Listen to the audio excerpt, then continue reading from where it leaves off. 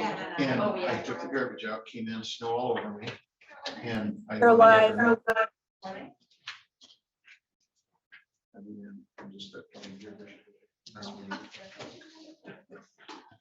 I said, I need a 69. She said, oh, good. She says, you ready? No, we already have. Yeah, I said, I need a 69. She said, what? I said, is he? Yeah, It should be out. Oh. And well, then she looked at me like, what? I said, is he ready? Yeah, that's the humor. Oh. Yes. Call to order, please. Slide rise to the pledge of allegiance. Pledge allegiance to the flag of the United States of America and to the republic for which it stands, one nation, under God, indivisible, with liberty and justice for all.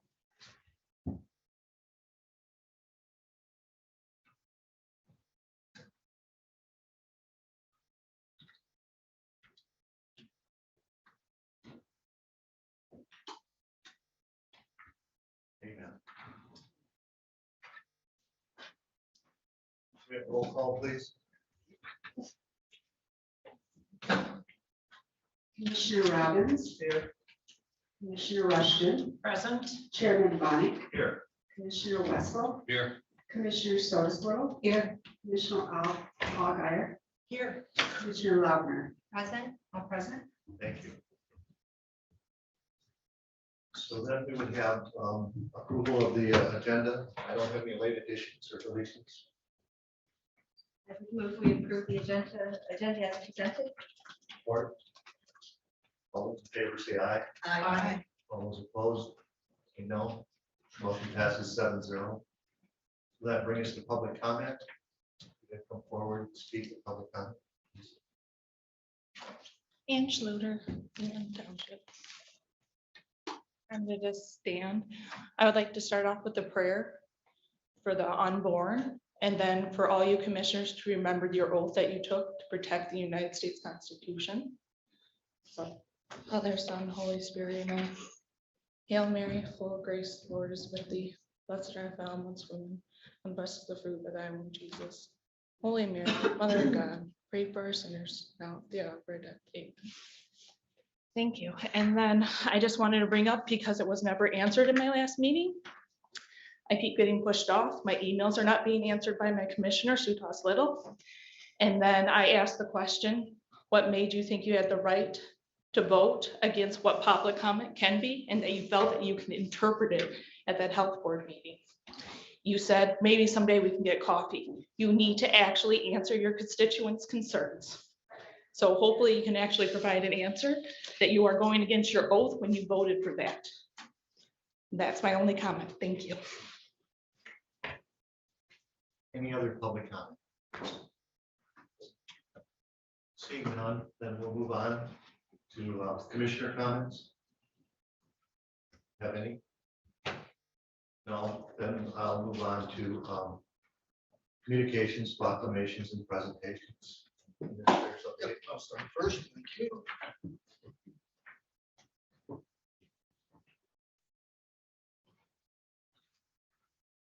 Good morning, happy February. Start out some good news. As all of you know, Ron Plumondon is retiring. He'll be leaving us here in April, so it's not that far away. We posted his job as an IT technician, and I was concerned about how many candidates we get. But the good news, we got 21 candidates, and I was hoping to get the list down to 4 to 6 to interview. And the pool was so strong that we interviewed 8. And we're down to 3 finalists, and hope to make a decision in the near future, because we want that person to start and work with Ron for at least a month while he is still here. So it's been a strong pool candidate, and I'm very confident we'll be able to get someone to replace Ron.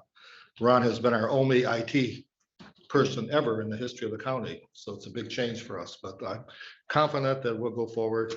And Ron's looking forward to his new chapter of his life, and I think he's leaving Friday for the Republic, so he's going to be fully tan his last month here, I think. But really just want to thank Ron, and I want to recognize him at his last board meeting, so we'll get him here in front of us, but he's done a very capable job and look forward to a new chapter of his life. I attended yesterday's the Northern Michigan Association of Counties meeting, a couple of updates that I thought may be of interest. One is there's a lot of talk about the Open Meetings Act and the ability not to have remote participation. There is no movement in Lansing to change that. It's been brought up, but there's no support. So odds are very slim that's going to change. So all public meetings have to be held in person. The public can participate remotely, but the commissioners and elected officials have to be present unless they're in the military or have a disability. So that's been asked by several townships also, but there's no movement to change that. Tomorrow, the governor will be releasing her budget for the upcoming year. And there may be some comments about the ARPA funding.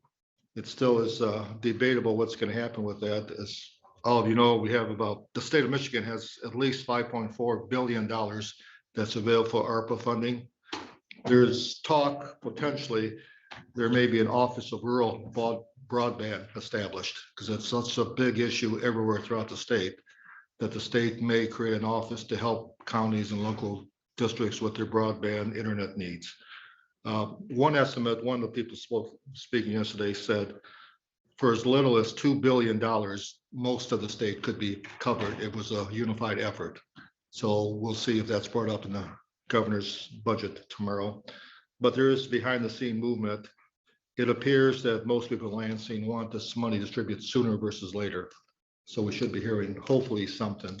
Their guidelines are the same as ours, which means they have through December of 2024 to distribute the money. But I'm hopeful there'll be something done this year because obviously that's a big issue with us. And we're going to have a special meeting at 12:30 to talk about that also. By far, the biggest discussion we had was about the community mental health proposal to restructure. And Senator Michael Sharkley, who's the leading Republican in the Senate, participate by Zoom with us. Most of the counties from northern and central Michigan were represented. Most counties, just like Leelanau, passed a resolution opposing the restructuring of mental health. But there's some points brought up. He brought up some pros of the restructuring, and I'll go with that. And then there were some cons. The proposal to restructure community health actually came from the many sheriffs in the state. Most sheriffs in the counties are supporting the restructuring of community health. They feel their jails have been turned into a dumping place for people with mental issues and feel that it needs to be handled at the state level. It would streamline the process. Right now, there are 40 different agencies providing services in 83 counties. Many of them have different goals, focuses, and the way they're structured. And they're saying it'd be best to have one statewide structure in place. Of the 40 agencies, all of them have different guidelines, different rules, different standards of quality. And it's worked great in some places. It has not worked well in other places. This would combine the efforts of the physical mental health, or it would combine the efforts of physicians and mental health workers into one entity. It would streamline the insurance process and the reimbursement process and a greater level of oversight. This is coming from Senator Sharkey. The cons are, and most of the counties there agreed on this, loss of local control. As you know, here we have local control and we have members of each county board sits on the board. That probably would change under statewide proposal. There's concern that the process would be driven by insurance companies, not by individuals, because it would be processed through insurance companies, and this oversight board would be comprised mostly of people that do not have a background in mental health. So that was a major issue. Many of the 40 agencies are claiming, and local officials agree, are doing a great job. So why change that? Because those decisions are made now at a local level, and many of them would be based on a statewide level. greater paperwork, greater bureaucracy, more funds would be allocated for the process versus helping people with issues. Of the 40 agencies, almost all of them are opposed to the resolution to restructure. Of Northern Michigan and Central Michigan, we didn't have the numbers, but the majority of boards passed resolutions similar to the ones that we passed last month. And there's no timeline. At the end of the meeting, Senator Sharkey agreed to disagree with most of the people in the room, but he's going forward with the proposal. And so we'll see how that plays out. Any questions about that? But thanks for the overview, and I've sat through several briefings on that. Yeah. Clearly, the cost per patient, per consumer would go up. And if we don't put more money into the system, then that means a whole lot fewer people would get served. Yeah, I don't know the details of the process. I was hoping that Megan Kite from MAC would join us here by Zoom, and she agreed to, but then she's out of the state here. So she apologized for that, but I did participate in this and try to take as much notes as I could. But it's a long way from becoming a reality, and there's much opposition statewide. And the MAC rep said that the majority of counties in the state, of the 83 counties, she didn't have a number, but passed resolutions opposing it. My assumption is that if the state takes it over, we lose a disproportionate amount of money when it goes to Southeast Michigan. That was brought up also, yeah. Mhm. It seems like it's turning back the clock. There was a lot of effort that went into the current system, and this would undo so much in terms of local control and the ability to serve people. So I certainly hope that it doesn't pass. That was brought up, and Senator Sharkey strongly disagreed with those comments. It's time that we revisit the system and revise it, according to him. So. Like the sentiment that it helps out the sheriffs, because I think what they're saying is true. Yeah, yeah. The majority of the sheriffs in the state are supporting this restructuring. All right. No. Any disclosure on campaign contributions to Shirkey industry? There was no talk about that, so that I would. Interesting. Too. Yeah, I wouldn't know about that. But it was an interesting dialogue. All right, Jerry, want to come up here?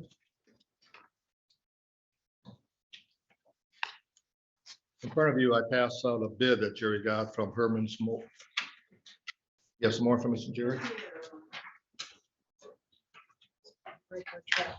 We have a Massey Ferguson tractor that, Jerry, we purchased with 2007. Is that right? 2008. 2008. That broke down towards the end of last week.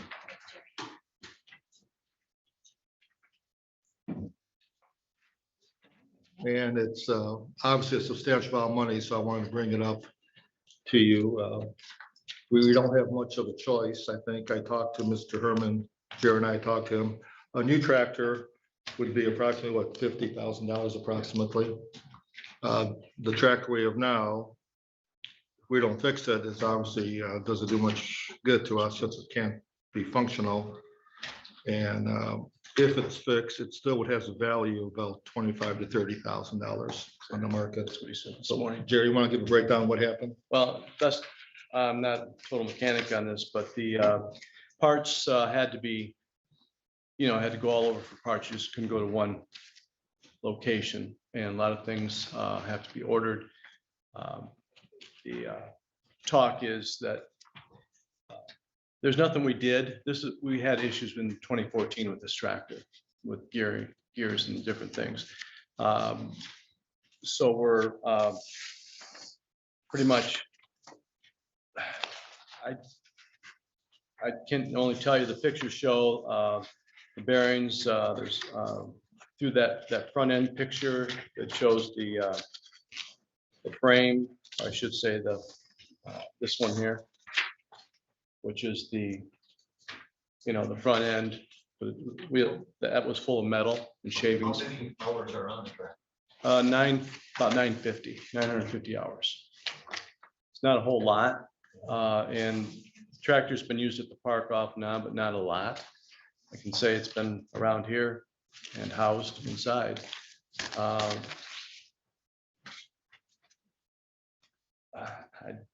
don't know, discuss, this is just information right now, but. Jerry, tell us a little bit about this tractor, what this tractor does, how do you use the tractor? Is it four-wheel drive? It's four-wheel drive tractor, which, as you can see, the front end issue with the gearing and whatnot. To haul dirt, haul bark, just push snow. We have a blower that attaches to the back of it. I wanted a front end one, but cost-wise, it was. Do you have any other implements besides the bucket? We have a rear snow blower. Okay.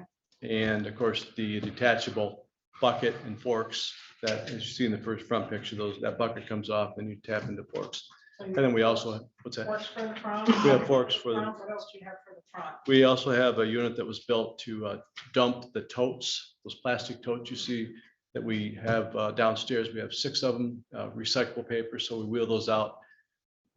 We pull them up top with a special setup, and then we hook up to it, and then it dumps off the tractor. There's a button on the tractor. It's set up to dump those, and And then the rear, the only thing you have is snow blower. snow blower at this point. We don't have anything else. I know. We have a pan breaker, but that's it. So I'm sorry, a but- pan breaker. Okay, my next question is, these implements that go with this tractor, would they be able to be utilized on a different tractor? Just the blower Okay, and pan breaker, but the bucket would go with the tractor along with the. okay. And what year is this tractor? It's 2008. We purchased it in the spring. We moved in here in 08 March, and then of course in the spring we purchased this through bid process. Who's the manufacturer? This Massey Ferguson dealer. And you've had problems with this 2014 all along? at different times, but 2014 was a major front end work too. There's nothing. I asked mechanic, what did we do wrong? I mean, as long we didn't drive it 4-wheel drive on the road, asphalt. Okay, it was always 2-wheel, only when we're loading or pushing, and there was no indication still until oil started leaking out of one of the hubs, right hub. There's one picture there, you can see a hole in the middle. But the gearing that you're looking at on there, there's the cogs, there's, pieces missing and whatnot. So we didn't hear anything. Nothing was, and we unload paper a ton, basically, we can unload, barely pick up a ton, which is. The resale value that was quoted seems high to me. Well, the tractor went online. When I was at the mechanics this morning and took pictures of this, he went online and looked, and he'd be surprised if we got less than 25 for it. Okay. The cost of cars and trucks, and Yeah, equipment has skyrocketed, yeah. Gone up. Yeah. But this has got a cab. Was that extra or did that come with it at the time? that was an added attraction per se. Okay, so there's added cost to that. Correct. They looked at trying to find a whole new front end or a used front end, but then you're buying somebody else's headache. So what do you want us to do? Would you think it's in our best interest to fix this? Well, Go for after talking to Chet, sale? sure. Let me address that because Yeah. we've been talking with Pat Herman. I'm certainly not an expert on tractors, but the way it is now, it's non-functional, so it can't be used. No one's gonna buy it. Right. If we fix it, we said, let's get it fixed, and then let's look at the budget process, whether we want to keep it or get a new one during our budget process. Next year or something. So really, I consider this an emergency situation. So it's not an agenda. It just happened Friday. I just found out about it Last week, Friday. yeah. So unless there's some objections from all of you, we're gonna go get it fixed. Yes, thank you. Jerry, I remember when we got this tractor, we did they came back and serviced it, or we sent it down there, or they came and got it, and they did all the greasing, and Right, was that only through the warranty? Have we? at that time, and then we would have, we'd take care of the greasing, the oil changes and whatnot, we did take to the dealer to have done, with the hydraulics and whatnot. That's the engine and hydraulics, but as far as bearings and. All that stuff, we you keep up on the, any oil, but we didn't have any leaks, and we always checked, there's So a, who is like greasing the house? You know? Herman's, and also we would drive it to Woodmere to the Massey Ferguson dealer, Okay. which is a satellite office of Ginnip Sales from So it's been Benzone. enough years that part of the warranty's gone. Ours Correct. warranty also expired, but Correct. have you talked to them about it? Have I talked to Ginnip about that?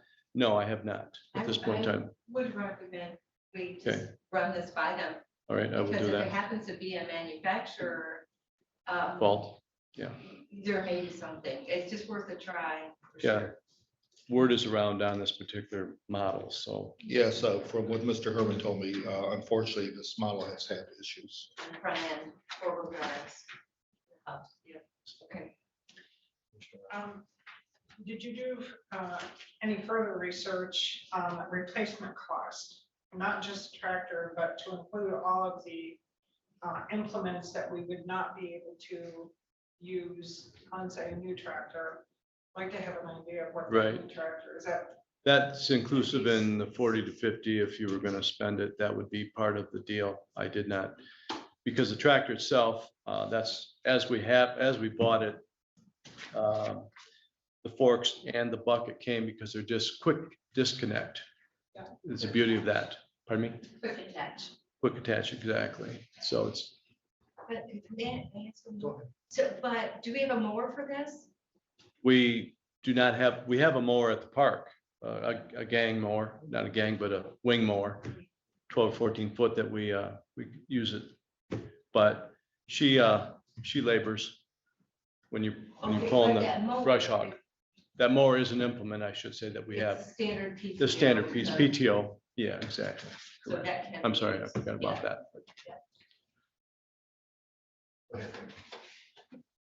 I know it's a lot of money, $10,000, but now looking at these pictures here, I have the same problem myself. It's not, no one did anything wrong, you got a bad bearing. I'd say probably, because I had to fix mine this weekend, seal probably went out first, the bearing. Doesn't matter, you buy a boy, you buy a John Deere, it's gonna happen, it's the price of doing business, and it broke, and we gotta fix it. Well, we're thinking we'll get it fixed. And then Jerry's gonna look at options. We can come back to board and see whether we want to sell this one or get a new one as we go through the budget process. But obviously, I think we have to get it fixed. Without it, it's worthless. It's in great shape. I mean, it is a phenomenal Yeah, structurally. it's in You good got shape. some shading there. Well, it does sound like you need a bit larger one if it's really Yeah. laboring when you pull that mower. correct. We actually talked about that privately Friday. What horsepower was this one? 55, It was 55? Correct. It was laboring on a mower, that's. She, Jillison's, right? the next, pardon me, Jillison's, you had to put Jillison's. Jillison's we bought. You didn't say Gibbs, did you? Okay. So we'll just How do proceed. you want to take it out? Jerry called me on this on Friday, and he actually got the quote yesterday. So thank you for making this a priority. So we'll go forward, get it fixed, and we'll explore Figure out a options. plan. Okay. Thank you. That's it for the. That was bring us into the sheriff's office update.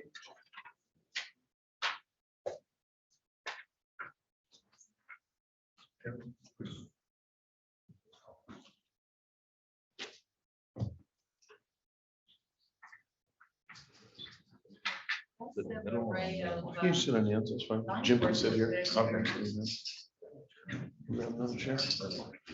We're borrowing chairs since there's not a whole lot of people here today. Good morning.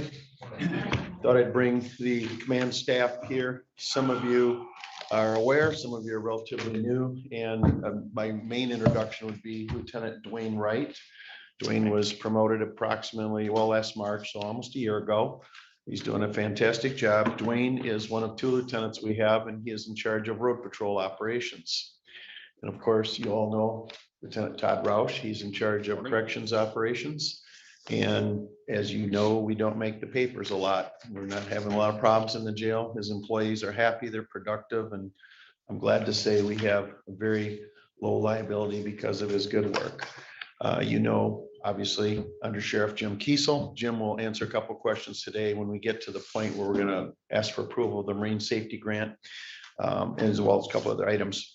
So I first wanted to say we're at full staff finally. So we've been down because of COVID. We've been down because of, we had some people go through the FTO program, Field Training Officer program, who didn't make it through. It's a little bit of a hoop to jump into this. It's a little harder to become a deputy here or an officer here than it is in some areas. So we had some great people, but they struggle with parts of the process. So we had to have quite of a tumultuous year last year in replacing and retraining people, but we're at full staff and I'm happy to say things are running well. Nationwide, violence is up across the board. I handed you a little handout today, not that you need to read it now, just something to take home and think about. This country's kind of in a lot of civil unrest now. There's a lot of anger out there. There's a lot of frustration, and it's showing up in crime as it usually does. Lack of education causes crime, poverty causes crime, and drugs cause crime. If I had to say, in my experience, what causes, why are people in jail, why are people in trouble? There's a variety of reasons, but those are the main three. If you have poverty, a lack of education, and obviously, access to drugs and boredom, and people start getting at each other's throats. So something interesting to read. Locally, our main problem is marijuana, meth, and alcohol. Nothing's really changed except meth has replaced heroin. And we're talking meth, we're talking crystal meth. A lot of it comes from sources down south across the border. And meth can be manufactured or it can be crystal meth, which is a little higher form of it. But basically, if you remember when we set up the drug consortium, and Commissioner Rushton and Commissioner Algar are now working with our, if you will, our opioid committee and group, and you've chaired that for a long time. I really appreciate that. We talked about how, and the state police put a presentation in, and how Michigan State Police, with their findings, said that we are going to shift to crystal meth away from heroin, and that's happened because the overdose deaths and so forth. But I will say this, a lot of those overdose deaths are based in fentanyl and carfentanil. And these drugs are coming from China through Mexico in the United States. They're everywhere. People are mixing it with marijuana. They're putting it in vapes. They're mixing it with different types of pills, what you call a pressed pill, like you buy in a store that has a stamp on it or whatever. There's artificial pills out there. So there's supposedly this drug, but it's what they've actually done is stepped on it or cut it. Each time you add an additive to it that still gets you high, but it's less of the primary source, whether it's heroin or methamphetamine, whatever, you basically increase your profit as a drug dealer. So they step on this stuff continuously as it's sold. And eventually you're taking a lot of fentanyl. And I think you've seen some of the ads, the drug consortium and a lot of different agencies now are pushing information out about fentanyl and how dangerous this is. And it's what's killing people, honestly. It's not marijuana that's killing them. It's that they got to get the next level high. So they mix fentanyl with it, or they put it in the pills, or when they're stepping on it. So it's created quite a problem nationally. Yes. Well, it is, and we don't hear a lot about it, but with the, it is pouring over our southern border. It is. Massive amounts, and I know it's got law enforcement really concerned down there, but it's not staying down there. It's being trafficked, and I heard Michigan is one of the places, one of the targeted channels that's being, funneled to. So I guess my question would be, have you seen it yet, or? It is right here, right now, in the TNT position you fund. And remember, we had that burn grant that dwindled over the years, less and less help from the feds and state. That position you fund, we are working that. It is within 1 mile of us where we're sitting right here. It is in cars traveling down the road at night where your families are out driving. It is not just an alcohol thing anymore. It's just not just marijuana. It's a mixing of all the different chemicals. It's that seeking to get higher. So you're exactly right. It is coming across the southern border. There's a recent bust, and I'm going to say it's the last 3 days, where the amount of fentanyl that was taken could kill like 13 million people in the United States. If you think of grains of salt in a salt shaker, you take 3 grains of salt, that could be lethal. This stuff is mixed in and it goes by grams and quarter grams and half grams. And people commonly do this thing you call stepping on. So they'll take something like borax or baking soda or powder. They'll mix it in with 50% heroin or methamphetamine, but you don't get high off that. So it's considered a bad lot until you put fentanyl in it. Then you're high and you walk around like a zombie, and what they appear to be seeking to do, but fentanyl is actually what's actually killing people, honestly. And this is something we found out about. We had the heroin death at the Grand Traverse and tribal member. We suspected that had fentanyl mixed in it, or carfentanil, and it did. So it is a huge concern we have. It's affecting your local community. When I say it's within a mile here, believe me, I'm telling you, factually. And that's why we need these undercover people. And if you remember the TNT presentation they had a long time ago, Lieutenant King talked about how we're sort of a Navy up here. We're visible. We wear vocal and loud patches and we're on TV, but we have a submarine underwater called TNT that's in this community through TNT with the resources, state police and other agencies. That sub is floating under the surface, looking and finding the sources of the stuff. And that's the only way we're going to protect our kids. Because frankly, there is some abuse as far as elders. There is some as far as middle-aged people, but the vast majority of the effects of this are going to be your 12-year-olds to 40-year-olds, and I'll actually say 12 to 30. It's this recreational high and so forth. So know that you're doing well by sponsoring that position. It frustrates me to no end that that burn grant has been cut. And it's frustrating because we have a huge drug problem. I listed, the marijuana, meth, and alcohol is our first problem. The second problem, and when I say marijuana, a lot of high school kids and a lot of pre-high school kids and even post-high school are smoking marijuana now, which is a gateway drug into these other things. Our second issue is social media. What's going on in the schools, what's on kids' phones, on their computers.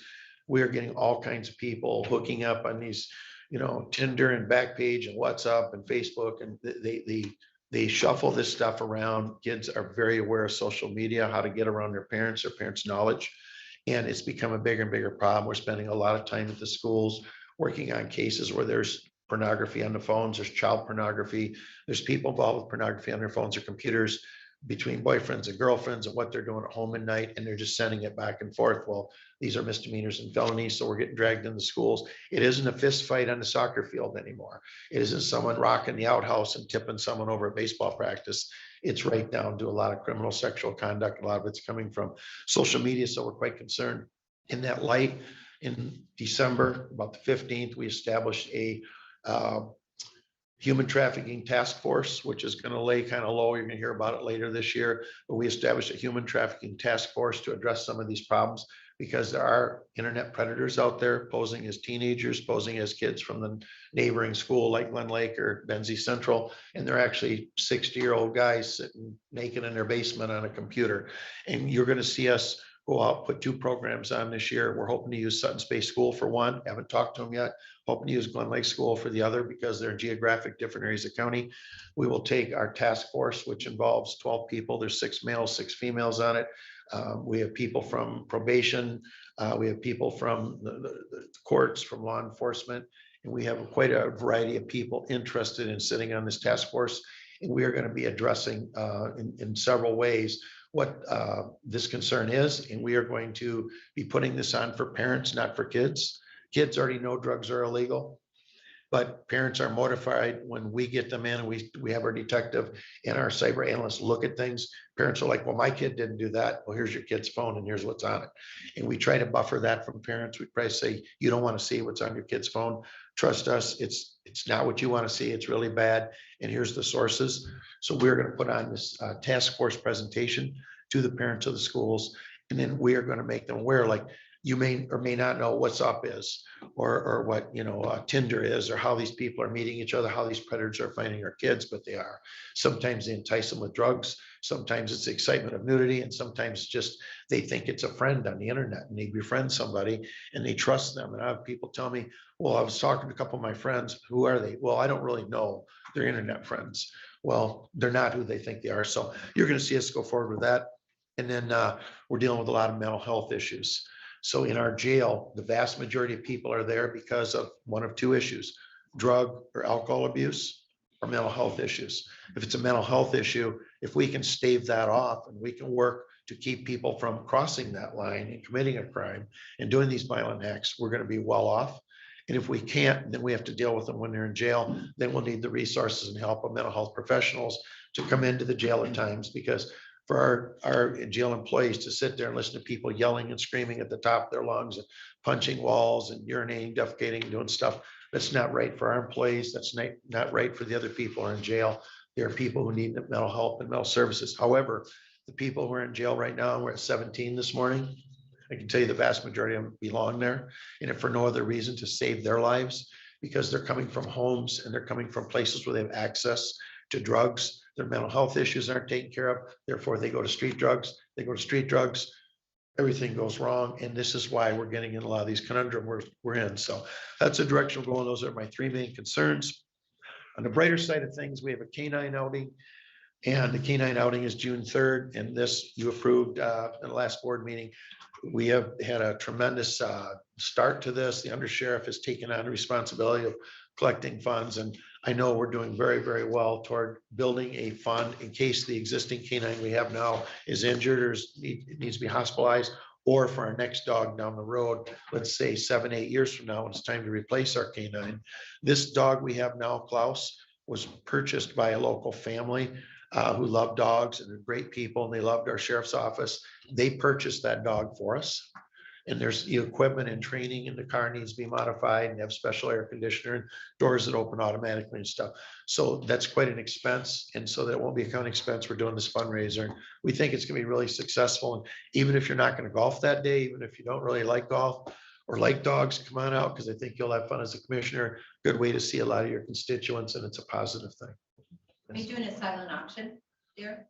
We are discussing the in-kind donations we get, like if people are donating 4 rounds of golf or a set of clubs or donating an art print or something. If we get that, we'll set tables up and do that as an auxiliary component to it. As of right now, we're doing whole sponsorships and basically corporate sponsorships, and we have some tremendous ones already. It's shocking already. You're gonna be very pleased after June 3rd when we announce that. The 33-foot safe boat I talked to you about, and hopefully county is still up for supporting that 1/3. I'm trying to raise the other 2/3 on my own to purchase that. I've taken that from a 33-foot boat with 3 engines down to a 31-foot boat with 2 engines. There's a number of reasons. The main reason is the cost of fuel and the fact we have more maintenance on a 3rd engine. Would the extra 2 foot on that boat be good? Is it usable for the cuddy? So if you have a female deputy on board, they can use a restroom without having to sit on a bucket in front of guys. Is it valuable? Yes, but it's still doable at 31 foot. So I have Safe Boat International basically rebidding that for a 31 footer. I also took the Rad Nuke sensing capability off of it. We have individual models. We have 2, it's called PRDs, which can be on right now. I don't know if there's radiation in the room from this, or we have one RID, which can then analyze what the PRD says. We can use that in conjunction with this boat. So I took the $12,000 unit off that, and we took a $23,000 motor off the bid. So when I come to you with this, be another month and a half, whenever this grant opens up again for the port security grant, I will go ahead and show you how we reduce the overall cost of the boat. We started a physical fitness program. It went into effect February 1st. And basically what we have is a voluntary physical fitness program for 2 reasons, primarily. Well, let's say 3 reasons. Number 1, if you have excess weight or other comorbidities, you're very vulnerable to the effects of COVID. And what can be a bad thing can turn worse or vice versa. So we've started this program for our deputies being good physical fitness because they are exposed to people continuously in and out of here. Number 2, to look professional in uniform and to lower the health costs for the county down the road. If you're in better physical shape, you'll have less and less health issues, less and so forth. And 3, I did this as a esprit de corps thing to look around. It is a voluntary program. They're not forced into it. They will get a commendation bar for their uniform saying that they make fitness. It's evaluated every 6 months. And it's based on a 60 point a month system. Basically, you eat right, you get a point, you sleep 8 hours, you get a point, and you exercise, you get a point. And we're not limiting exercise to an exercise bike. It could be cross-country skiing, it could be out walking the hills, deer hunting, it could be working any type of labor you're doing, re-roofing your house. You know if you're exercising, you know if you're eating well, and you know if you're getting sleep. And in that system, it's a difficult thing to get 60 points a month, but we have a lot of the deputies involved with it. And, you know, let's face it, it's a good thing. So down the road, I would like to approach the board, not right now, but I'd like to approach the board with some type of a financial stipend for them for meeting these qualifications on every 6-month basis. So it could be done as an annual thing, not an increase in pay, but a stipend for those who are involved. And you will see progress. It involves blood pressure, weight, and so forth. So don't want to beat that up to death. There's a lot to it. But that report I gave you earlier about that national crime surge, that's just an interesting read for later. And I say that because just as Commissioner Lautner pointed out, this fentanyl, this stuff, this crime, this desperation because you're financially distraught or you have mental health issues not being addressed properly. This is coming here and it's coming fast. So we're blessed to live here, but we still have concerns. We're still going to be involved with our grants. So I'll be coming to you for port security grant support, the MMRMA, the Risk Management Associates, we indemnify our county. Basically, they give us money for training when we have types of training, whether it's corrections training and so on and so forth. We have been discussing back and forth a police one option we have. You were kind enough to increase our budget. When I took over as sheriff, we had $7,500 a year for training. It was doubled a few years later to 15,000, and this board increased it to 25,000 for about $1,900 a year. We can subscribe to Police One, and Police One has between 1 and like 5 hour blocks of instruction on the internet. So when you get a rainy day, you get a snowy day in the winter, it's middle of night shift, or when you have mandatory training, you can list what trainings have to be done by what date. It's already prepared professionally, and that's something we're going to be looking at down the road. And again, we think that training grant would be right for MMRMA support. Some of the examples are tardive dyskinesia training, bipolar training, schizophrenia training, training on dealing with people with autism. You know, how we talked about, we did that before and had some immediate positive results. How we can perceive and react to Alzheimer's and things like that. Another one is our 416 grant, which is secondary road patrol, and that comes from the state police, and they partially fund that deputy that's out today working on people passing school buses when the lights are on, speeding on roads like 641, 643, 633. So by secondary roads, it's not the roads. And their emphasis would be like a complaint you're getting from neighborhood that everybody runs a stop sign, or that the school bus is passed 3 days in a row now by somebody. So that grant is there. We'll obviously be looking for support for that. Rain DNR grant we'll be talking about later this morning.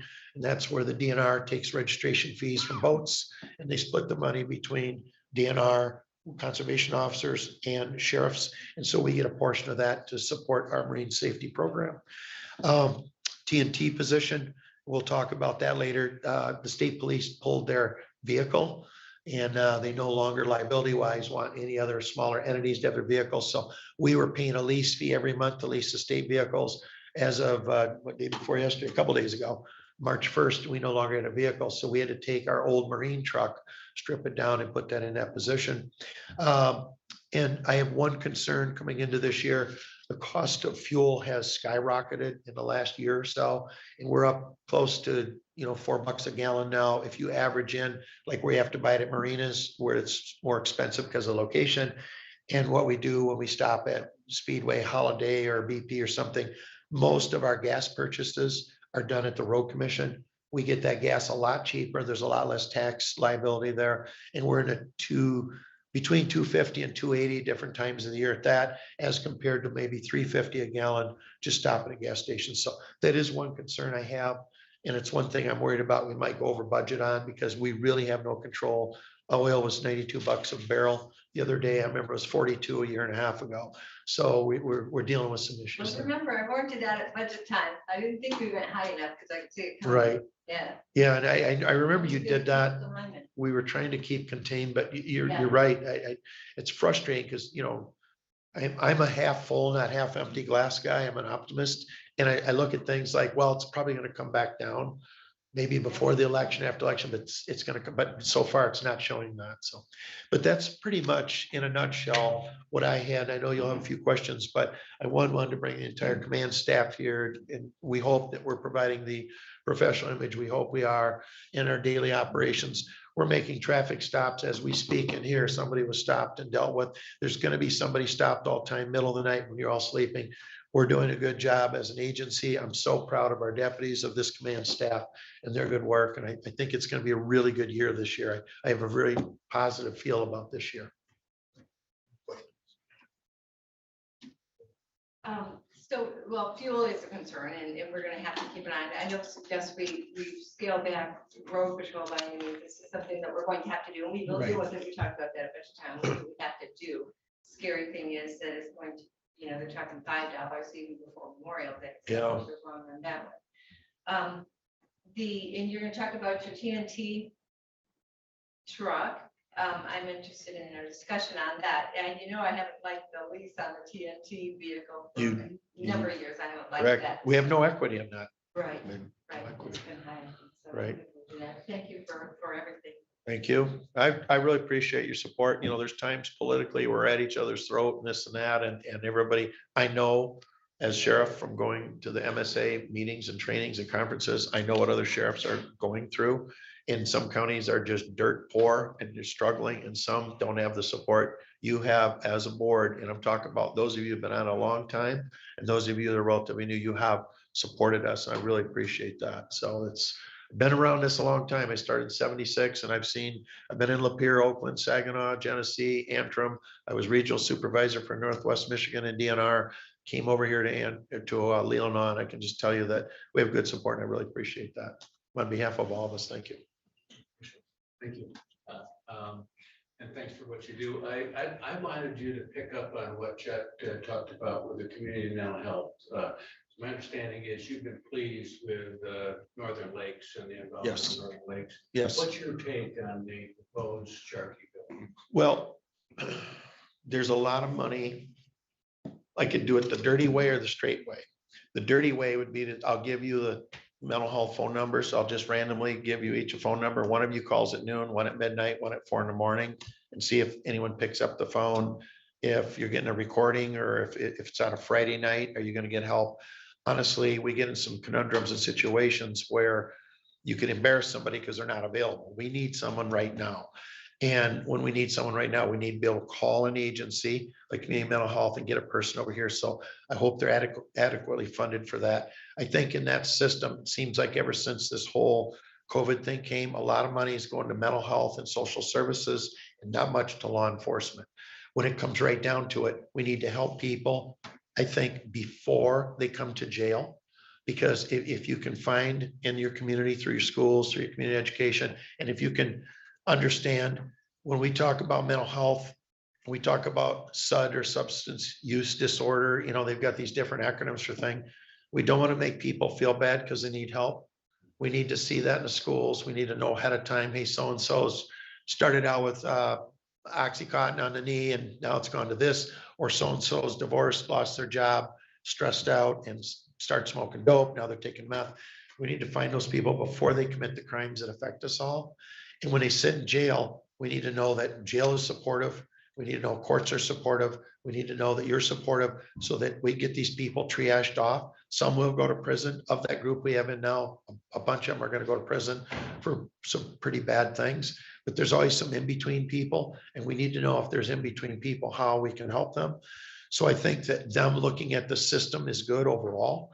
But I do, and I predicted this back when COVID came and everybody started coming apart around March of 20. I predicted, you watch, a whole bunch of money is going to go to social service and mental health, and 0 or less is going to go to law enforcement. And I would say that's pretty true. I haven't had an increase in number of deputies. We have increased issue with social media in schools and this and that. So I think that industry is growing a lot. So to reevaluate it, make sure we're getting our best for our dollar, I think is important.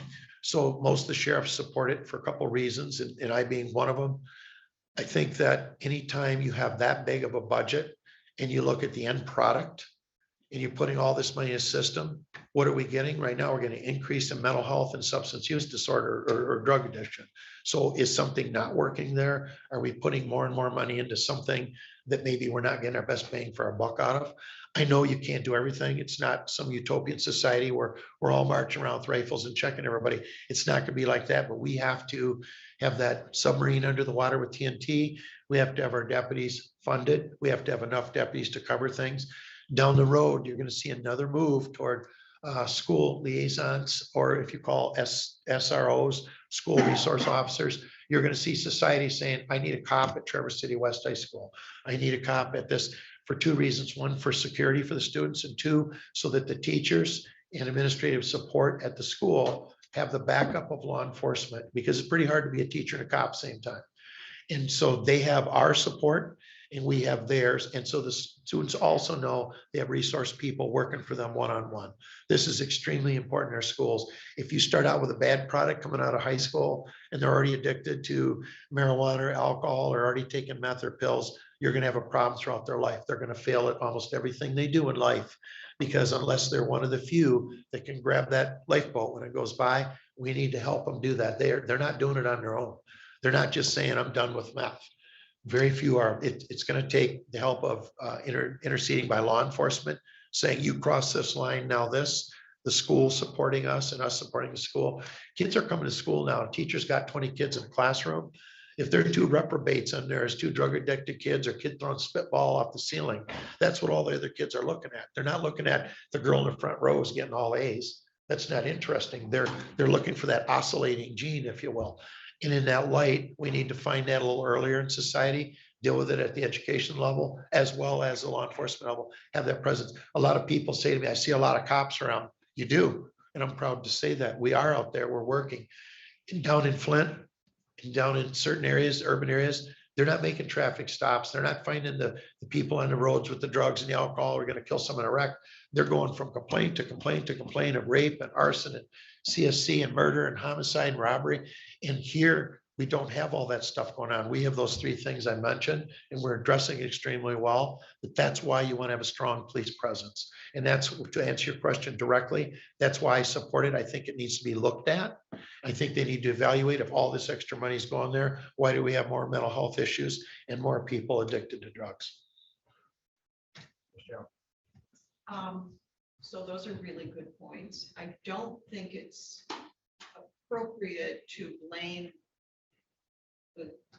a mental health system for a rise. Those are societal issues. They are, yeah, That are absolutely. causing those kinds They of are. things. Yep. So instead of tearing down what exists, we need to look at building it up to meet those needs. Your need for an after-hour call number is a really super valid one.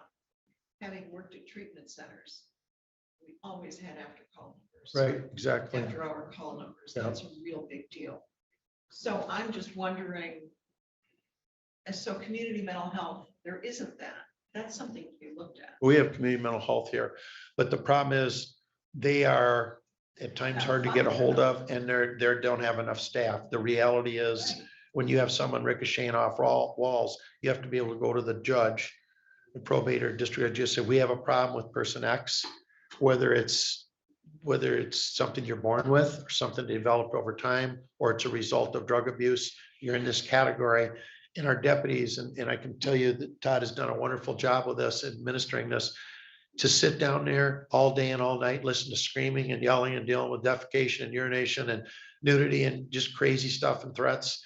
That's just not fair to the deputies or the other inmates. And that's why we need that. We need to lock on to that system and say, when I call that number, I need help. But I think it needs to be reevaluated because I'm watching where the bounce are, where the funding is. You're watching nationally, all the different programs there are. A lot of money is going that direction. And I would, for one, want to make sure we're getting our money's worth. So, and I'm not condemning the system. The system is a big help to us. Question. Yeah. And that's something that needs to be looked at. See it. But for fun, but they need funding. Yep, absolutely. So that's very good. That's very valid. And thank you for what all of you do. Thank you. Okay. Thank you very much. Appreciate it. Thank you. So we'll be back up in a minute. Next would be building safety department update.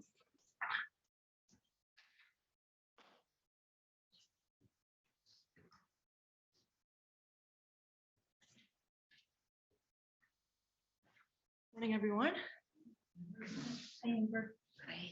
I do have a PowerPoint. Shall I, do you know how to? Would Laura be doing? Laura should maybe share it. Okay. Laura, are you there?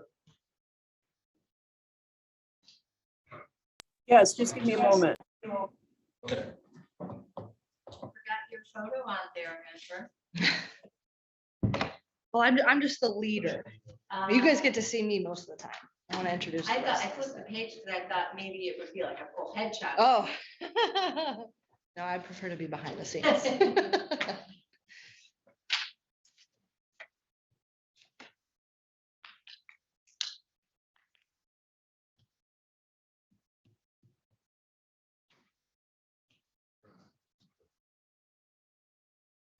You're all set. Okay, if you could go to the next slide, please. So I just wanted to take a moment to introduce my current staff. We are in the process of hiring another front office person, so I haven't made a final decision on that quite yet, Chet, and I will be resolving that yet this week. But as you can see, I have 4 full-time inspectors. Kurt McNinn in the upper corner there is our plumbing and mechanical inspector. Lynn Herman is one of our secretaries. John Hedgecock is a building inspector and an electrical inspector. Molly Steck is the administrative secretary. Charlie Sessoms is our other building inspector. And then John Schaub is an electrical and plumbing inspector. So that is my staff minus 1 extra person that is yet to be determined. Next slide, please. So just to interrupt, you're gonna have 3 staff people? Yes, I will have 3 full-time front office staff people. Okay, Which we've had for 7-8 years. correct, yeah. We're actually down 1 from when it was 4 years ago to now. We actually have 1 less inspector. Yes. Because of the restructuring, but it's working out. So this slide details our online permits. This is broken out by each of the 4 different permits that we issue. As you can see there, in the last 3 years, our online permits have gone up. So more and more people are shifting to online, and it's very user friendly. I have a lot of people that really appreciate that option. Next slide, please. I'm gonna stop Amber there because she deserves a lot of credit. When she was in her former position, she took the leadership and really did the research. And I know there were some staff people that were concerned that would not work well. But you did a great job, and we're one of the few counties that has that option. And when COVID hit, it was a huge asset for us and for the contractors. So Amber really did a lot of work on that. And I She should have get some recognition for that. people, actually complimenting about it. Yeah. And they're very, very happy. Oh, good.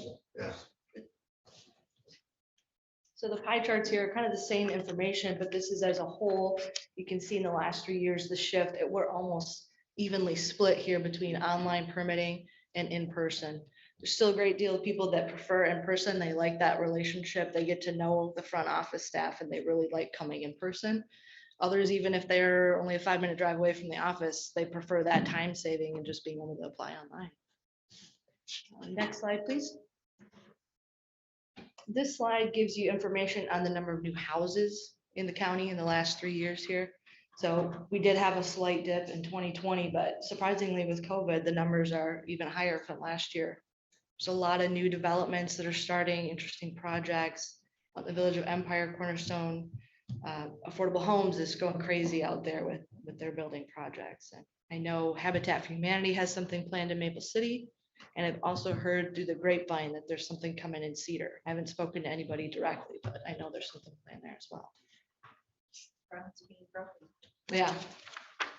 Next slide.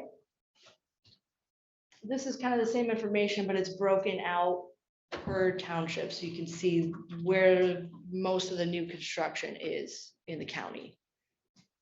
Again, it's over a 3-year period, but certainly there's Elmwood Township, Leland.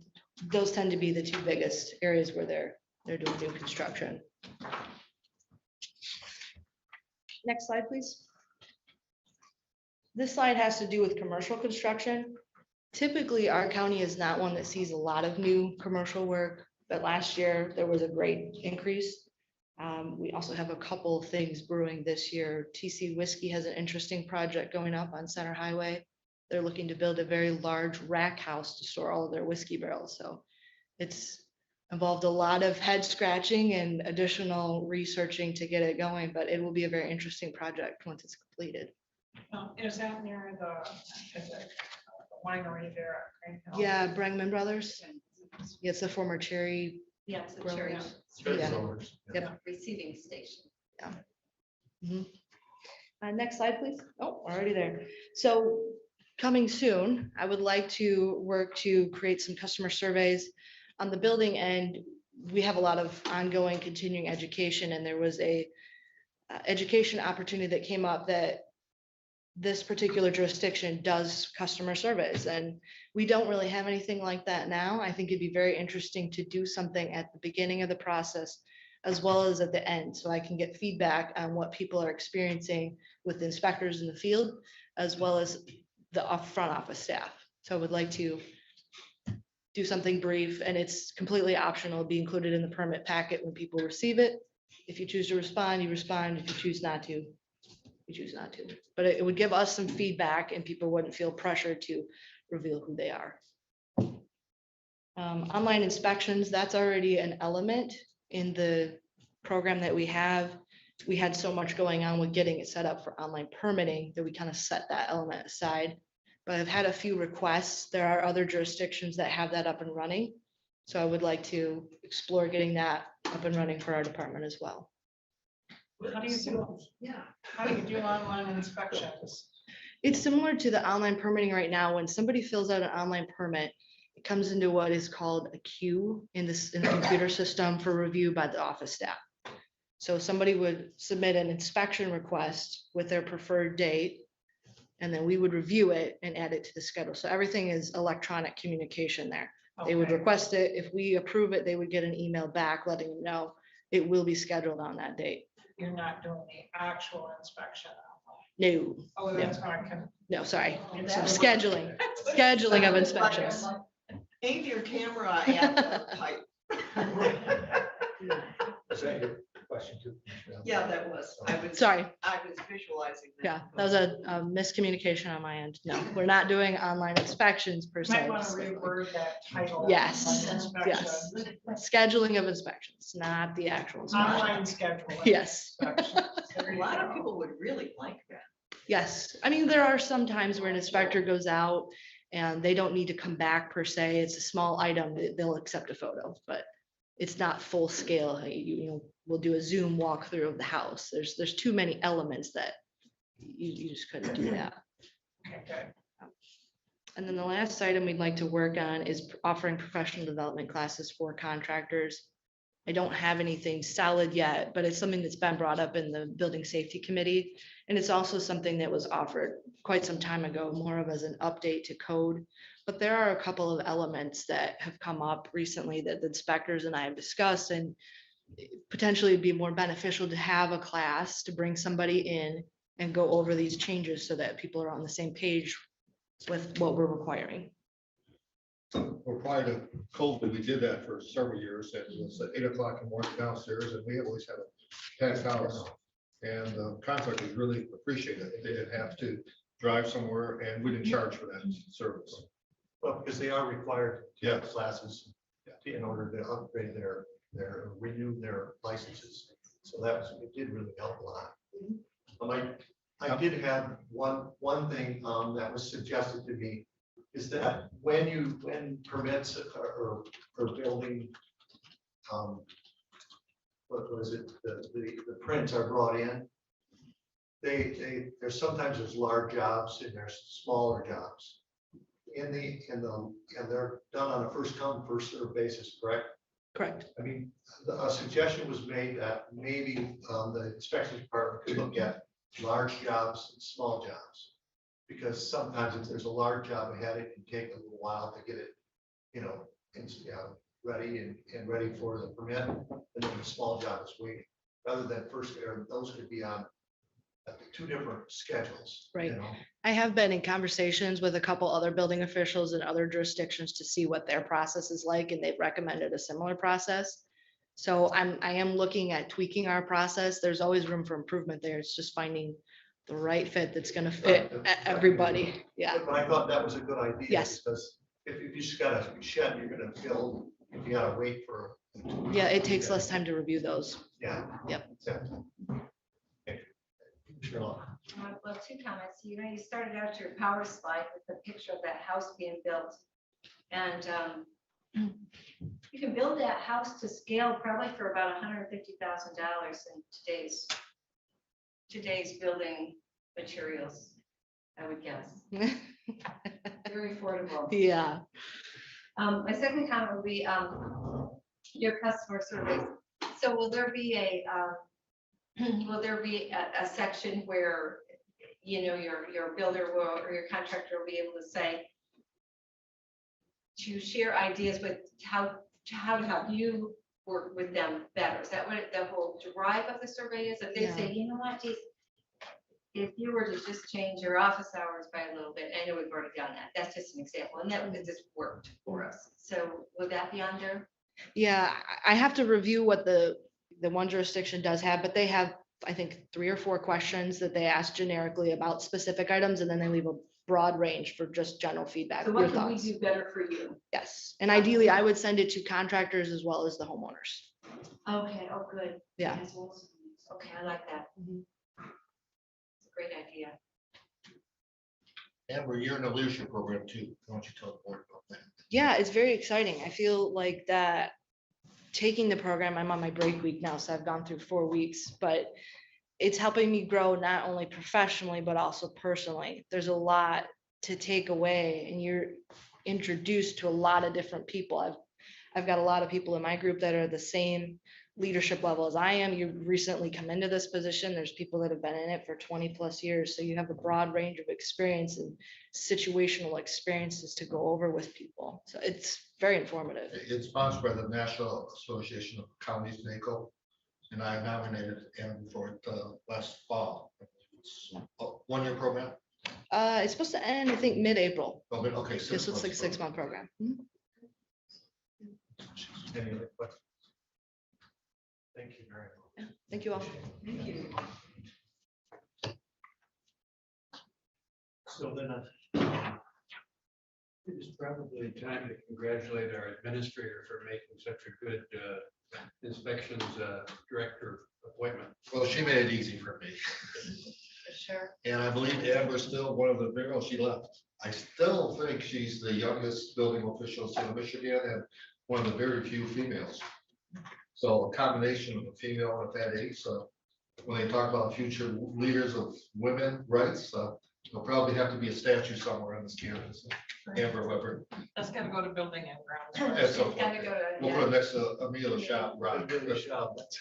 We'll have a nice rock there for Amber Weber. No, she's done a great job, in all seriousness. The staff, I think they're a great staff. I think very few of you ever get complaints anymore, which was not always the case in the past. Anything else? So then that would bring us then to the consent agenda, and I'm gonna, this is the statement I have set up for the consent agenda. I said the purpose of the consent agenda is to expedite business by grouping action items together to be dealt with in a motion that represents separate motions for each item without discussion. Any commissioner may remove an item from the consent agenda by a simple request, and it will be placed separately on the agenda. But so that's how I see it. But I also think that I always thought the consent agenda was for the evening regular meeting, not for the executive committee meeting. Well, we did talk about that in January, and one of those was to expedite the Right. executive committee. So I thought what we agreed upon is that the chairman and I would meet prior to the release of the agenda at the executive and put items on it. We actually had a couple more items, but they were pulled, they'll be in the March agenda, so that's why it's only one item. But hopefully this will speed up the process, and then after this meeting, the chairman and I will look at it and see which ones we want to put for the regular meeting. Right. I guess when I thought of it, I thought that it wouldn't be on this agenda, and any items basically that are 7-0 would go into the consent agenda on the regular meeting. That's the way I actually envisioned it, but that's why I was wondering, yes, Michelle. I understood also that it would be for this meeting. This meeting Okay. tends to be longer. And there are certain things like accepting a donation. We're not saying, I mean, this month no, is we not don't much want your here, but- money. Commissioner Law. I was along the impression as Commissioner or Chairman Buddick on that, because my concern is, I want to see those donations recognized. Sometimes they're anonymous, but I think it's just really important for our general public to know what we're doing. People are donating. This is just one example.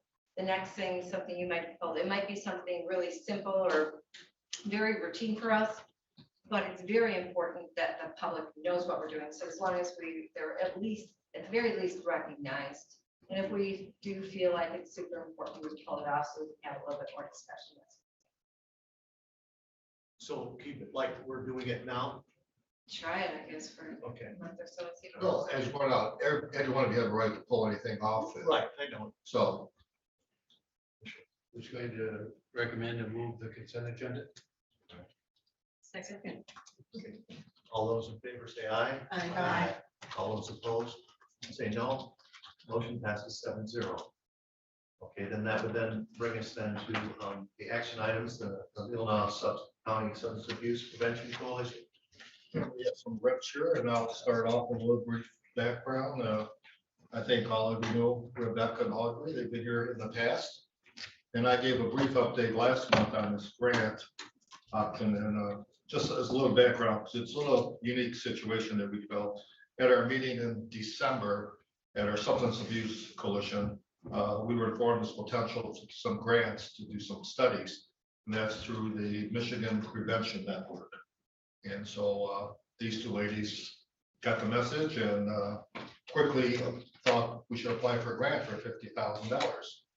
We were notified late December, I think, that the grant was approved for $50,000.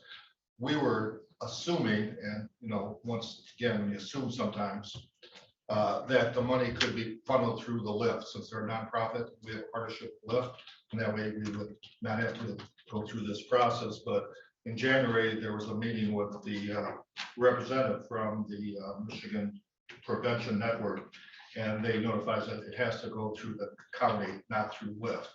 So normally would have come to you in advance asking for permission to apply for the grant. But because of these circumstances, that's our first time. And it's a partnership with Lyft, which is a nonprofit. We thought we could funnel it through Lyft and make it a little easier, but we were told by the Michigan Prevention Network, these are federal funds. They get their money from the federal government, and it has to be through a partnership. So it's still a great opportunity. It's $50,000. There's no cost to the county for it. I'm sorry. And they will tell you more about what the grant is and what you hope to accomplish by it. Sure. Thank you, Chet. So we got word of this grant and we quickly applied and found out we got it, which was wonderful. We're really excited to hopefully be able to put this money towards an epidemiology study so that we can really pinpoint the substance abuse needs in our area as far as which things are being struggled with. So it could be, say, alcohol in Sutton's Bay, but it could be meth in Leland, just as examples. So that study would really give us kind of a baseline to go off of so that we can take our work and really pinpoint it into action. So with the $50,000, 25 of that will be going towards that study. And then the remainder will go towards both our payroll, grabbing the budget really quick, contracted services, 25, supplies, and then personnel. So, and we also have a $3,000 stipend for trainings for coalition members and leadership in prevention network. So this is a really amazing opportunity for a coalition, which we met last week, Friday, and presented on this. And we were all very excited and are very excited to get to work. So. Questions? Yes, thank you. One of my concerns was, and I think as I read through it, I don't think that well, first question, has our attorneys, did he write this or? They're in the process of looking, this is the Looking it standard sub Okay. that we have, that they have driven in the past, so this is one that we normally use. I So know as soon as we that, approve it, we'll get it approved, but I'm sure this will be the same one. okay. Because we've done this in the past, I know, we've been the fiduciary, I think it was through Matt answer these deals, so I know we've written in such a way as to protect us. I just didn't want to see us be expected to come up with the 50,000 next year and the year after and the year after, so No. we're just gonna protect the It's county. one time. Yeah, it's a Exactly, one-off. yeah. Okay, and then I was alarmed to hear that our federal administration is funding and is going to fund and hand out crack pipes. So, yeah, like $30 million for crack pipes, and that was just very alarming to me. And it has to, so that's something. I don't know just think that's anything about something that. You should maybe keep Could it. you restate that? I can't understand what words you're saying. Yes, our federal administration is going to fund crack pipes. I Oh, believe it- crack, crack pipes. Crack. Not cracked, crack. Well, yeah, right. I don't know. I'm not familiar with it, Paul, but that's what I said. So yeah, 30 million times. Could you maybe say what the Michigan Prevention Network is? Because I was not aware of that until we got the notification. Sure. Audrey, do you know the breakdown of it? So my understanding is that it's an entity of the state government that works to support coalitions in the state of Michigan. So this is actually ARPA funds that came from federal to state for substance abuse prevention was allocated to the prevention network to then help with capacity building for coalitions across the state. You can be busy. Yeah, so we'll be utilizing this for our coalition, which does include Elmwood Township. Yes, thank you. So I have to respond to the crack pipe. I suspect that that's not true, and we ought to check on that. I remember Oh, we a did. couple of months ago, we talked about on early childhood, that early childhood providers could not hang posters celebrating holidays in the centers. And I checked that out with the Department of Licensing. That's obviously one of those untruths out there. And we gotta be careful. I doubt if the federal government's spending $30 million on a crack. But maybe our administrator could check on it. As far, and that was a record, you did ask me for that, and I have a copy of it. That was an article in the Record Eagle, and it wasn't religious holidays, it was religious icon. That was reported as in the Record Eagle. So whether or not the inspector of the daycare was rogue, I have no idea, but that daycare provider was dinged. And as far as this, I just read it was a news report. Okay. There's the problem right there. I think we're getting off subject here, and I think we should get back. Well, this is about substance abuse. I just don't want to see these. Right. Well, look it up. It's on the news. It was on the news last. We ought to just be careful that we. I agree, we should be very careful about that kind of information until it's really verified. Oh, it is verified. Verified. Well, back to this, Let's I move think on. it's great that I think it's great they applied for the grant on short notice. It's a direct result of the meetings we've been having. If we didn't have our substance abuse coalition and dialogue with us, I certainly was not aware of this grant that was available. We did have a counselor from Glen Lake Schools here Friday, and she was very grateful and very excited about the possibility of getting this information. So thank you for your Right. efforts. And I was a little concerned about the process because it usually comes to us first. Right. But I did talk with the administrator and was satisfied with that. So, next time, of course, if we get another grant, it's do it the proper way. Absolutely. Mr. Rushton. I move to recommend that the Leelanau County Board of Commissioners accept a $50,000 grant on behalf of Leelanau County Investing for Teens from the Prevention Networks Coalition Community Change C3 programs, funds to be deposited in an account number to be determined by And we'll have it for you next Tuesday. Right, our finance department. I just would like to say, I was not part of this meeting in December, as you well know. It's absent. In looking over the grant, yes, the process may not have been handled correctly. Wait for a second. Oh, okay. Support. The grant may have, thanks. The grant process may not have been handled correctly. As you all are aware, our new team leader here is not up to speed on commission or county regulations, but they're learning. I'm very happy to see this money come in, and as Rebecca says, this is going to provide us with information across our county, and I'm sure you can get some information from our sheriff, who is full of Yeah, absolutely. information today for you girls, so I would suggest you sit down with him. But that will hopefully help us target the activities that we want to engage in over, this next year or two, so we can reach the people that need to be reached. So thank you for your efforts. I applaud you for that. It's an operation in progress, I guess is the way I like it. Any other comments? Congratulations. Thank you. All right, all those in favor say aye. Aye. All those opposed, no. Motion passes 7-0. Oh, we're not quite done. Yeah, just a minute. We have page 16 here. We have the sub-recipient grant agreement between Leelanau Investing for Teams, the county. Yes, I move to recommend that the Leelanau County Board of Commissioners approve entering into a sub-recipient grant agreement with the Leelanau Investing for Teams pending council review and approval. Second. All those in favor say aye. Aye. All those opposed, no. Motion passes 7-0. Are there any other comments or questions? Keep up the good work. Thank you. very Thank you much. so much. Thank you. Really appreciate it. Yes, there was more to it. It's part of a program to keep drug users safe. The idea is to limit infections among drug users.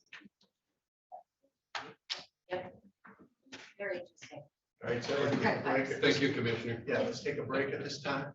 Oh, sorry. Sure. Let's take care of this. Sure. No, come on. Ken, It's not them. Thank you. We'll be real quick.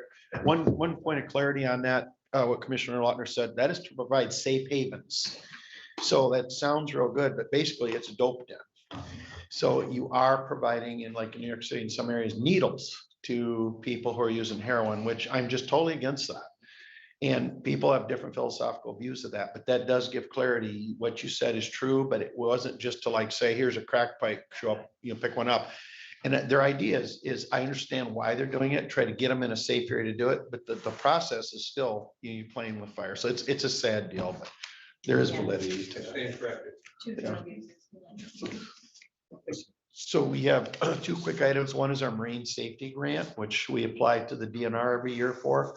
So from the boat registration fees comes a block of money, and the money is to be distributed among conservation officers and deputies for enforcement efforts. So you support us every year in that. We've submitted the grant. Under Sheriff Kiesel put this together. We haven't yet.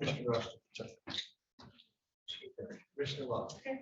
I would recommend to the County Board of Commissioners to allow the Sheriff's Office to apply for the 2022 Marine Safety Grant through the Michigan Department of Natural Resources, covering a percentage of the cost of the Leelanau County Sheriff's Office Marine Safety Program. I'll second. All those in favor say aye. Aye. All those opposed, no. Motion passes 7-0. Okay. So then we have the detective vehicle purchase request. Mr. Rushton. I would move to recommend that the Leelanau County Board of Commissioners approve the purchase and outfit a 2022 Ford F-150 Super Crew cab, I guess, crew cab, 4x4 police responder pickup for use by the detective as part of his involvement with the Traverse Narcotics team at a cost not to exceed $40,520. Funds to come from the 2022 motor pool fund. I have a question. Does that dollar amount, and I didn't verify that because I saw some language in here about some additional costs. Is that the complete cost? That's includes the $350 for the putting into the radio, yes. Yeah, that's what I was wondering. Okay. That is the full cost. I want to make sure we got that correct. Okay. Mr. Long. Is there pickup available or on the lot? So the police get priority for these. This is a patrol rated vehicle, so it has larger brakes on it and it has some other police features, although it's going to be plain clothes looking. And a little bit of a conundrum we were in on this, and we went back and forth on this, Under Sheriff and I. We're trying to do the best thing financially we can for the county. That was the low bid. It's from Signature Ford. and they get a state grant, they bid on it, and they get the state grant so they can provide our patrol cars, right? So I looked at buying it locally here at Fox Motors. There are around 35 people who live in Leelanau County who work at Fox Motors. As close as they can come to it is about, what, 1,400 approximately? 18 roughly, How much? 1,800 roughly. So it's a tough situation because you want to support local people, local jobs, but it's slightly more. And I just want to explain why Signature Motors is the one we end up going with. And I talked to them at great length, and they can simply buy them cheaper at Ford in mass than they can individually. But that's always an option too, if you wanted to support the local people. And it's a tough one. So And in short, no, it will be ordered and wouldn't be here till probably the first part of May, which will still work. Obviously, we're using a Marine Patrol vehicle now to get us through. That timing should work okay, as long as we can move ahead. Yeah.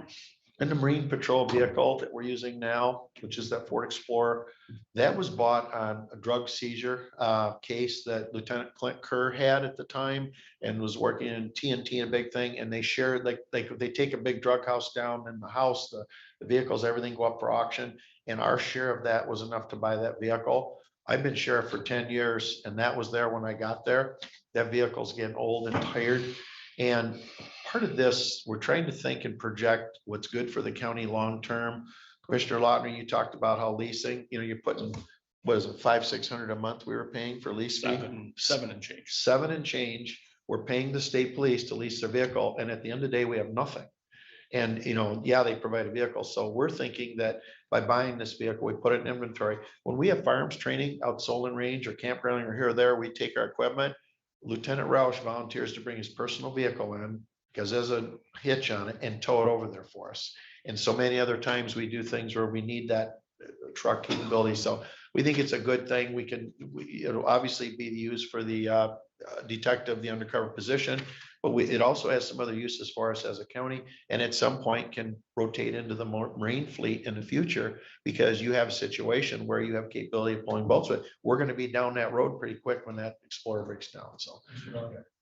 So I see 1320 is the difference, but is the Palazzo car available sooner? Did you say? No, they both have to be built, manufactured. And I think May 1st, we're being optimistic. It's probably more like June 1st. So we'll be in marine safety season, but they're not sitting on lots anywhere. So basically we set this order in as soon as, hopefully you approve it. We set this order and that starts the clock for getting this vehicle built and we'll get priority as a police agency. And there's a slight difference in the price because like the Fox Ford bid versus the Signature bid, they aren't quite the exact same truck. So when you take out the options and balance it out, it's closer to 1,800 to 2,000 difference. Any other questions? All those in favor say aye. Aye. All those opposed, no. Motion passes 7-0. Thank you for your support. Appreciate it. Now, we'll break. Any of you need to order lunch?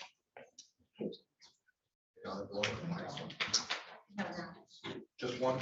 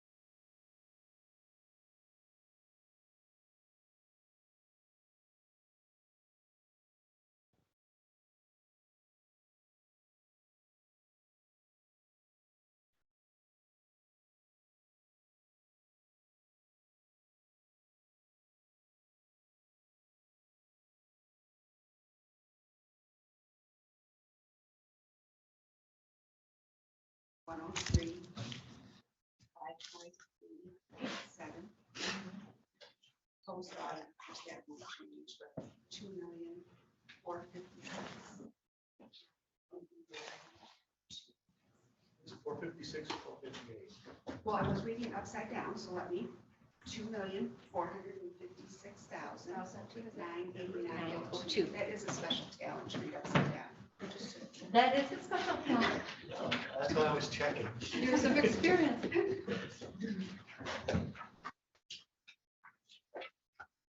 All right, call us back over. And first we have here the Government Center Tower update. Yes, so the update, rather disappointing, so I'm sure that we're all aware of that, but it was a single submission for the RFP for this new Government Center Tower. And the quote came back on the high side, is the polite way to say it. I have been working with the vendor in order to identify portions of the projects that we could eliminate to bring down the cost. So it will be an ongoing process. Hopefully I'll be able to recommend a better form of action for the board at a later date.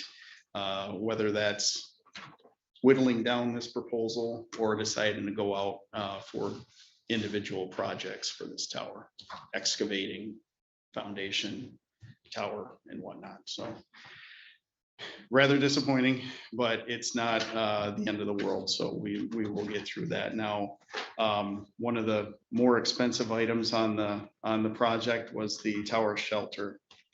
Does this price include that? It does.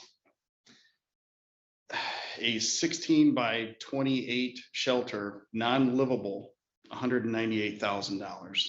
So that was kind of maddening to me because you can't live in it, yet it costs as much as most houses.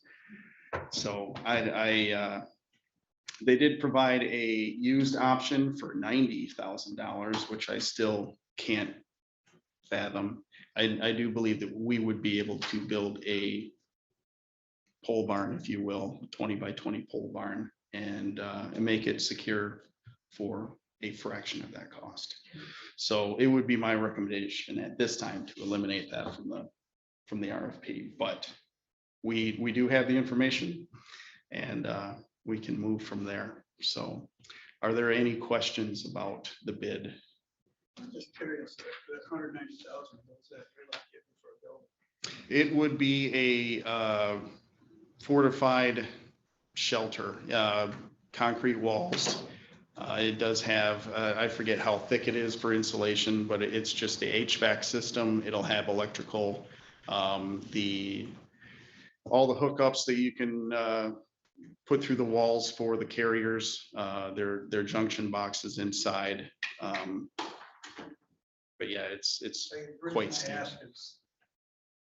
We're talking about affordable housing. You can't get a cement block building for 200,000. Yeah, pretty upsetting.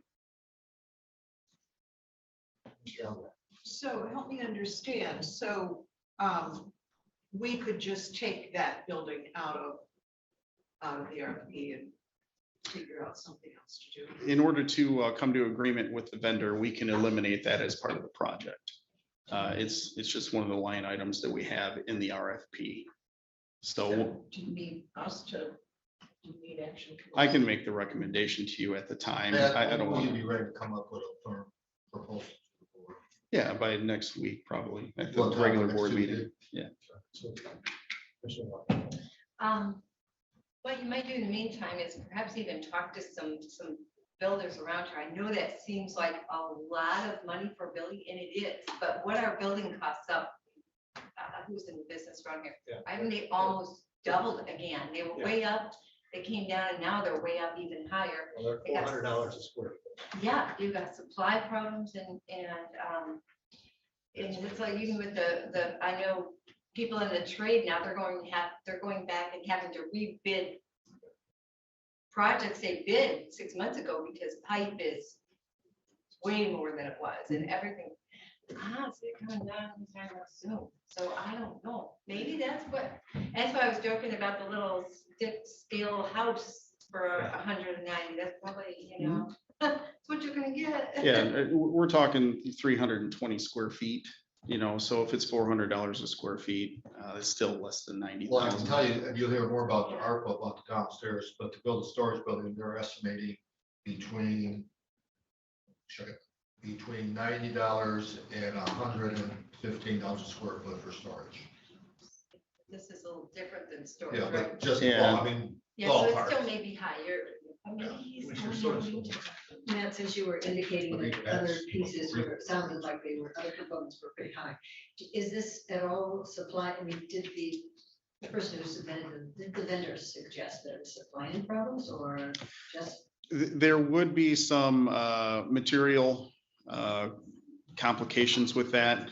The time frame they did want to say that it would be 4 or more months to complete. So I suspect that their timeline to complete the project would be longer than expected due to distribution and delivery of products. But in the proposal, they were very open and honest about removing items from the proposal. So they are open to it. I have been in communication with them about what we can do to bring down the cost. So when I look at this number,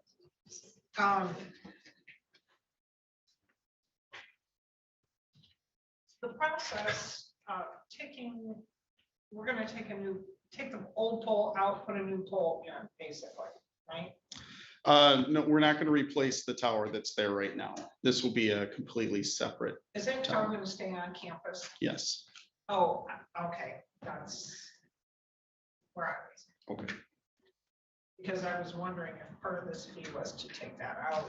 It is not. But it's for excavating and whatever needs to be done to erect a new tower. So where's the new tower going to be located? It will be, if you are driving up Government Center Drive and you go past the sheriff's parking lot entrance, just as you come around the bend, it'll be on the left-hand side, just across the street there. Did the other companies you were talking to say why they didn't submit? I did get a call from one of the companies yesterday apologizing for not submitting a bid. It was basically, I don't want to say arguments at the administrative level is what led to it, but they didn't have agreement in order to do so. We had a vendor that was interested in submitting a bid late, and they kind of had the same kind of disagreements in what to put in the bid. And that could be that they just believed that they were going to submit a bid that was way too high.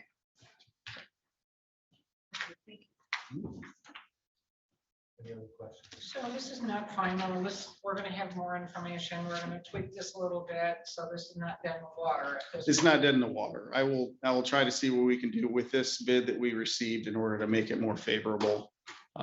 Otherwise, we'll have other options that we can pursue for this tower. So let me ask you this question. We're looking at other towers. So how will this tower with the specs compared to these other towers? Should we anticipate that the cost of these coming towers, other towers will be in that same price range?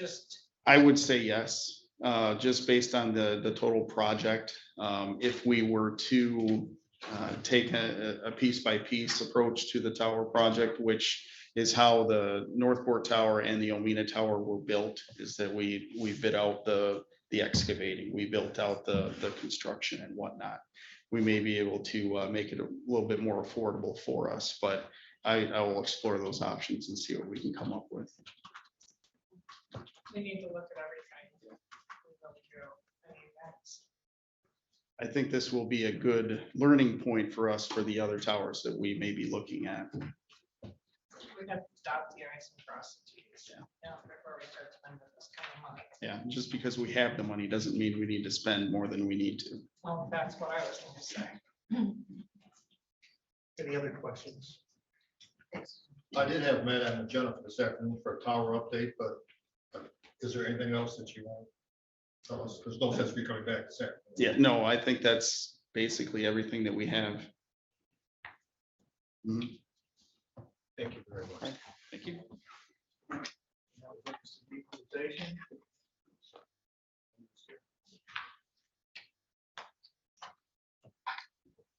vote to move this to next week's meeting? What's that? The tower? Oh, we did not. I can remember. So moved. Yeah. So Going forward. all those in favor, say Aye. all those opposed, no. Mr. Wagner, said. Make the motion. Mr. Weston seconded it. Motion passes 7-0. Go ahead. Did the packets get distributed? Yes. And Chad, do you have a copy of the PDF? I don't know. I don't have to ask Laurel. Oh, okay. She's on the screen. Oh, she's on the screen. Laurel, do you have a copy of Andrew's report? I don't know if I mean, we can just flip through it or. Why don't you go ahead and start, Lucy? Why don't you start and then she. can- Okay. So we're fast approaching a busy time of year for both the local assessors as well as the equalization departments throughout the state. Assessment notices will be going out soon to individual property owners, and boards of review will be meeting in March. And soon it'll be time for county equalization. And the responsibility for county equalization really rests with the County Board of Commissioners. So legally, the Board of Commissioners is the entity that fulfills the equalization process. And so the presentation today is really, okay. So the presentation today is really just a briefing to really advise the board on the conclusions of the recently completed studies and to provide an update before we go through that county equalization process. So I don't know. Oh, okay. I don't know if Laurel's gonna drive or not. Tell her when you want Thursday. Okay, great. Thanks, Laurel. So before diving into the studies, I just want to mention 3 things that we're sort of seeing in the market. This is from this home sales up 41.5%. This is from the Leelanau Enterprise, January 13th. So in 2021, there were 551 houses sold in that 5 county area. So that's Benzie, Kalkaska, Antrim, Leelanau, and Grand Traverse for a total of 310 million. So if we go back just 10 years ago, there were only 216 homes sold in that entire area. And the dollar value was only 61.5 million. So obviously we're in a totally different environment, a totally different market today. So you might say it's a slightly warm seller's market right now. So can we get the next? Thank you. So another thing that the assessors are seeing,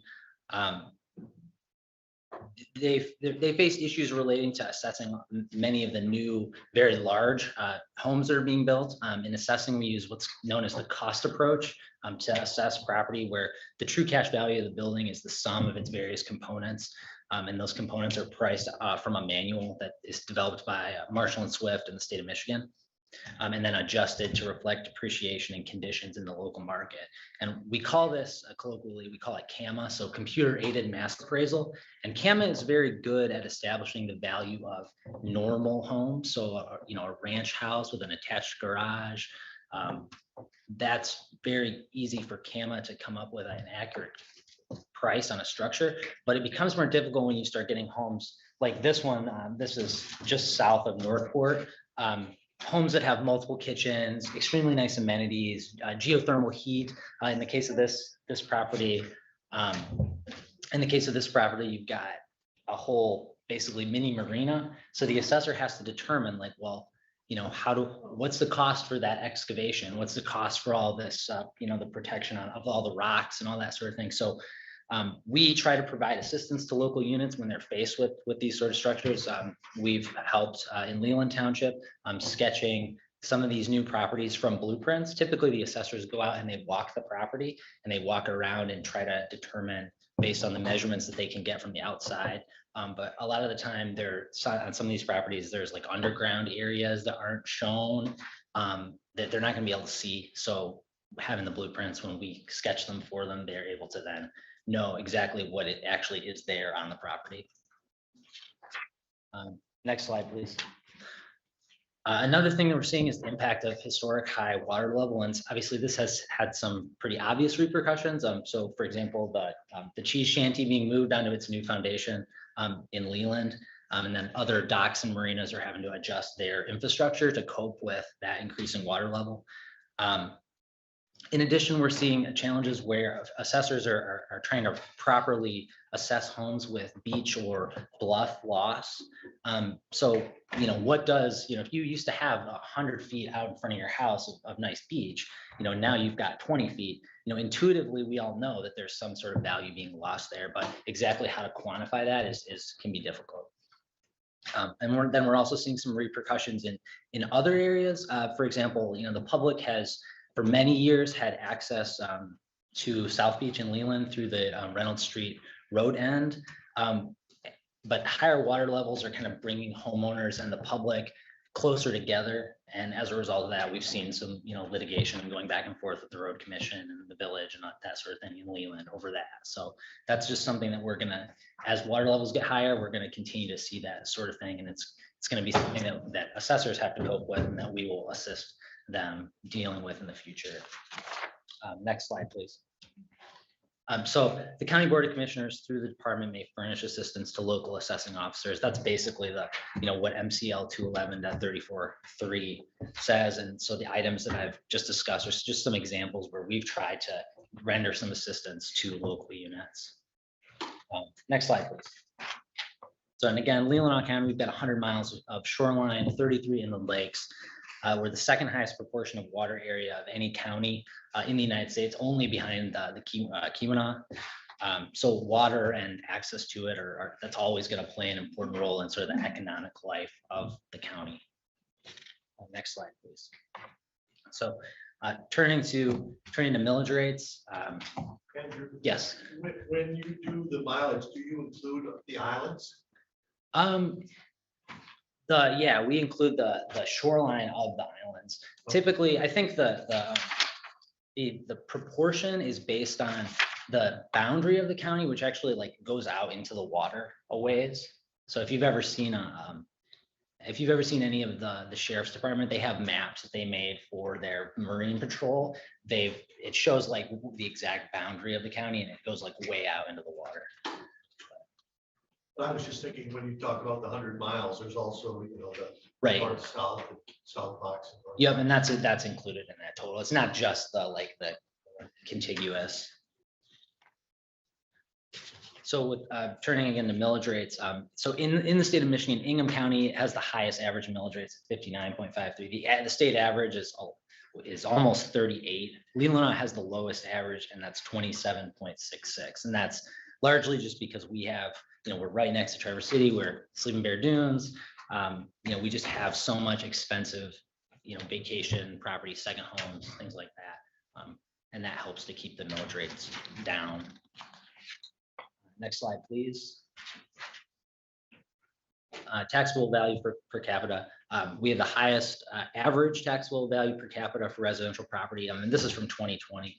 Menominee County had the lowest, and this in Leelanau, the per capita taxable value was about 140,000, and the state average is about 150, or excuse me, is about 50,000. So Leelanau is at 140,000.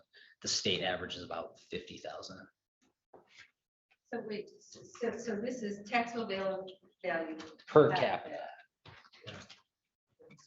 So the state average Is the state, 50. correct, it's 47, 853 is the state average. And then Leelanau is 140. 138, correct, yep. I rounded up state average, so I rounded it down. That's incredible. That's why our millage rates are up. Right, yeah, exactly. All right, next slide, please. So one of the things we like to keep track of is the average days on market. The lowest number of days on market currently is in that sort of Casson, Cleveland zip code. It's 49664, and that's 134 days. Next, Solon, Centerville area at 140, and then Omena at 147. And the largest number of days on market is in that Elmwood, Bingham zip code 49684, and that's 279 days. Man, I'm sure that's gonna change because this is through March of 2021. Correct. So the huge market came after that. Correct. So this will dramatically change probably next year. Yeah, absolutely.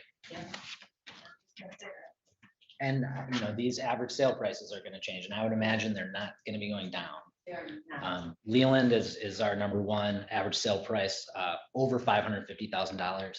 And then our lowest was in that Elmwood Bingham area, and that was 294,000. So if you know any young families looking to start homes in this area, like Elmwood Bingham, that's where they should be looking, I guess. So that may be a little misleading because a lot of those sales were condos in the former Timberlake. True. So they're not homes, but they're sales. And that's. Small children love So I condos. think that makes a difference in this numbers. I mean, numbers can say anything. True. you want. But I know there's substantial change in the value of those condos at Timberlake. Yeah.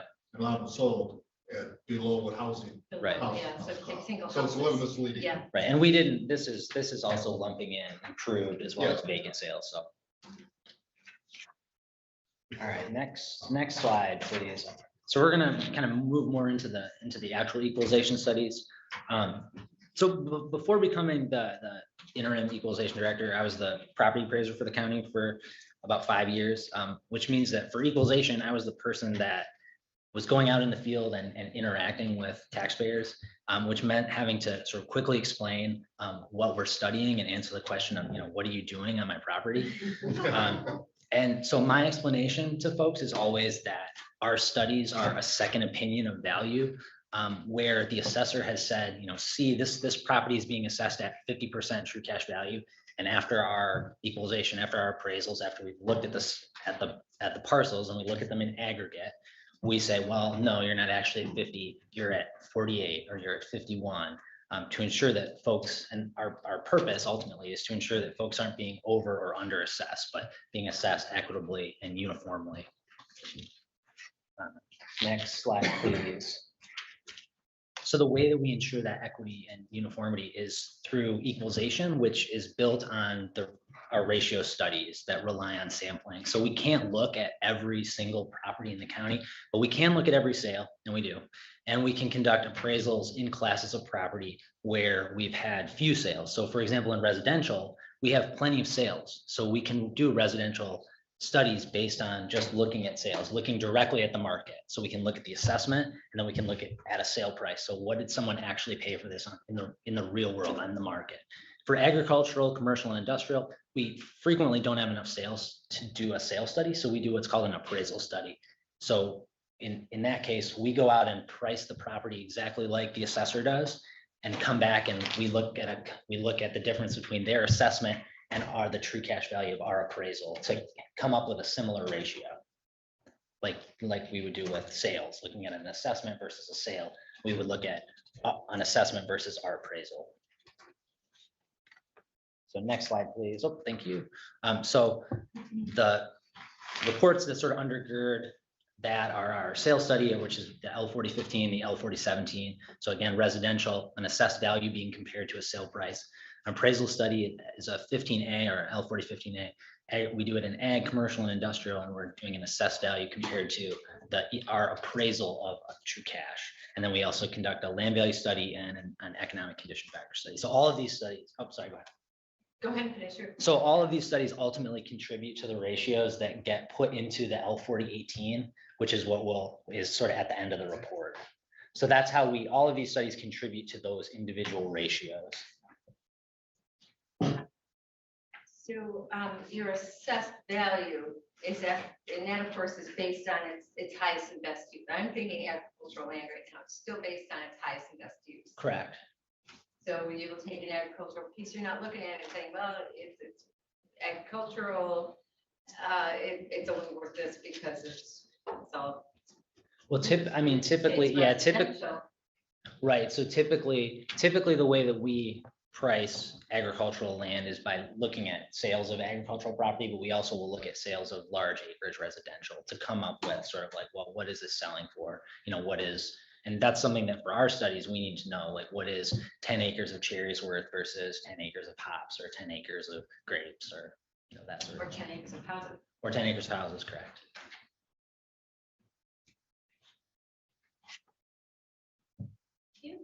Oh, go back one.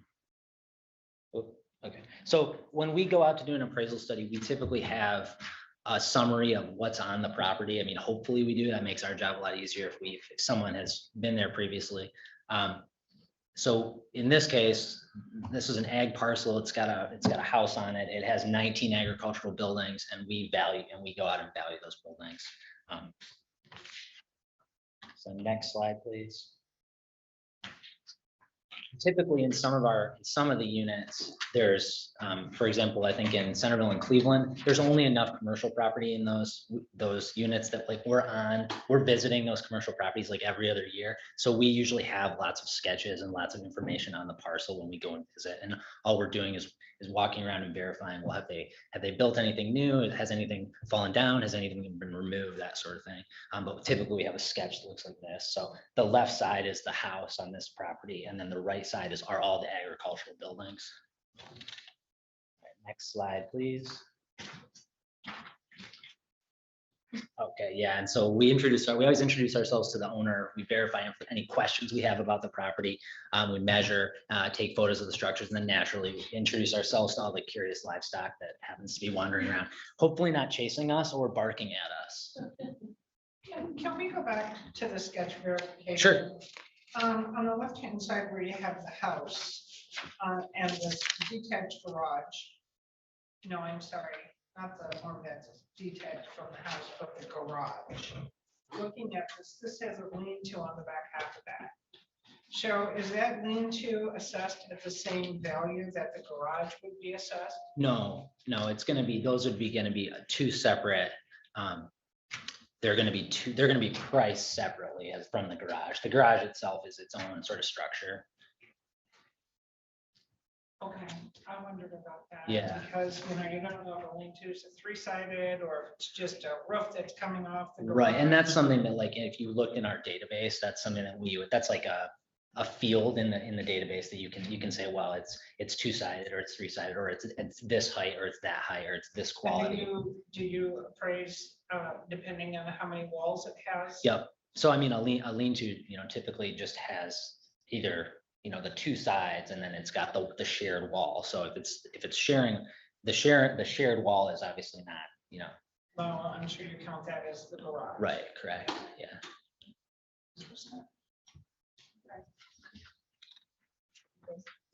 Okay, so once we are out in the field, after we do our field review, we then come back and we update our database records to make sure that we have all those details and everything's up to date that way. Because again, we're using these parcels as, we can't look at every single agricultural parcel in a unit. So we take a sample of the agricultural or the commercial parcels, and we try to gather as much information so that when we go and compare, because what we're doing is we're comparing against the assessor. So we want to make sure that our information is as up to date as the assessors. And in some cases we find, we go to a parcel and we find, oh, hey, like they've built a new pole building or maybe a pole building's removed. And so in some cases, we may have more information than the assessor has, or the assessor may be missing something. And then we can say to the assessor, hey, you're not picking this up, or, that there's always a back and forth process that occurs. For fences and things like that? Yep. Okay. Yeah. So, but if someone plants a tree line, you don't assess? A tree line? Yeah, in place of a fence, they put a tree line. No, that's not something, I mean, at least that's not something that we've typically picked up, Trying to like, figure out, yeah. I mean, it's gotta be some kind of like real, I mean, I guess a tree is real property, but I mean, if it was a vacant piece with a tree line, we don't have a way to price the individual trees. But if there's a fence there, then we can say, well, it's the X height fence and it's X number of feet long and it's, put in at this time period, so it's depreciated X amount, that sort of thing. So the next few slides are just the number of parcels that we studied in each township, and these include ag, commercial, industrial, as well as residential. So Bingham 196, Centerville 194, Cleveland it's 108, Elmwood is 347. So most of these we don't visit because they're residential and we can use sales. But a percentage of these in each we did visit. And I think I have the numbers a little bit later on here. So Empire 146. Glen Arbor 269. Castle is 119. Leelanau 256. Leland 211. Sunland 92. Suns Bay even 200. And Traverse City 47. So there was overall, we studied 2,085 parcels in 2021. Of those, 319 were either agricultural, commercial, and industrial, and were visited like actually in person. And what that amounts to for our office is about 37 total days in the field between May and November for our staff appraiser. So he's out in the field about 1 day a week. And typically it's about 2 days to sort of gather all the data that you need to put the packets together that you're going to go out and look at these parcels. So getting the historic information about the structures, the building info, aerial imagery, the sketches, all that stuff. And then typically it's about a day to inspect. So you usually do between 10 and 20 structures per day, depending on composition. If you have a lot of vacant parcels that you're going out to look at, that's obviously pretty easy because you just go and say, well, it's a cherry orchard or it's a cornfield or, whatever. But if there's obviously, and the one we saw previously, if there's 19 buildings, then you can be on that parcel for, a relatively significant period of time. We try to hopefully have as much information as we can on the parcel so that we can be very thorough, but also we can get on someone's property and then get off so that they're not like waiting around for us to do our thing, so that we can, do our due diligence, but also get out of their hair so we're not in their way, especially if they're trying to farm and they're moving equipment around. In Casson Township, all the gravel pits, like they don't want you walking around. So you got to get on and off. And then after you're done your inspection, 2 days to usually come back to the office, and then usually takes about a day or two to put all that your new information, all your new photos, any new info that you've gained. If you have to like draw buildings, update your sketches, and then the next week it sort of starts over again. Is this information available to the homeowner? Yeah, absolutely. Yeah. In fact, the difference here is that like what we do, so like if we go to a parcel, so if we go to a commercial parcel and we're pricing at equalization, that's our estimate of what's there. So the assessor may have a different, they may be pricing,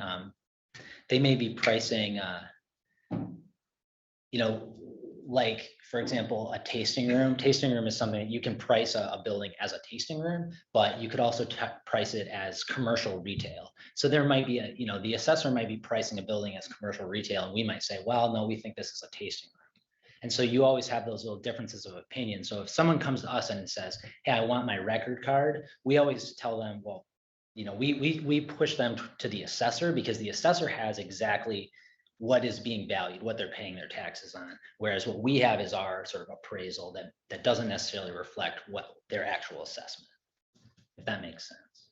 Yeah. Okay.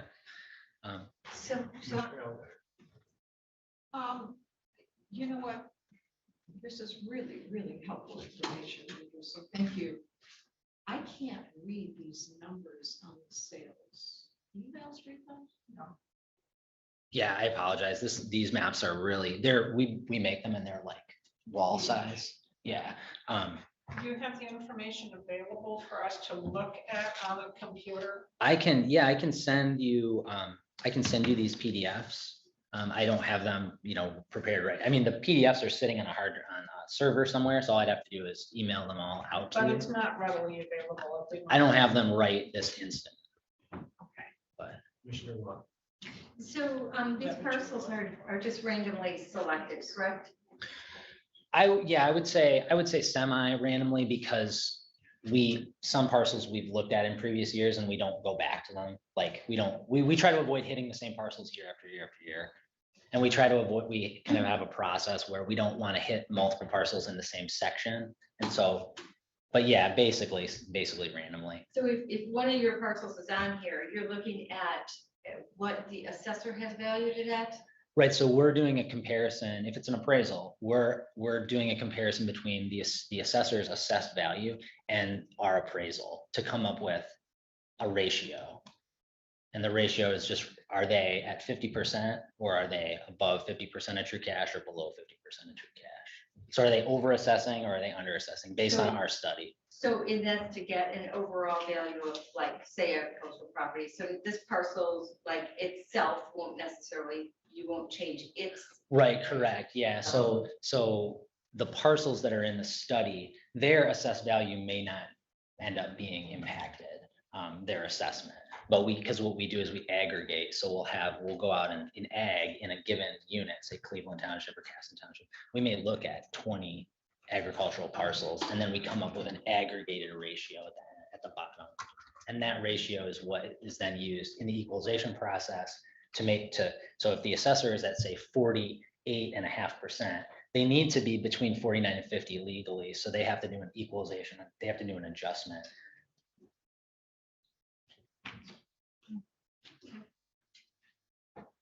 So these are just some examples of, and again, I can send you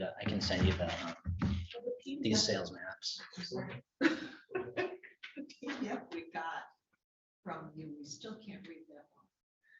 Yeah, they're super tiny but I could send you those sales maps. But I basically what I'm trying to demonstrate is that we create these maps, we create them for ourselves to be able to better understand where sales happen. But then we're also, land value maps are required by each individual unit. The state tax commission says that each unit has to have land value maps. And so we assist, most of the units don't have any kind of GIS capability. So we assist them in making those maps. So there were 29 sales in ag during our sales study timeframe, which was 2019, basically 2019, the spring of 2019 to the spring of 2021 is our 2-year sales study timeframe. I was just going to ask, the green, which is representing agricultural parcels, is that all of the agricultural parcels in the county? Correct. It's really interesting to see it this way as opposed to on the chart.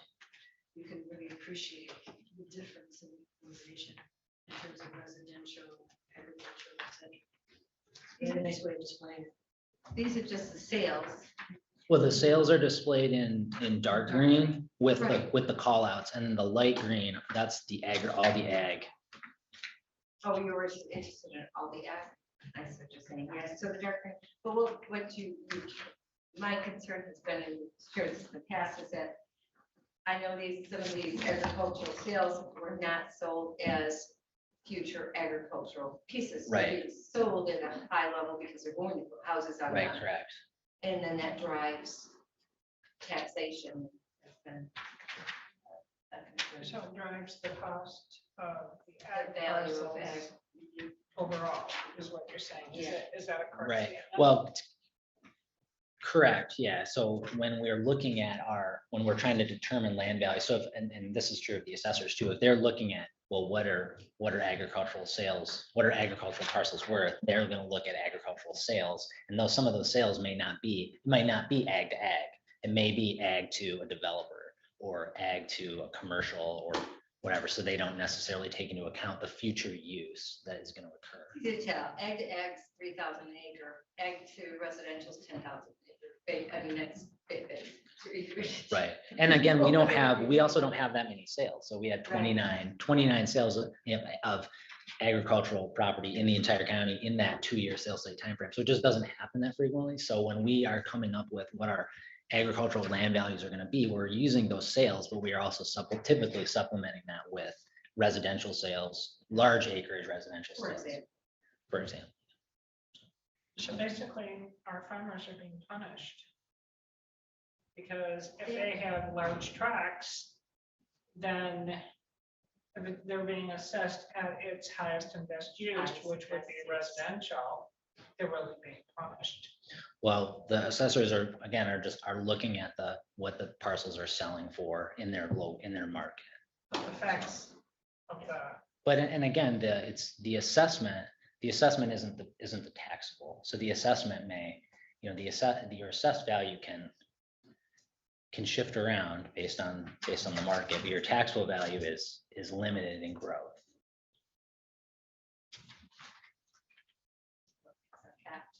Until it becomes uncapped, correct. And if a farmer is selling to another farmer, then it won't uncap. Yeah, it still goes up though.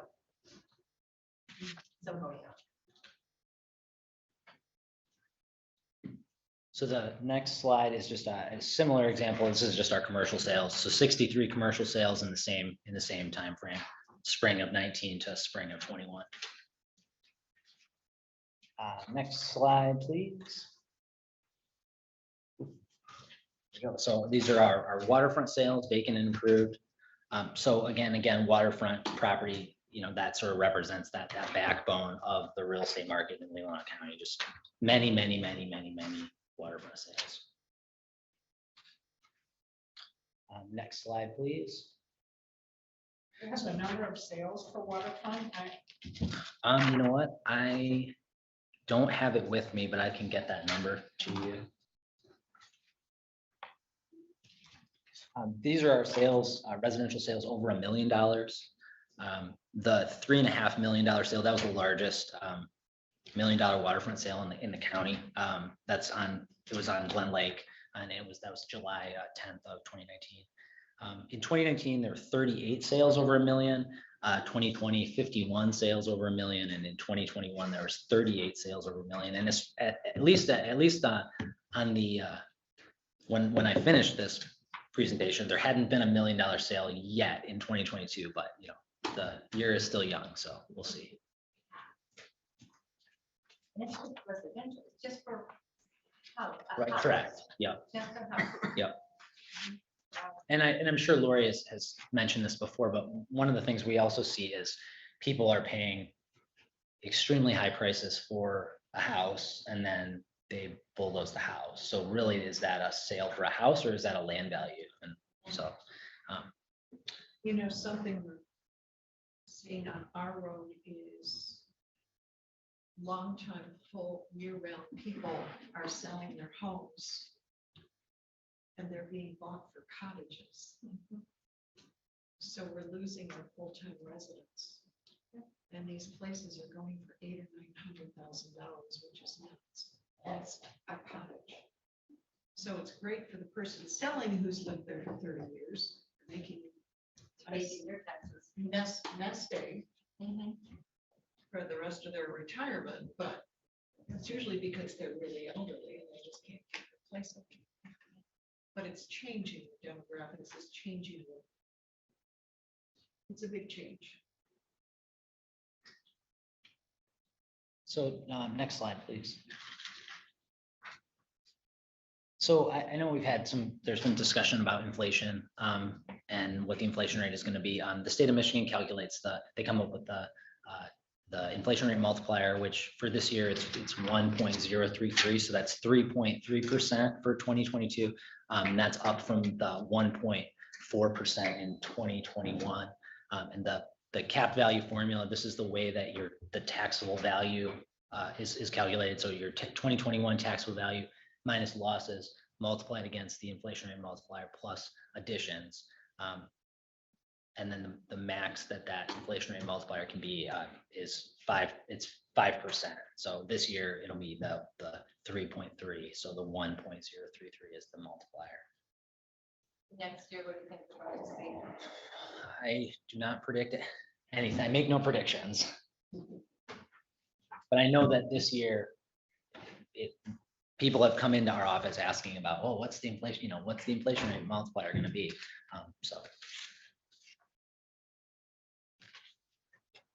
So then these next few slides, these are basically a summary of the 18s. So this this is the agricultural class, so it's 4.23% of the county's total assessed. And the true cash value of the class is projected to increase by a little bit over 6%. It's 6.04%.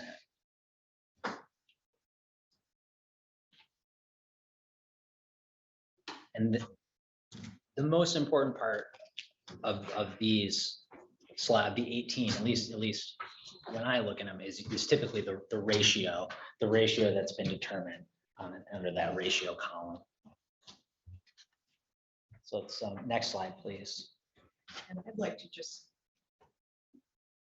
a couple times have asked your office to calculate the percentage of our tax base that is from lakefront homes, and each time it's been like 51%. Correct, yeah. So our taxpayer. I just say that to emphasize protecting your lakes is protecting your taxpayers. So commercial class, it's 4.78% of total assessed, and the true cash is projected to increase by 3.5%. Next slide, please. Industrial is, it's less than 0.5%, 0.27% of county assessed, and projected to increase by, the true cash is projected to increase by 6.07%. And then let's go to the next slide. And this is our big one. So residential is 90.71% of the county. So that's our, that's our big, sorry, go ahead. Our meat potatoes. It's our meat and potatoes, correct. If you back up, I don't know what your page number is, but like if you have the percentage of change of previous year industrial, you've got something to say there with the big spike. So what would that have been? Yep, so that,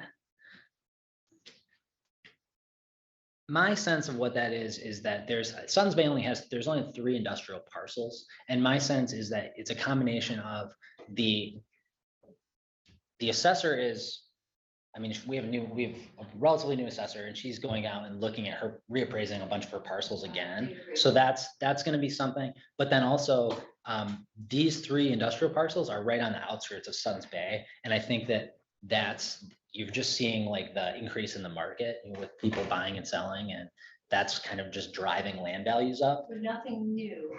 Right, nothing new. Same with Leland, there's no new industrial in Leland either. No, I don't think we've had any new industrial constructed in a while. So none of this is new industrial. I mean, you may have new, like a new building here or there, but not any new entire pieces in industrial.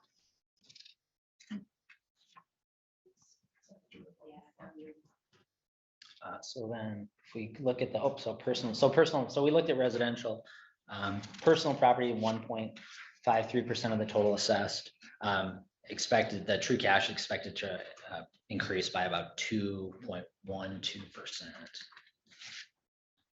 And then the next slide, this is just summarizing all of the real, regardless of class. And so for the real and expected projected increase in the true cash of 7.83%.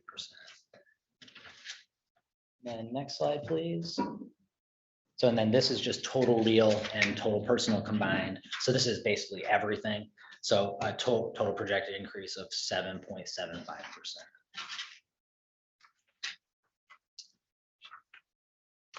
That's by unit, and then, yep, this is by class. So this is just summarizing all the real and personal property by class. So this is basically just a recap of the previous slides. And then next slide, please. So the L4018R, this is just, it's something that we report to the state, and it's showing total assessed in a unit and then the sample size and result. So this is just showing like what we looked at versus what was assessed. And then same thing on the next slide, this is just the summary that we send to the STC for personal property, the L4018P. Do we know the number of properties in Leelanau County that are not taxed at all? Do we have a number for that? I don't have a number off the top of my head, but I can get you a total number of exempt. Yep, we have a report that I can run for you for that. Yeah. Do you have something off the top of your head? Not off the top of my head that I can recall. It's that was asked several months ago, and I sent out the board member. It's substantial. That includes. Because it includes Sleeping Bear Dunes and the Highlands Conservancy. Churches, nonprofit property. Yeah. Yeah. One of the staff gave me that number. It's larger than I thought. It is. It's quite, yeah. We can get that out. Yep. That's definitely a number that is, I think that's probably in our equalization report or in our apportionment report. I have vets now added to that. Veterans are now. Yep, they would be included in that because they'd be exempt. Next slide, please. So this is just our county tentative equalization ratios and the multipliers. So this is basically all of those slides just on a single slide, and we are required to put this in the, put it in the paper for boards of review, for individual citizens, for the assessors to see. It's a requirement from the State Tax Commission. And so this was published in the Enterprise, I think 2 or 3 weeks past, I think 2 weeks ago. And next slide, please. So this slide, Lori, this is a slide completely from Lori, and I really like this slide. And she writes that the public acceptance of property taxes depends in large measure on the perception that the taxes are fair. A perception of fairness is reinforced when data are accurate, valuations appear accurate and uniform, and all taxpayers are treated without prejudice or favoritism. And that's, in our office, uniformity and equity. That's what the whole purpose of equalization is, and that's what we're trying to do. So. Any other questions? So thank you very much. I have a comment, and that is thank you, Andrew. This was very informative, and I appreciate that you went into the processes that you use and description of how you're deriving different things. Very, very useful. Thank you. You're welcome. And I will get you those big maps that you couldn't read. Yeah, they'll be, when you open them, they'll be really big. So you may have to scroll around in your PDF viewer to see them. You're welcome. Andrew, personal note, you're taking classes to get a level 4 assessment and you're making good progress? Yep. Let's see. I am in so there's 4 classes and I'm in the 3rd, the income approach right now. So I'll have one more class after this, and then the remaining 50% of the program is basically sort of the thesis project part of the program. But yeah, everything's gone well so far. So Thank you for doing that. thank you very much. This was Solid Waste Council. This is proposed changes to the policy. Back 69. Morning. The first item here is changes to a policy, and the Solid Waste Council reviewed them in November. It's very minor. Basically, we're changing the date. We're updating the date of the last election for these funds. And then also modifying section 3, the fund balance. We're taking out any reference to county-owned equipment because we no longer own any of the containers. And I did run this by corporate counsel as well, who was accepting of all of the changes. So if you accept it, we'll make this our new policy. I would recommend to the Board of Commissioners, they approve the proposed changes to the policies of the policy of Leelanau County Solid Waste Council for use of PA 69 funds. Second. All those in favor say aye. Aye. All those opposed, no. Motion passes 7-0. Thank you.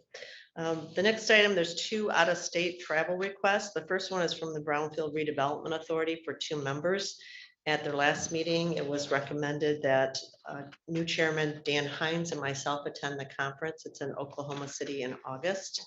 It originally was scheduled for December, but it was postponed. We do have, or we have applied for scholarships for travel. I don't have any word back on that yet to see if we have any funds approved for that. We also have an EPA grant that we submitted that had travel in it as well. So if that is received from the EPA, we would be able to use those funds as well. So we have a couple different pots of money we can take that from, including our TIF dollars that is collected. That's an eligible expense. So if it's approved, the funds would come out of the Brownfield Authority funds. Yes, I move to recommend that the Board of Commissioners approve out-of-state travel for Director Gala and Chairman Heinz to attend the Brownfield Conference in Oklahoma City, Oklahoma, August 16 to 19. Cost to come from the Brownfield Redevelopment Authority budget.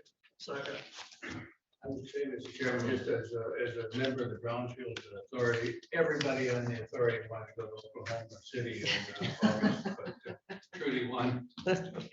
In August. You always pick the worst places, the worst times of year. It's gonna be hot, I can guarantee you that. Yeah. Probably in the upper, under. Yeah, it's gonna be hot. Not much water around there for a beach either. No, No, much you for going. Any other comments? All those in favor say aye. Aye. All those opposed say no. You need to get the word brown. Motion passes 7-0. Thank you, Jeanette. The next one is travel to the American Planning Association Conference. And by the way, I wanted to point out with all of our conferences, when we come back, we always type up a little summary of the sessions we've attended, what we've learned. We bring back any documents and links that we can share, and we pass that on to county officials as well as township and village officials. So that helps them kind of keep apprised of what's coming down the path and what they should be looking at for changes in their local regulations. So this next one, it actually says on your agenda for 2 employees, and while I would like to have 2 employees go, I put in for 1 just because of the cost. So the actual request is either for my senior planner, Gail Meyer, to go, she's never attended one, or for me to attend the conference. These funds would come out of our budget. I could also use some funds out of our housing budget because there's housing and zoning related issues here as well. Mr. Albert. This is a much better place. Motion to recommend to the Board of Commissioners to approve travel for 1, either planning director, Gallup or senior planner Meyer, to attend the APA conference in San Diego, April 30 to May 3rd. Funds to come from the planning department budget, 11645-400, not to exceed 2750. Support. You mentioned that you may get some grant funding to pay for the brownfield. It's probably a totally separate budget. So I was wondering whether you would have enough funds in your budget for 2 to go to San Diego, which you probably wouldn't know for the APA conference. Yeah, there's no scholarship funds available yet for the Planning Association one. I've been looking and watching for that. It's a good question. I have attended conferences by myself and with a coworker, and I always find it a little more comfortable with a coworker. Plus, we can cover more sessions because there's a lot of them. There's a lot of breakout sessions. Yeah, a lot of breakout sessions. I could actually use some housing funds to cover travel on here. I only budgeted for 1 in the planning department budget, but we have adequate housing funds if you wanted to send 2, but that's entirely up to you. I would take, I would listen to your expertise on this, and if you were to come back Tuesday with 2 and you know, if it's really worth your, I hate to see you not go, or I hate to see Gail not go, based on not enough money to do it, because I know this is a good conference. I know you've brought back a lot of good stuff in the past. So it's just my thoughts. It's up to you totally, but. I have talked to Gail about going. It would be her first time. She's not traveled. She's a little reluctant to go by herself. So, Yeah. and I understand, but I think it would be really good for her. She's been here 3 years now, and she needs some more training. I would recommend it personally, but. Right, and I would say if it helps that someone goes with her and encourages her to go, I think that one might be, thing that says she would. Okay. So you can make a call. I can modify this if you want for next Tuesday, if you want to consider to. I did also send a request to Laurel. I don't have an answer yet, but I wanted to see if MMRMA would cover any of the registration because it's educational. And they have in the past, so we might get 50% of that covered if I can run it through MMRMA. I'm always kind of looking for, where can we get these dollars to cover this? Any other questions or statements? All those in favor say aye. Aye. All those opposed, no. Motion passes 7-0. Thank you. Thank you very much. All right, that brings us then to the county clerk, the merge purchase service. This is the same request I brought was for a new employee, and so we just request approval of it as submitted. Commissioner Rustin. Yes, I would move to recommend that the Leelanau County Board of Commissioners approve by resolution for Gail Carlson to purchase 5 years of generic service credit from MERS as described in the application for additional service credit purchase at the cost of approximately $30,061 to be paid by said employee. Second. So, Commissioner Lund. yes, can you explain to me, I was just kind of glancing at this. Well, I read it last night. I was doing some calculations. Is this really worth worthwhile? I mean, obviously our employee thinks it's worthwhile, but is it like 6 years to recoup basically the investment, or will it be recouped? Am I reading it wrong? Like, so after this employee retires, is it 6 years before they recoup back their investment? It's worth it.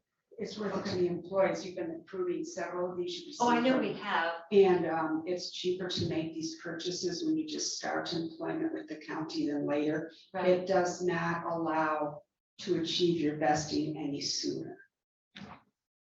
And their money is drawn from first before it hits the county money. Because if they weren't to get vested, even though they've approved this money, and let's just say they wanted the funds back, they would be able to get them back. But once they start drawing their retirement 10 years from now, this will be drawn on first. Okay, and then is there a beneficiary after that or no? Like, It depends. There's about, just a second, there's at least 6 different choices that you can make when you select it. Okay. Depending on what type of gambler, I guess, that you are, or what you want to project into the right, that was future. my concern. And although there is beneficiaries, if you do select a beneficiary, once you're drawing nurse and something happens to that beneficiary, you automatically go to the 100% mark, because you can't name, once you're retired and drawing, you can't name a second beneficiary. And in order, if you're a married individual, if you're not going to name your spouse as a beneficiary, they do have to sign off. And if you draw 100% of your MERS, which is the highest amount that you can get of the allotment that you're entitled to, if something happens to you, you retire in June, get your first payment June 18th, and something happens to you at the end of the month, it's done. Of course, if you had your own money invested like this back in the 80s and 90s, and again, employees are paying you, you would always get at least your portion of your money back. Oh, that was my concern. So she would be eligible to receive the dollars she's invested back. And that's what she would draw on first when she gets to that, but yes, she would get it back if she didn't meet the vesting requirements. Okay. Any other questions? I believe we have the motion in a second, correct? Yeah. All those in favor say aye. Aye. All those opposed, no. Motion passes 7-0. So that brings us then to administration. Yeah, I'll come up here and I'll ask Kelly and Matt to join me. I thought we had a very productive Building and Grounds Committee meeting last week. It's probably the longest meeting we've had. It was over several hours, but I think we covered a lot of issues. One of my goals was wait till we had a substantial amount of issues to come forward versus month by month bringing things to. And we had 2 of our commissioners there. And I believe we have a new chairperson here. Was elected with a 2-0 vote. And it's because Commissioner Rushing was quick to the point to make a nomination. So a couple of things, I'll just go over these. First of all, the tree, and we talked about this last fall, as you remember, as you drive up the driveway, on the left-hand side is the Veterans Memorial. Between the memorial and the road is a birch tree. It looks like a clump of trees, but actually it's one root. I was really hoping we could save that tree, but we brought in 3-4 consultants. If you saw in the packet, they're all recommending, unfortunately, the tree cannot be saved. And the good news is Deer and Tree Services verbally agreed to take the tree down at no cost. They're supporting the Veterans Memorial. They don't want it to be damaged at some point. Tree could potentially fall and damage the Veterans Memorial. So they're willing to come and take the tree down. I believe the committee endorsed the concept to take the tree down. Yeah, anything else you'd like to add on the tree? No, when we reviewed all the information about that, if we were to try to save the tree, we'd just be throwing good money after that. And we decided we'd take the tree out, get rid of the roots, and then make a judgment whether we should plant some there or not. So we haven't got that point, but it's a beautiful tree. But if you remember in the summer, about the upper, maybe third of it now is dead already. And we had a couple winds where some branches already came down, small branches, but unfortunately, you just cannot save it. So we're going to proceed with that. We don't need a motion on that or anything. We're just going to proceed. And Darren's once again, that's graciously agreed to take that tree down. and help us with that project. Okay, so that's the first thing we talked about. Secondly, we had a letter from the VFW, which Kelly, I believe you hold a leadership position in the VFW, right? Yes, sir. I'm a service officer and adjutant. And our undersheriff Kiesel is also an officer. He is the quartermaster. That's correct. So it's nice to get some younger blood in the VFW. And but in your package, you have a letter from Greg Mikowski, and basically suggesting that we add a Space Force flag to the Veterans Memorial. Now, I believe at the VFW now, they do fly the Space Force flag. That's I correct. think I saw it there. Yes, yep.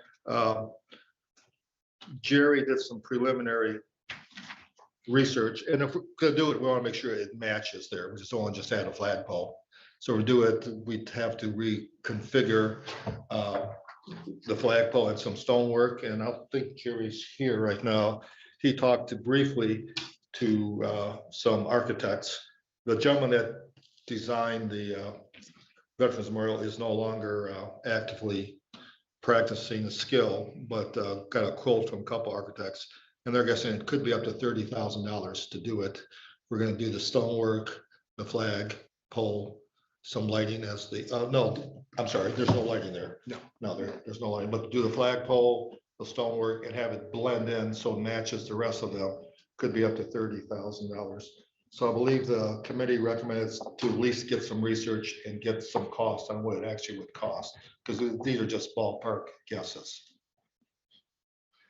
Now, since then, I did get 2 calls from veterans who must have watched the videos urging us to wait till we actually have some veterans from the Space Force before we allocate the money. And they asked me to pass it on to the board. So the committee recommendations, we go ahead and at least get a feasibility study, spend the money with architect to design that. But I did promise 2 gentlemen I would pass on. They would prefer that. Their recommendation is to wait till we actually have some veterans before we put the Space Force flag up. We may or we may already have a resident that belongs to the Space Force, or do they have to be active? I don't know of any Not active. necessarily I don't know. veterans. Yeah, Mr. Lindauer? I don't. The Oh, I don't know. Aspen lives in. Is that who it would be? Oh, no, he's not a member. No, no, he was part of NASA, which is a separate. Oh, that's separate, okay. So is it possible, so what you're gonna review and what I maybe would recommend, rather than move all of our flagpoles presently, Well, no, we would not be moving them. would this is just to add one Yes. more here? Yeah, and do the stonework. Within the circle or outside of the circle? I believe in the circle, correct? Right? Yes. Yeah. It's still there. So the committee's recommendation was simply hire an architect to get an estimate, which I'm guessing would probably cost a couple $1,000s. I'm just ballparking. So I guess we're coming to you asking if you'd like to spend the money to do a feasibility study. The committee recommendation was yes. One of the other things that we discussed at our meeting was actually, when I believe, when the memorial was built, there was a lot of people who came forward as sponsors.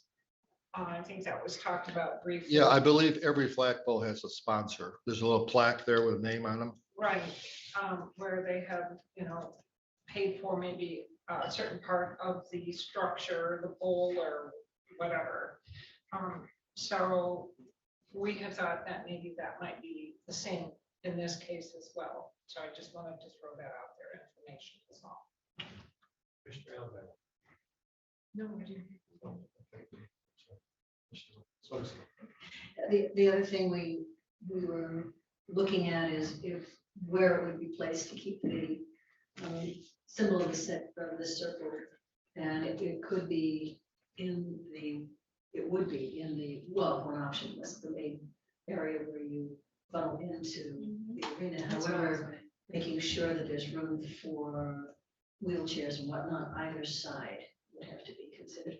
And Kelly brought up the point that some folks that are in the Air Force are being transferred to the Space Force, which I did not know. Correct. So we might have people not retired, but actively in Space Force. Correct. In the coming near future.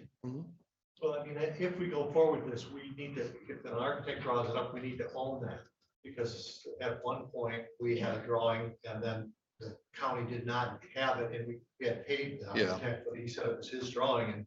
So we Yeah, couldn't get it. in all agreements since I've been here, there's a standard clause in there that we own all the property. So I guess the recommendation of the committee is that we at least take the next level and get a professional estimate and drawing. And we could take the money from the Buildings and Grounds Fund. Jerry's budget. I think the only reservation is it's a very, very expensive time to build. Well, this recommendation is just to get a professional estimate. We can get an estimate. A drawing Yeah, and then the timing. yeah. Once we get that, then we'd come back obviously to see if the board wishes to proceed or not. At one time, there was a Veterans Memorial Fund, but we have not allocated funds in there for quite a few years. Right, well, I mean, the plan was to have funds, get funds to build this, and I think we raised about $30,000 total, paying for the bricks and all the other things, the names on the plaques. And I think that memorial cost about 200,000. It was substantially, it kept, as I understand, it kept growing. Yeah. And it was done very professionally, but the costs were much greater than anticipated. Yes. So I mean, I would make the motion to look into, get an architect to draw up the plan. Or any other comments? Who seconded that? Commissioner Wessel. Straw plans for what? Architectural plans for the Veterans Memorial. And put in the Space Force. Oh. Yeah. Got it. Where we place it. Yes, go ahead. That's my question, is where they will place it. So this architect will draw up plans? Yeah. Or they will come and recommend to us where we might put it and then draw up plans? Well, I think they'll come with some cons. I'm guessing now it will not be a full sketch drawing because we're just trying to get an estimate and where it would fit in. So preliminary drawings. They would have to. Yeah. And And then I'm you'd sure have they a can cost. hear you, but I get that, obviously they would have to look at the memorial. In fact, I think we all should, but my question is it best to try to put it in the circle? I appreciate what you said. You know, make it keep with the theme of the circle, but is it possible to come outside the circle and I know by the Schmuckle Rock, there's not much past that, but is it possible to do Yeah. it there? I don't know. I guess an architect would come up with the options. But I really don't know how, because it sounds to me like you'd be moving a lot of rock or flagpole. I don't know how. you're gonna fit one in No, and at out. least as I understand, none of the flagpoles will be moved. There's a space where we could add additional flag. There would have to be some groundwork done and some cement work and Toward some the stone work. entrance, is it- At the entrance, towards the entrance, yeah. Toward the entrance. Okay, right in there. But obviously a professional could answer those They're all questions. perfectly spaced right now. Yeah. I think one of the things, like putting it there, it would be closer to electrical if needed, or Yeah, some underground infrastructure. I believe there was discussion about that. And we were discussing a location that would be the least cost. Yes, thank you for that. Yeah. And there may be some other There might be other options. We just don't but know. That's just That's kind why of you what. go have professional. Yeah, but obviously, I think your agreement, if we do it, we need to do it professionally and so it blends in. Yeah. So I'll go take the next step, get some drawings, some potential costs and come back to board at some point. Any other questions? Did the have to be a volunteer, any funds? Well, not yet. I'm sure we'd have that dialogue. We need to discuss that. You know, we do have a liaison here that could probably work his magic with us. Well, this will kind of set the idea or cement the idea that the board is willing to look at this and have that. Yeah. However, as Glenn pointed out, the timeline might not be the best time right now. So, Yeah. you know, Well, just see where it would fit in and approximate costs and go from there. exactly. Yeah. Any other questions? All those in favor say aye. Aye. All those opposed, no. Motion passes 7-0. So we have to have a theme song for Space Force, because all the others have. Yeah, I know. They do have one. Do they? Is it the They Star do. Wars? You know, Is I'm it sorry? the Star Wars theme? I don't know about that. It's You maybe do have similar. one, though. They do have one, yes. All right. it could be the theme from Lost in Space. That's When I was a true. kid. Space. Anyway, we're digressing. I don't know if that's a good thing song for that. We'll form a committee and look at that. How's that? Okay, next thing, we've had an internal committee meeting for 2 years probably. Looking, it started off from the court security, but it expanded to the rest of this building and healthy and safe issues. And so we have a couple recommendations here. Some we're still in the planning stages, but at least want to make you aware of it. One of the things that we have is mostly upstairs, there are panic buttons. If you press them, it goes directly to 911. Next to my chair, underneath there, there's a panic button that was installed in 2013. We had one incident here where the commissioner felt uncomfortable, so we added a panic button here. They were working marginal until last year, and we up. Actually, Gary O'Connor went through and rewired them and everything. They all work. But the problem is, the panel board we have is at maximum capacity. The committee recommended that we install these panic buttons in every office. And so if there's an incident, whether it's in the clerk's office or senior services, they would just press a button and it would go to 911 and they would know exactly where the incident's coming from. Our board, well, the system we have now was purchased, I believe, when this building was built in 2007 and was started at that point. So it's a little outdated and we can't get parts to upgrade it. And you don't want to combine a new system with an old system. And so Matt is looking at a new system that we could put panic buttons in every department here. And you want to add to it now? Yeah, the solution that we're looking at is it's commercial and residential applications. I reached out to a couple different companies. Simply Safe was one and Front Point was another. They were very motivated to work up a solution for our needs here in the government center. And it's gonna, what they've given me so far is just a fraction of the cost that we would have to put into a new board. So we're very motivated and happy to proceed with this. In order to identify all the locations that we would like to see panic buttons in this building, I kind of went as high as I could. And I worked up a scenario for them to work out a solution for us. I'm hoping to get some feedback from them this week. And I'll discuss that with Chet and we'll be able to see what those solutions will look like as far as we are concerned. What I really have been passing along to these vendors is that we have a 911 center. We don't necessarily want them to monitor the alarms. We would like to be able to do that because that's what they do. They monitor alarms and then they call the 911 center. Well, let's cut out that middleman. Let's just handle it ourselves. And being able to identify those specific panic buttons, if they have to be fixed locations, if they're able to be mobile, we want a real-time location for those panic presses. So those are answers that I'm hoping to have very soon. So this is just an update at this point. Mr. Galvin. So who would monitor these? We would have, it'd be similar to what we do now. There's a monitor and dispatch to where if a panic alarm is triggered, it brings it up on the screen with the location and we're able to send law enforcement to that location. So it's your office? Yes. And there's always somebody. Well, There's at least two people there. You know, I had somebody pull a knife on me once in my office. It's not a good feeling.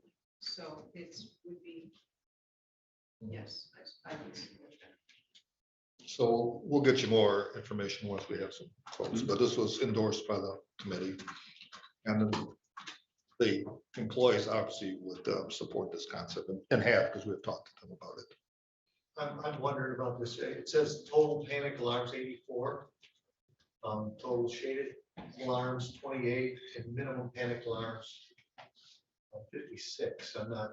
Yeah, basically I tried to go high and then I shaded some locations that may be eliminated if we need to.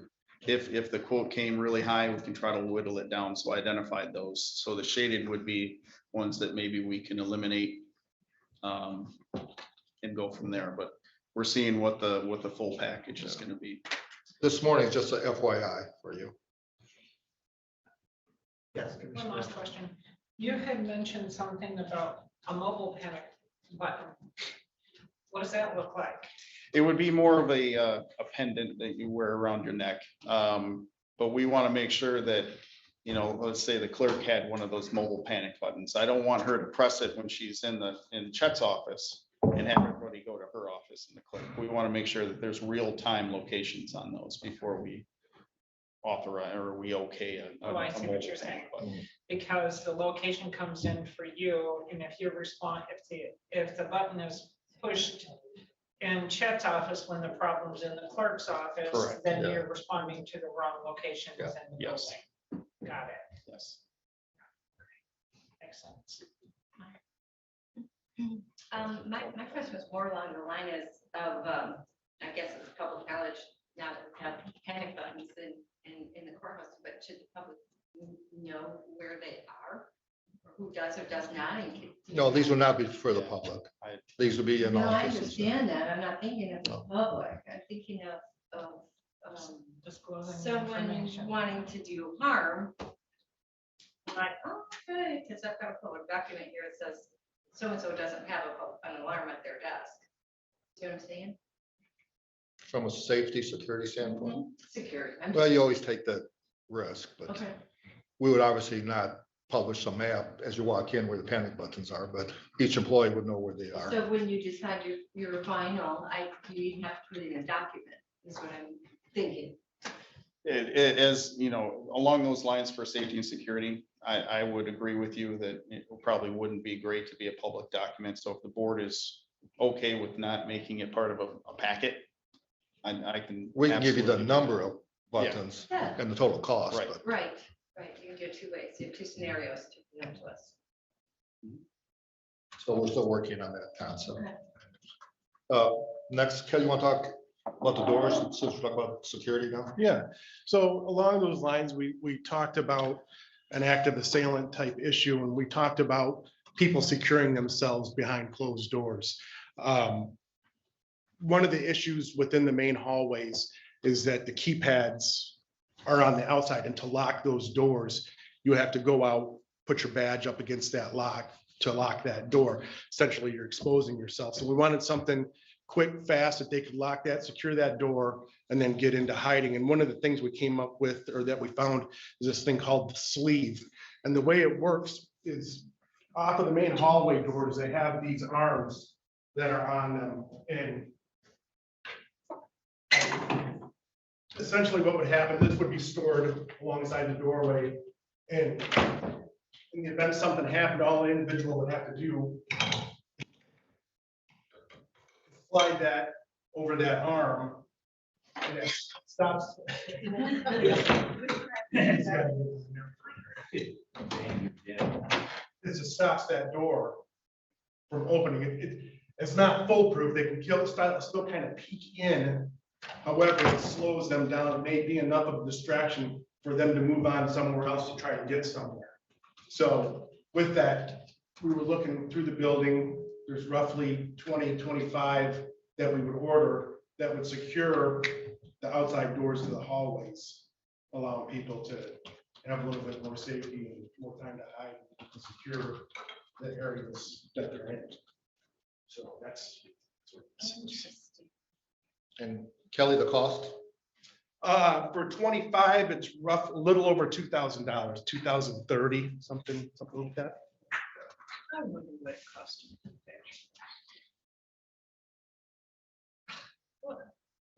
This side.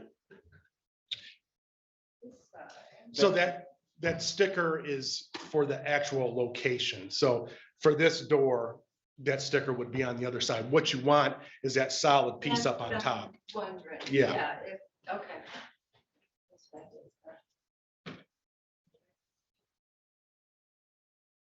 panic goes on the big side first. Correct, it just slides That's on. what I'm saying. You So, know- so that sticker's on the wrong side of this one. For the- Correct. Okay, that's- Yeah, it would be, Okay. yeah, the Yeah. sticker would have to be replaced for. They would each. be customized for each door. Correct. Sure, that makes Yeah. sense. Okay. So when we were looking at this and talking about this, we talked about in a panic situation. And I can't remember the 3 words that were used, is simplicity. You can use this without having to think, in other words. Because when you get in a panic situation, you know, your brain kind of gets foggy. You know what I'm talking about, Rick? Well, maybe not. Rick's probably the only one that Because does the it. blood flow all goes to the limbic brain. But your frontal lobes we were are looking correct. for something to give that assurance to that person behind that office, that ability to, it's not going to stop the perp, but it may discourage them from, you know, trying to get into the building now. It would, is this a safety glass here? I don't honestly know. Yeah, it would have to be because it's less than 2 feet high. Okay, so is it breakable? I mean, they can break it, If they have a but sledgehammer, that's what I mean. Is So that this would strong? even be effective What? here. Is that strong? yeah, Yeah, it's. I wouldn't want to try to break it.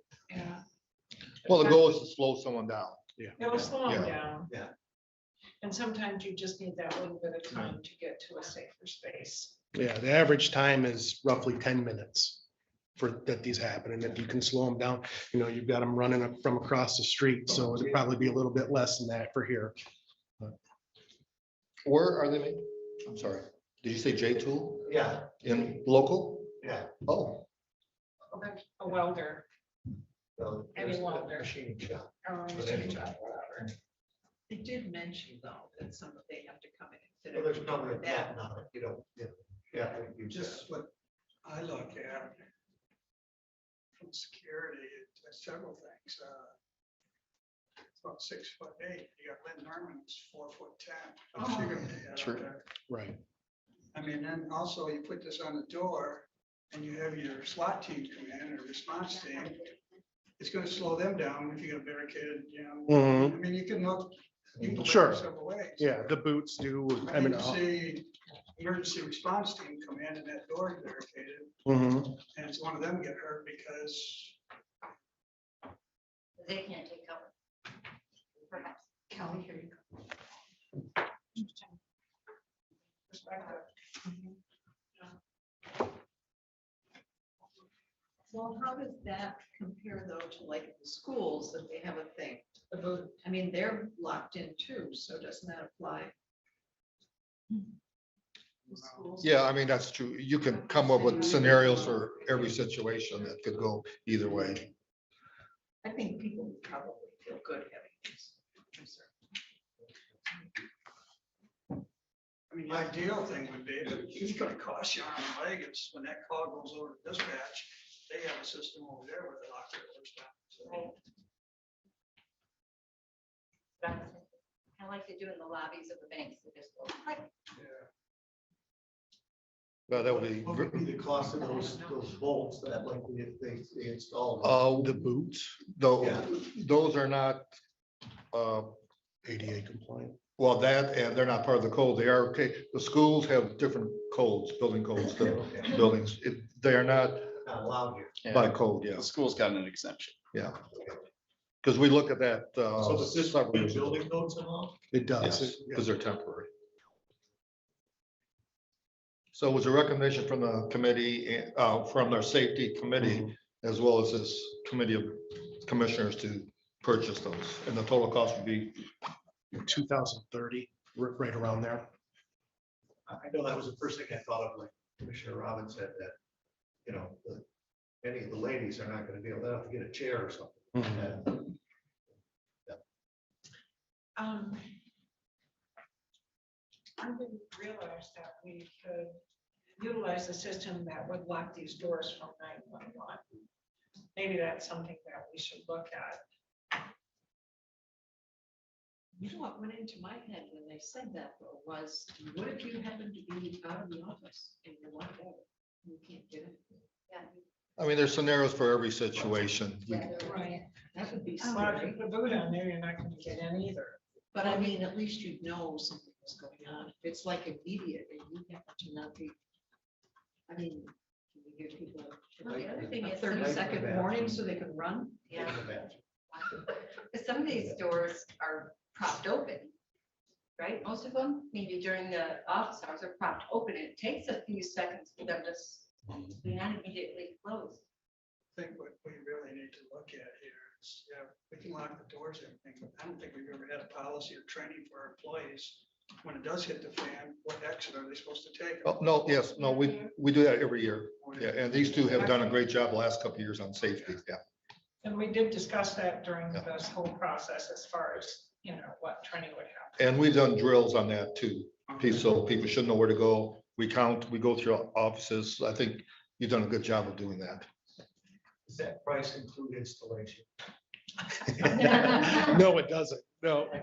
Our crew could install that. Yeah, the one actually idea the sheriff brought up was somehow with Velcro or magnet or something, just mounting it on the side of the box that covers that control arm.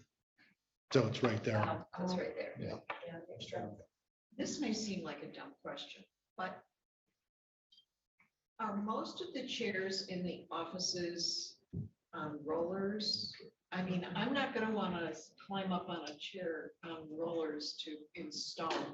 I mean, do we have to have a stool or something?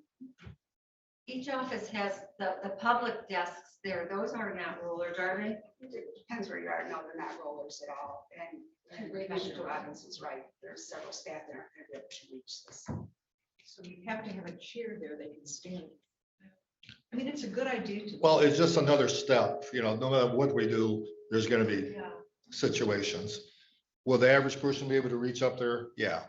With some are smaller people be able to? No, but it's, you know. Go try. How tall are you? Should I try? Go try. Yeah. Oh, see if I can reach. But we thought for $2,000, it's a good insurance policy. And it's a one-time cost. So. So here's our test.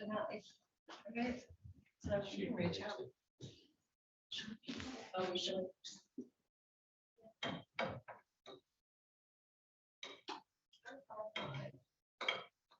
So 5'5" or taller.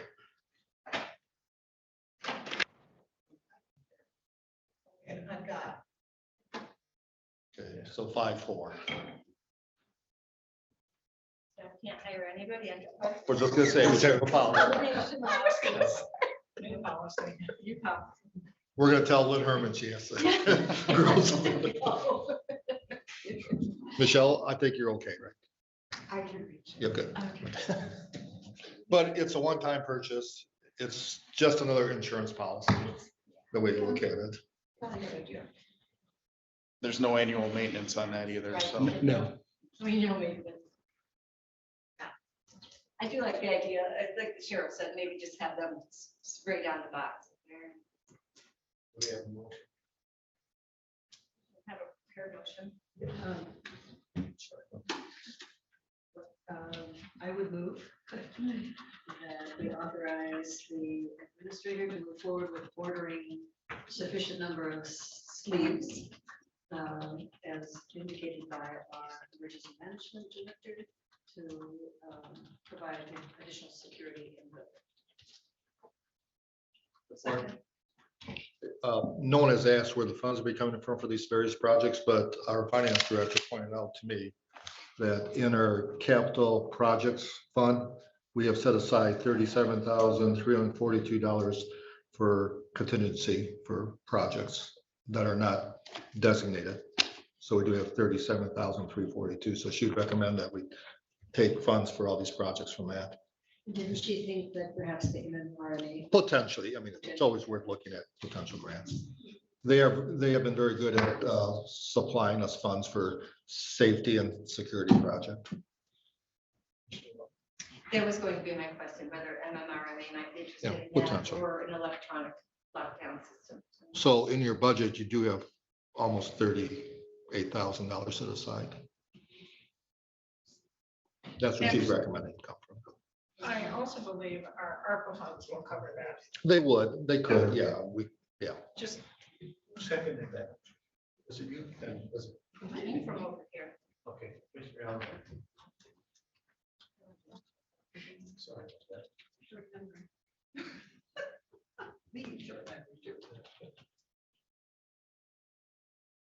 So all those in favor say aye. Aye. All those opposed, no. Motion passes 7-0. Okay, we'll continue on now to health issues. And so Kelly. So as we work through this active assailant theme, the severe trauma that could potentially come from that, or even the severe trauma that may accidentally happen here in the building. We have AEDs to kind of help with that. Now we're looking at getting essentially stop the bleed kits for massive trauma. These packs hold 4 individual trauma packs. So they would be in this, these would be located in the middle of the hallways. So quick access for each side. And then in each kit, you have, So that kit is inside of that box. Yes. correct. You have a tourniquet, quick clot, chest seals, pressure bandages, gloves, scissors, the whole 9 yards. These are it's almost like the ones that the sheriff has in his. Yes. Essentially, the ones that he Yes. carries, they're- That's a good point. The sheriff went out, they carry kits exactly almost like this. The sheriff has a singular pack of it. This would be a quad. trauma pack. In other words, if you got an active shooter on. So then there's gonna have to be training. Well, we address that. It's a good question. Go ahead, Matt. Yeah, so if we do move forward with this, we would incorporate it into our annual training that we give to the employees. We typically do that in the summer, and we have a couple makeup sessions, around September or so. So it will be part of it. We'll try not to make a whole day of it, but we'll get there. Mr. Gross. Have you identified any sort of leadership, medical leadership, if an incident should come to this campus? I mean, like, say, within different departments, do you have one that might be a little bit more tuned in to handling a trauma, gunshot, stabbing, or anything like that? I don't know. We would call the deputies and they are all trained. I understand Yeah, that. that's kind of what we talked about because in this building, there's no one that has a professional You have training. two trained nurses. Yeah, we do have now with That's what I senior was looking services. for, is, somebody that's got somewhat of a medical background that knows the Yeah. difference. 2 RNs. Okay. But in terms of priority or process, the way we'd set it up, these would be available. I believe there's an alarm on that when There is, Yeah. yeah, as soon as that box opens, it'll. alarm goes off. And we were told, and the sticker that goes, that tells them right away to call 911. Right, so, yeah, there's the stickers on that, there's signs in here for 911 and kind of walks you through what to do. But on here, there's an app that you can load onto your phone that, once you open this up, you open that app, it walks you through exactly what to do, call 911, put your gloves on.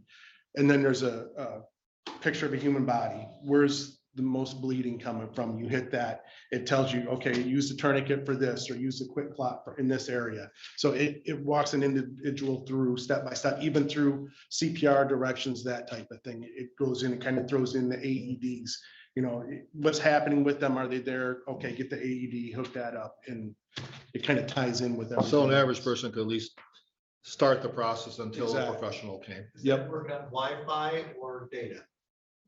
The app, Yeah. once the app's downloaded on the phone, it's there to run on its own. Or it'll run on. Yeah, it'll be on your phone. Because I mean, in this building, they might not get reception. Correct. Yeah. And the cost of these? These were, for 2, were 2,040. So we've got 2 and looking at putting 1 on each floor and then 1 over in the sheriff's office as well. So how many is it? Four Four total, total. or $4,000, Yeah. just over 4,000. Yeah. So sheriffs and all 3 levels in these buildings. Correct. And once again, this will be part of our training seminars for If employees. this would come out of the same budget. Yeah, we would recommend that, yeah. Sounds great. So when you say sheriff department, is that gonna go in jail or? It would go in the hallway with the AED. So basically between law enforcement, jail and our office in the dispatch. They would use this one.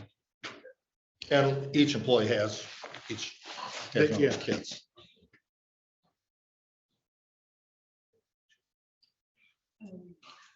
Move that we authorize the administrator to order, what they call Stop the Bleed, for Stop the Bleed packs.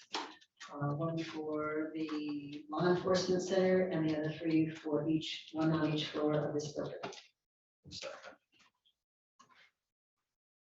So is there an expiration date on that? There's not. There will be on, well, I take that back. There is on the quick clot in some of the chest seals, and that would be something that would go, the AEDs are looked at every 6 months, and these would be put on that same rotation to just keep. So who's, I guess I'm wondering who's. That's our office. Yeah, we review the AEDs every 6 months, so we'll just add these on to it. Expired and nobody touched it. Correct. Yeah. I think it was. All those in favor say aye. Aye. All those opposed, no. Motion passes 7-0. All right, thank you. Next, in the theme of health is these, I'll call them air purifiers. I'm not sure the technical names. It's in your packet. One is in this room here. I added it a couple months ago. It's on now. Last week when we met, I did not turn it on purpose until we're meeting. And I think both Deb and Patricia would agree within a few minutes of it being turned out, you can physically feel the difference in the room. It's supposed to purify the air, gets rid of COVID-related germs and bacteria. We've been testing these in the jail and your center for how many? Dispatch has one, and we put one in the EOC, probably, I want to say 3 months now. Yeah. And it seems to be. Yeah, I will say, dispatchers do like to use like infusers and vaporizers in order to make it smell pretty in dispatch. There's been less of that since we put in the air purifier. And You turn it, if they do a set, and you turn that on, does it take it away? I haven't noticed that, but I'm sure it would. It does, it has like ultraviolets that it purifies the air with. So it Been tested here. yeah, what I thought we'd do is between meetings, I will turn the system off, and we come back for our second meeting, I'll turn it back on. But literally, for the time we were sitting here, in less than 5 minutes, probably 3 minutes, all of us who were here could feel the difference. Was it good or bad? No, in a good way. Well, hopefully in a good way. Hopefully in a good way. So what is that? So these, for example, these units here are $1,499. Commissioner Russian asked about filters. They last on average about 3 years. They are a bit expensive, the filters, about $150 each, the filters that have to be replaced. If it's used 24 hours a day, around the clock, 7 days a week, they're estimating they got to be changed every 3 years. So obviously, in different spots, it'd be less. So that'd be additional cost we would have to maintain. Also, the jail has what's called the blaster. That's a larger portable unit that we have used to clean areas where we've had employees that have tested for positive. We brought that in, and that cleans large, I can't tell you. Yeah, well, you can calibrate it to the size of the room. Yeah, what's the So largest it amount? depends on how long it actually activates when it's cleaning. And that's more of an industrial thing, where these are meant for offices. These cover about 500 square feet. The ones here. I was part of a seminar workshop where this was presented, and most of them that have been purchased have been through law enforcement, and the feedback from the sheriffs have been very positive. The sheriff is a strong advocate of this. I think he talked about this here several months ago, that he's encouraging us to buy that. And so would we have these samples here, and on page 45 of the package, you have the price. I don't think we would be interested in the AP 500s. I'm not sure. Those are small Smaller portable units. I do like those because that could cover obviously this space plus much more. And we're looking at expanding it because right now we have 4 that are used. One's here, one in your office, one in the sheriff's office, Sheriff's one office. in the jail maybe. I think it's in the jail, yes. Yeah, and the sheriff highly endorses them. And the mid-range blaster has been very valuable. That has been used in both buildings. And that's, as you saw, $3,999. I talked to the rep yesterday, and there has been a 10% increase in price as of February 1st, but they will honor this quote there So we actually already have these here. on a trial basis. We have not purchased any. They were so confident, they basically dropped them off here several months ago. So if we buy them, oh, I'm sorry. So this is just for the jail. So that one would go over to the jail? No. I would recommend we purchase a total for 8 total. The 3 are in the next door being used already. And then other ones we would rotate in the larger areas. Ideally, long-term, I'd like to have one in each office, but I know that's a bit expensive at this point. So I like to start off, make sure they are working, everyone's comfortable with them.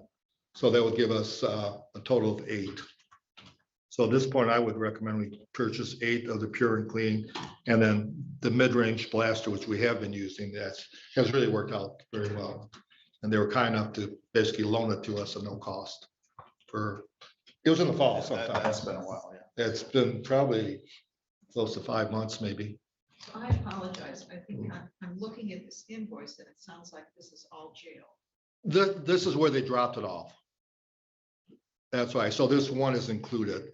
They just dropped. So what they did, they came in the fall, they dropped off one of the AP 500, which is more of a portable unit that is basically for an office.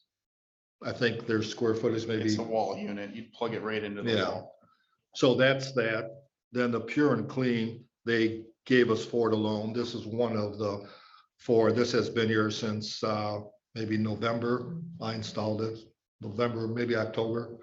And the mid-range blaster we use wherever we need to use it. You want 8 of the Pure and Clean and 1 mid-range? Yes, yeah. So you need 16,000? Approximately, yes, yeah.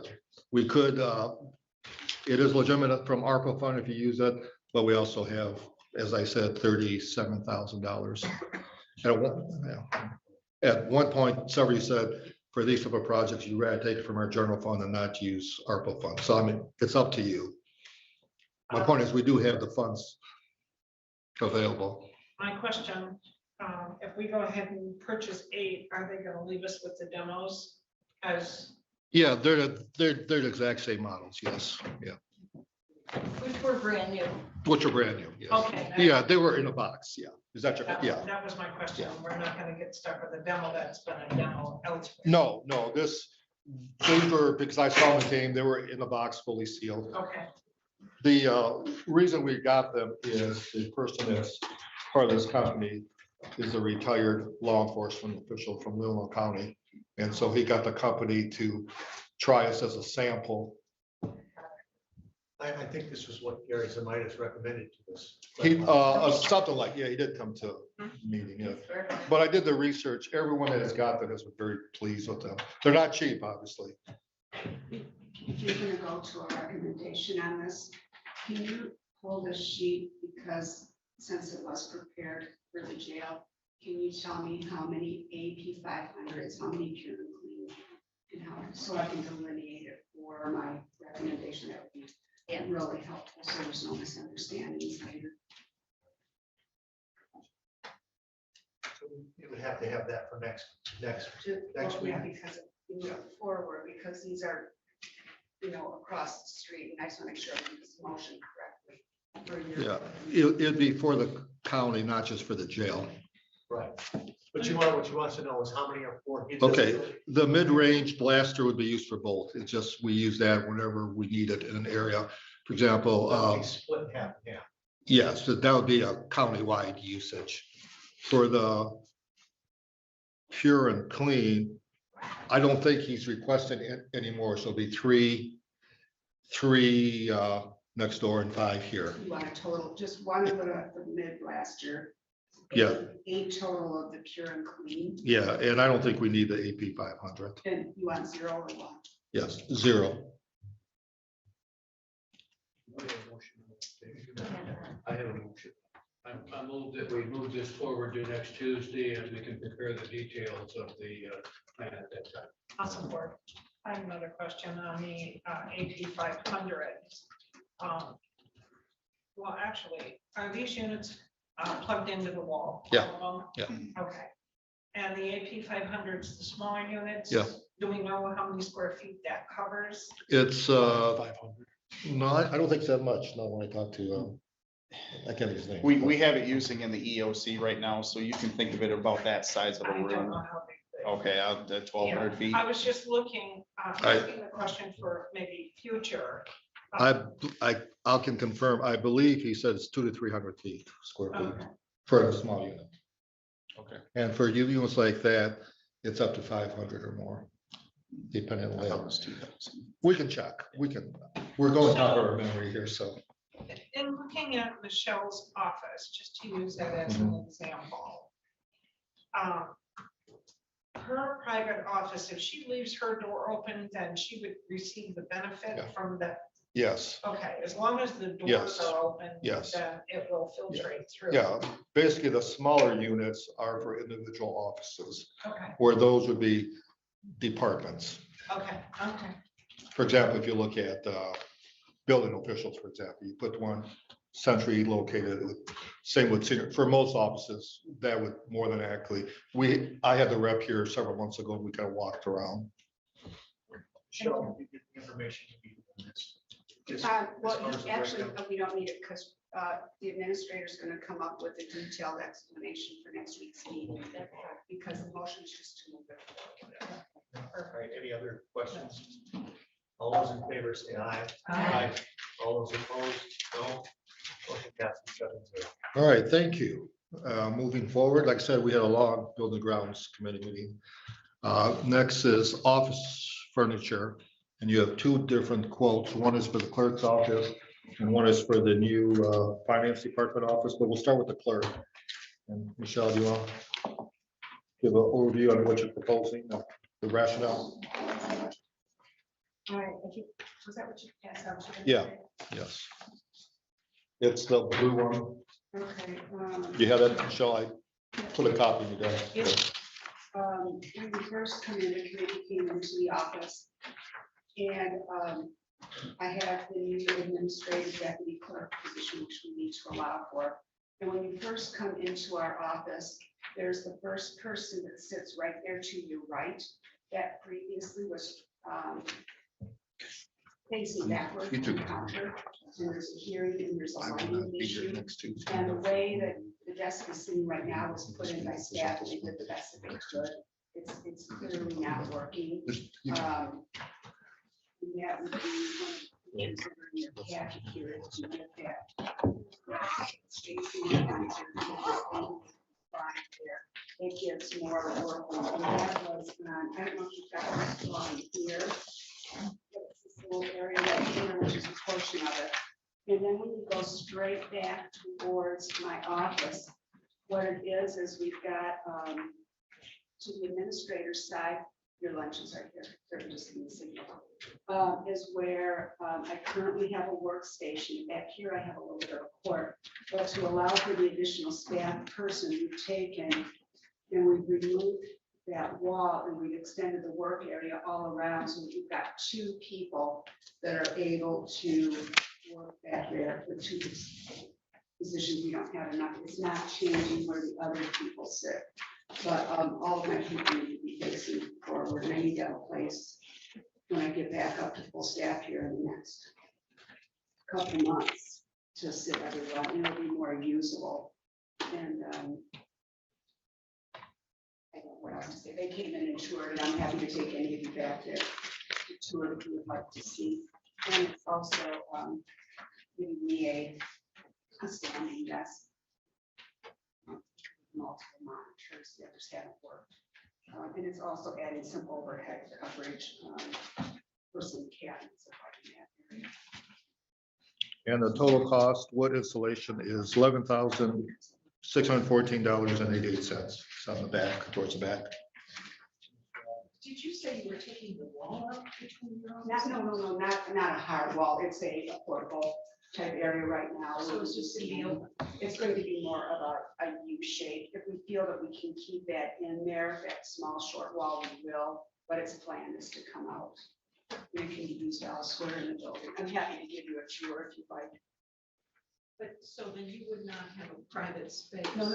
It has nothing to do. It's like if I put a wall right here, a portable wall. It's just a half level. Okay. See, here's her office. Yeah, I think the wall is very like that. She can just take it out. Oh, I see. Okay, thanks. And all the pictures of what they did are on there. It's just better space utilization. Then it's what it looks like, this.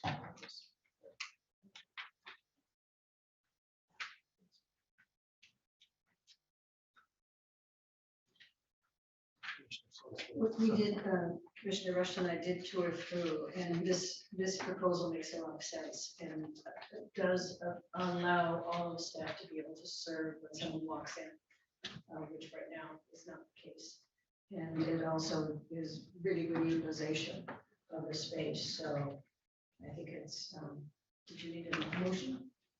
Yes, we did. Okay, so I would move that we support the plan from Custer to provide the necessary furniture to reconfigure the space in the clerk's office at an amount of $11,614.88. Support. And it would come from the same fund. I would assume so. I'll confirm that with the finance director, but yes. Michelle, I have something to ask you. Yeah. This diagram back here is the one that's near the walk-in safe, right? It's on the back of this. It's the front workstation. Correct, the picture back here. Okay. And I'm looking to see if there's enough room to extend that desk. Yeah. We want to make sure it is. And if for some reason that were to, we have enough in that budget to.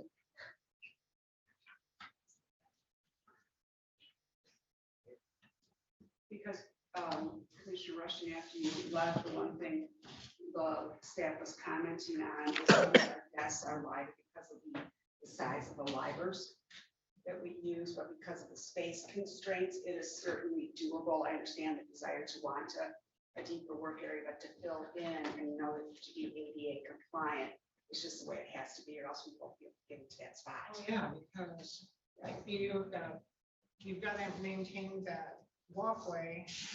Correct. Yeah. And that's been a struggle over in that area. Any other questions? I have one more question. Your front desk is over here. I noticed that the workstation behind this, where that person sits behind this, well, I noticed that they had windows or see-through at the top of their partition. Is this person going to be able to see through that partition? Okay. And we just talked about that too. A lot of it is noise prevention. We actually reinstalled them when more people were getting sick as another layer of buffer, and we got the 2 layers, and we were just talking about that the other day, is moving them either down to 1 or possibly none, but no, they can all see, and we make sure that. And if they can't, we just remove them. Okay. I didn't know. I was a little concerned about the line of sight to the door. No, they can hear, and it's more about hearing than a line of sight, because on the doors in the building, I just had a couple customers that were in the hallways every day. I was coming out of this room and I could see an elderly individual standing down the hall and I'm like, are you okay? And what we find is even though it's noted on all the doors, because I went down there, believe it or not, fairly quickly to see what the issue was. And it's a matter of the gentleman was confused, but they stand outside our doors and even though the doors say full, people are used to churning and some offices will click the mechanism, some will not. So some of the handles will come down like this, where others you can pull. They're all capable of doing both.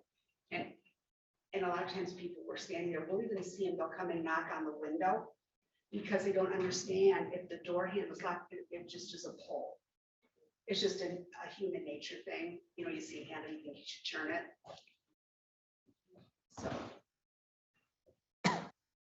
Any other questions? Just as background, Custer is the company that worked with the county when this building was built. So we want to make sure everything matches and blends in. So that's why it's Custer. So we have to waive board policy for bids? Well, because I look at it, it's just a continuation of the furniture scheme that the board approved. So I guess it's up to you. But if you want everything to match, we are pretty limited to Custer because that's what we have in the building. So I really don't think we have much of a choice there. All those in favor say aye. Aye. All those opposed, no. Motion passes 7. Okay, and then the final thing is, as part of the implementation of the finance director and the HR director, excuse me. I'm gonna get a glass of water here. I'm talking for a while. Sore throat here.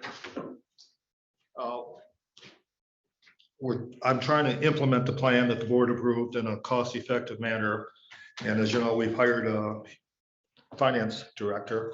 And the office, well, there's 2 offices on each side. There's 1 office on each side of me. One was originally Christensen had his conservation district and office, but then when he moved downstairs, that is his office. The last 3 years it was used for MIDC when we had a part-time employee. That was used 10 hours a week. It was vacant the rest of the time. On the other side of me is the VA. He uses it 1 day a week. And then the Medicaid rep comes about twice a month, sometimes more towards the end of the year and less in the summer months. And so I was trying to come up with a plan that'd be cost effective. And also we have an IT change coming up. And so how do we do this and make it work for everyone? So the office that was MIDC / Steve Christensen, that is a finance director office. And Jen has moved in there. She's in the process of moving in. And then to move the accounting staff, the 2 people that were currently are in the clerk's office, move them to where the VA office is. So this is the plan. And I'll tell you where the VA office will be going.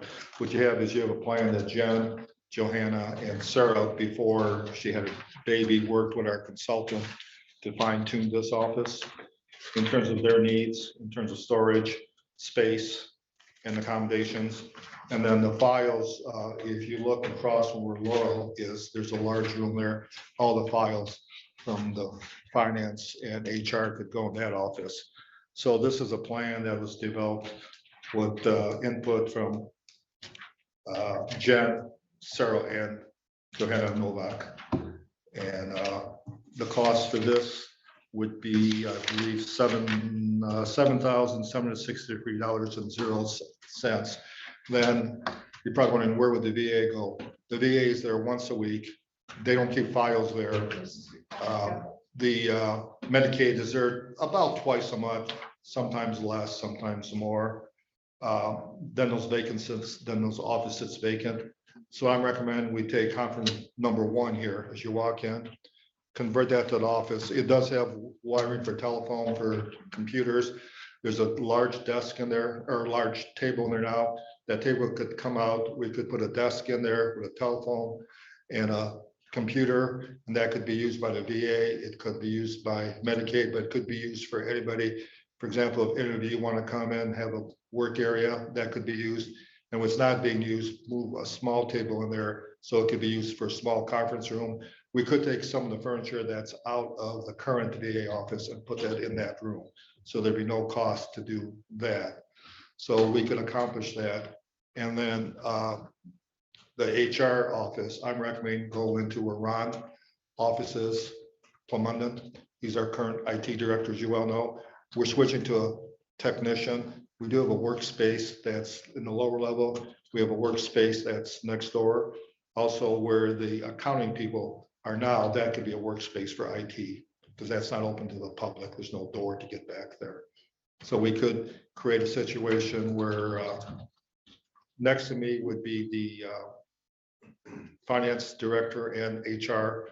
On the other side would be the accounting staff, and the files could be held in that storage room where Laurel has her supplies and equipment.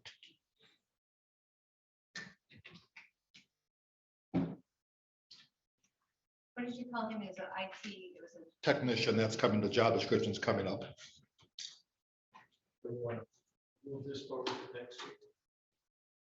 It's about a 6-week window once the order is placed, which is kind of ironic, because we talked about getting through the audit first and having Sarah hopefully come back in about 6 weeks would accomplish that goal. If it's approved. Same company, right? Yeah, yeah. So it all would match. And that's why we could use some of the pieces that are there and move some of the desk furniture over to the conference room number 1, which still would leave conference room number 2, the law library for meetings. And especially the last couple years with COVID, we have not had that many requests for those rooms. And that room, when it's not used by VA or by the Medicaid, could be used by the public or individuals. We used that actually last year for the RSVP for their taxes. And actually that worked out very well. They used both conference rooms. I mean, they used conference 1 in the law library, and seniors liked the fact that they didn't have to walk all the way down to our office. It was right here. And so they're using that again this year. That's a really good idea. I would recommend that we move this plan forward to next week.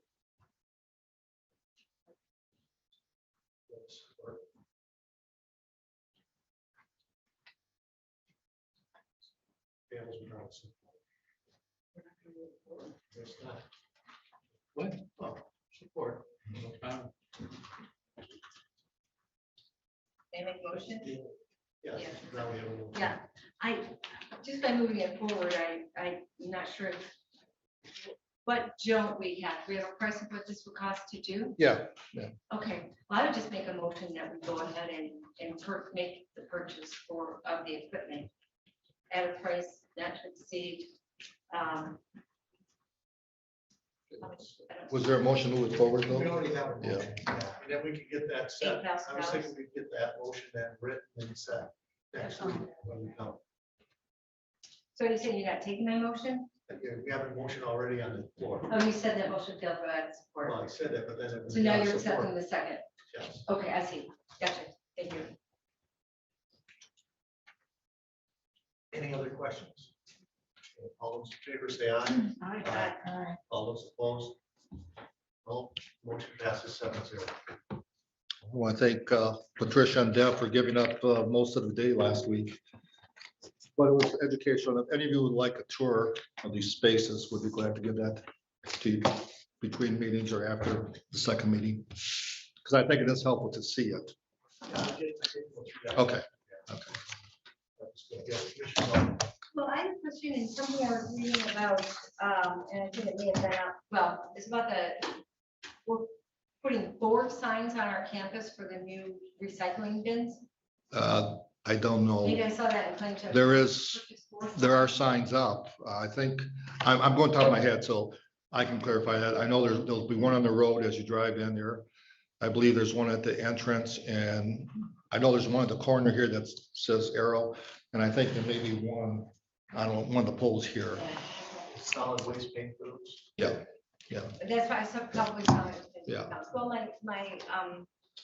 my complaint is, I don't believe that went to buildings and grounds, and neither do I believe placement of those bins went to buildings and grounds. So, just my statement.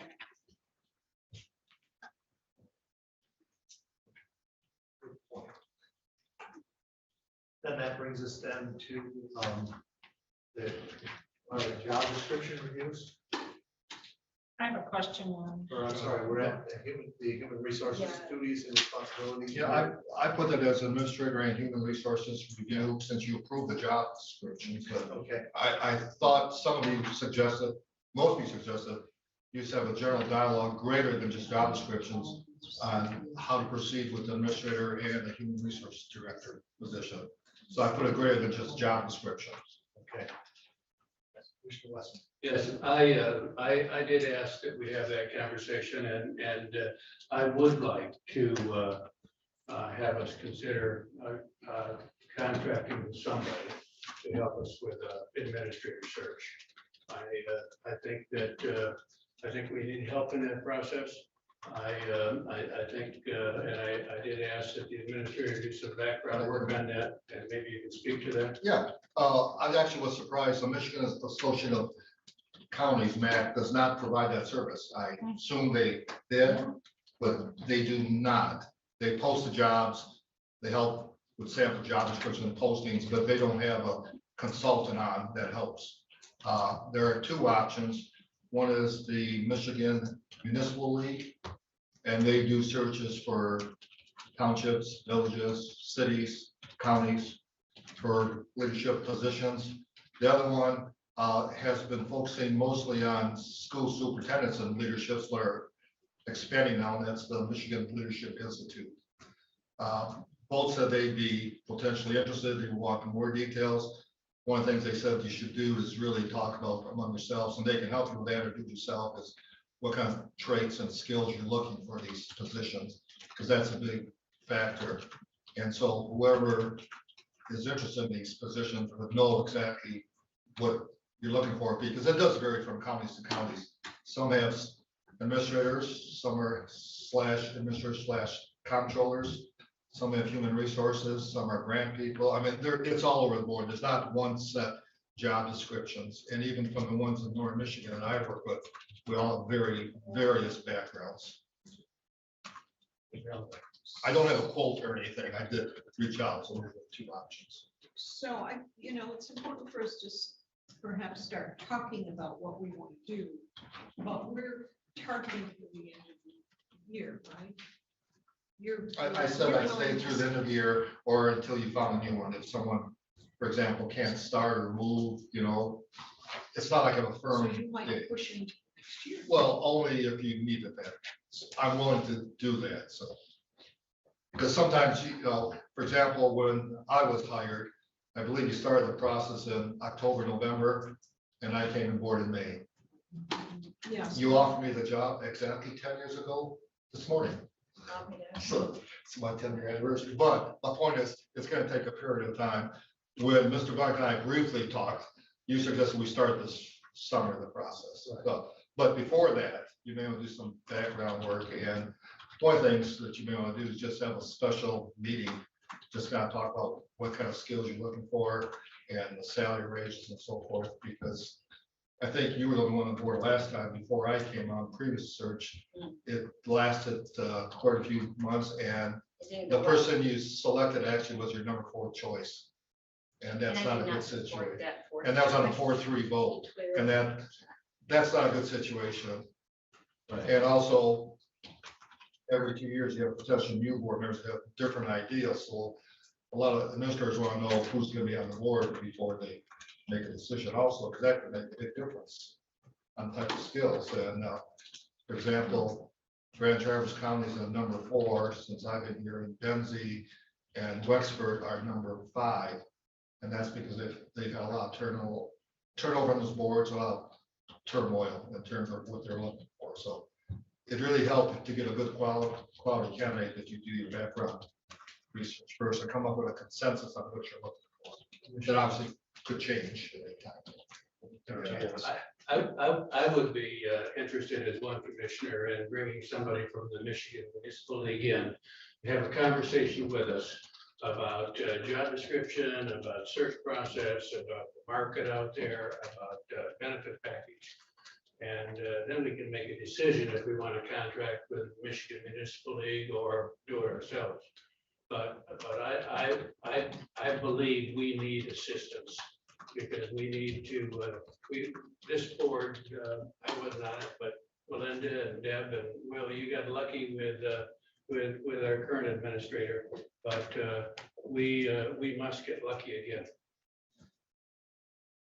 Thanks for the credit, Tyler. That was before my time. Commissioner Law. We'll take the credit. See, you're the only one left. Yes. I- yes, but I you wasn't are- there. No. Oh, geez. Okay, I'll take all the credit then. How's that sound? So I think we should move on this, the sooner the better. I don't know how long it would take to see, maybe check with both organizations and see what they've got. and bring I'd be it glad to do that. to us, yeah, or even if there's some kind of, I think somebody else needs to term a headhunter, even locally, that could work, and help us find someone. Because we don't know how long it's going to take. The process before our current administrator, first person, we offered the job to the first one, they turned it down.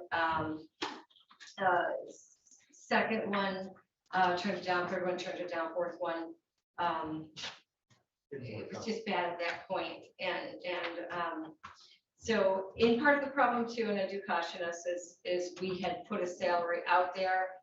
And what happened is a few commissioners were telling that person that the first person they selected to come back and negotiate for more wages. And then when they found out that was not a opportunity, or it wasn't the case, then they're like, well, then I don't want it, even though they had applied for the position at the salary we offered. So I think it's very important we set our salary and stick with it, and that no one negotiate outside of the board. But I think we should move as soon as possible because we do, Chet's given us the end of the year. It could take till that, or we may be fortunate enough to start even sooner in the year, which I believe we can if your contract is up end of June. No, We're I have a not- 3-year contract that's continuous. Okay, I read that as a rolling. Yeah, it's a rolling 3-year contract. But Since if you it did, expires- since you didn't take action in If- June, it automatically adds a year every year. I didn't read it that way. Well, that's the way it reads. And that's why I structured with legal counsel. It doesn't roll for 3 years, so It continuously goes on. continue, it goes on. Yeah. So last year we didn't take action in You June, didn't take so it any year, rolled, so it's rolled always- till yeah. June. But I gave you my notice. Yes, so that's- exactly. So, it may take that kind of time anyway. I'd be glad to call the Michigan Municipal League and see when they could come up. Because what ARPA monies, you're having a series of special meetings anyway. Right. So I'm sure they cannot come next Tuesday, but, well, Gwen and I won't be here next Tuesday anyway, but we're gonna set up a next ARPA meeting anyway, so I'm sure if I give them some dates, they'd be willing to bring a rep up, at least start the dialogue. But they thought you really should have the dialogue and talk about job descriptions and talk about your expectation and your salary range, because that does make it easier for the type of candidates that you're gonna get. Well, plus, I think there's this job description, I don't think is the job description we want to offer either. Now, you have complete flexibility. Well, I just don't think it's accurate, so it has to be looked at too. Yeah, and as you know, job descriptions are kind of guidelines. With the administrator, it's different than the rest of the thing, because you enter into a contract with that person individually, so that's different than the rest of the employees. Well, for example, it says it serves as property manager, but yet if we're going to have a property manager already, then wouldn't the administrator oversee the property manager, So, correct? yeah, there's a lot. So there's a lot And you're right, to Ed. through here, and yeah. And you guys remember, at least prior to me, most of our job descriptions were written in the 90s, and were not updated for Right. many Right. years. But if you'd like to, I'd be glad to reach out to the Michigan Municipal League. I talked briefly to the Michigan Leadership Institute. Their long-term goals is to get in leadership, but they're not to the point where they have professional staff people on board. I mean, they could help us out with the leadership and the process, but that really has not been their focus.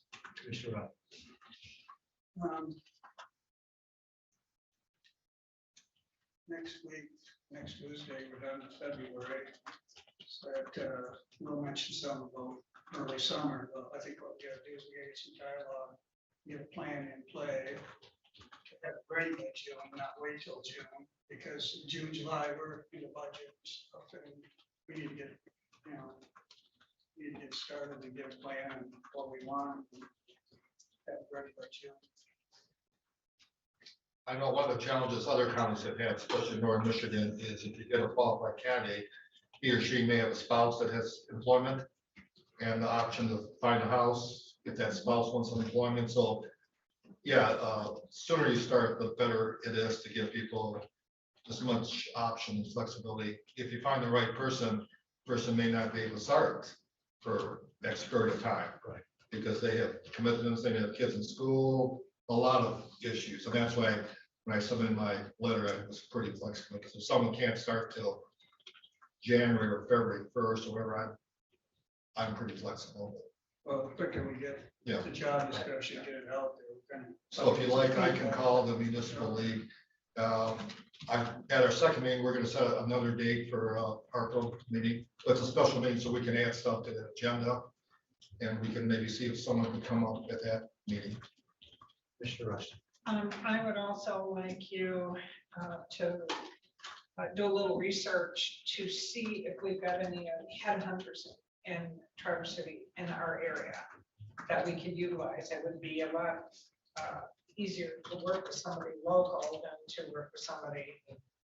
I know at one time, I don't know if they still do, the former Council of Governments Network Northwest help units of governments find key personnel. I can check with that, see if they still offer that service. I'm just wondering if I we don't have know. anybody in the private sector. Yeah, you'd want someone with government experience, Correct. but there could be, I just don't Right, know. that's why Yeah. I think we It's need it's worth to looking at. send a wide net out, not a narrow net. So we're looking at one company and then you come back and say, well, you know, you're outside the district or whatever. And now we gotta look for somebody else to give us a hand. Let's do it all right now, see what's available when we make a decision. So I appreciate that if you'll to take a peek at that. Commissioner Solicitor. Yes, thank you. I have a comment, but first a question for clarification. Is the role of the Michigan Municipal League to help us identify characteristics, qualities of what we're looking for in the next administrator, or is it to help find candidates? I personally have not worked with them, so I don't know. When I called Mac, I talked to Steve Curry, the executive director. And he says he always refers them to the Michigan Municipal League. And as I understand, they will structure a proposal based on what your needs are. Each board wants different things. Some wants a consultant to be very active and come up with a list of finalists. Other board says, no, give us the package, just help us through the steps in the process. So as I understand, they will customize the proposal and cost based on what some of you want. So basically, they may not be handling to determine what characteristics or traits we might be looking for. That's something that perhaps we need to know. And I just want to pick up on something else you said. Number one, thank you for your flexibility. This board could change market for 2023, given the elections in November. And do we want to be the board selecting the next administrator? I think the point you raised is a very good one, and that administrator has got to work well with the board and feel that they have the confidence of the board, and vice versa, the board needs to have that confidence. So I'd just like us to think about that a little bit before we move into this, because I think that's an awfully good point. Well, I think Ty can comment on this just because we both were school superintendents. Most school superintendents, when they leave a school district, are not over finances, are not over academics. It's because the strengths of that person may not align with the needs of that school board. So you get hired by one school board and then this constant turnover, just like on county boards. I mean, whether it's county board or school boards, you always have turnover. But one board may hire someone because they're looking for a specific set of skills, and 2 or 3 years later, those skills are met, or different boards come on with different needs, and that's why they move on. And that's why the average tenure of a school superintendent, the average tenure of a county administrator is almost the same. It's 3 or 4 years. It's identical when you look at it. In the time I've been here, if you draw a map from Cadillac up to the UP, I think I'm now number 2 in seniority. Short amount of time. I mean, in scope of thing. The days of a school superintendent staying 10, 15, 20 years are gone, just like the days of getting an administrator that stays a long time. The one in Antrim, Pete Garwood has been there 20-some years. Outside of that, there's one in Southern Park that's been there 20-some years, but everyone else has been 5, 6, 2, 3 years. And like I said, Ben's in Wexford and Grand Traverse County have constant turnover. Now, I'm guessing Nate in Grand Traverse County will stay for a while there, but prior to that, they had constant turnovers almost on a yearly basis. So yeah, it's always a balancing act between 7 board members and your leader and what kind of skills you want. And those may change depending on who's on the board. Any other? What you're also saying is that we've been fortunate. Thank you very much. It's been a very positive experience. But if you like, I can call the Michigan Municipal League and at least see when they could come up and give a presentation. Because as I understand, and just based on finding school superintendents, they will work with the board to determine what your level of involvement is. Because each board has a different level of comfort. Some boards want to see all the candidates. Some boards says, well, just give us our top choices. The one thing, if you bring a consultant is, and same with school superintendents, those names will not have to be public because you're going through a third party until you decide to interview them. And they can do all the background screening prior to making a decision on who you're going to hire. Benzie County went through it just recently, and I know they had a consultant. I'm guessing here the fee, I read in the newspapers, I could be wrong, so I hate to say it, but I think it was under $10,000 that they paid. We need a motion to request it. No, I'll just call and I'll try to get some information by Friday, at least start the process. Mr. Switzer. And when you're talking to them, could you ask them exactly what they see their function in terms of assisting us? Or are they going to hold some meetings to help us decide what type of? I'm sure that they'll, I think I know the answer. They will do whatever the 7 you feel comfortable with. They offer a broad spectrum. Like I said, each board has a different set of goals and challenges and how they want to handle the process. Some want to be very hands-on and some want to be very hands-off. But I'm guessing based on other leadership institutes that I've worked with, they will customize it. They will help you screen candidates. They will come up with the questions. They will go over the process, but really it's up to 7 of you.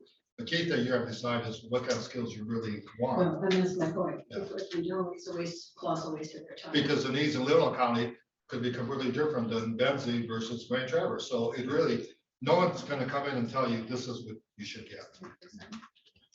Let's just take a short break, come back, and then we'll finish up. We have people here for our 12:30.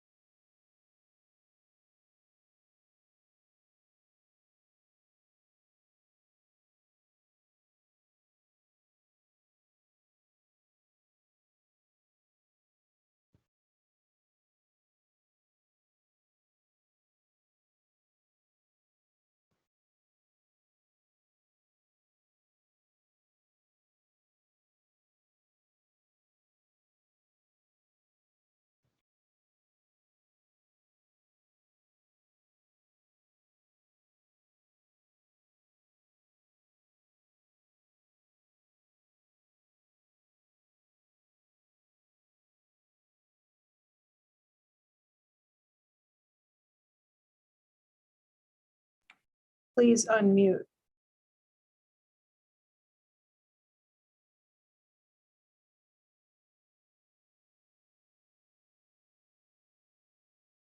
Jen, we're not on yet. That's why I clicked it.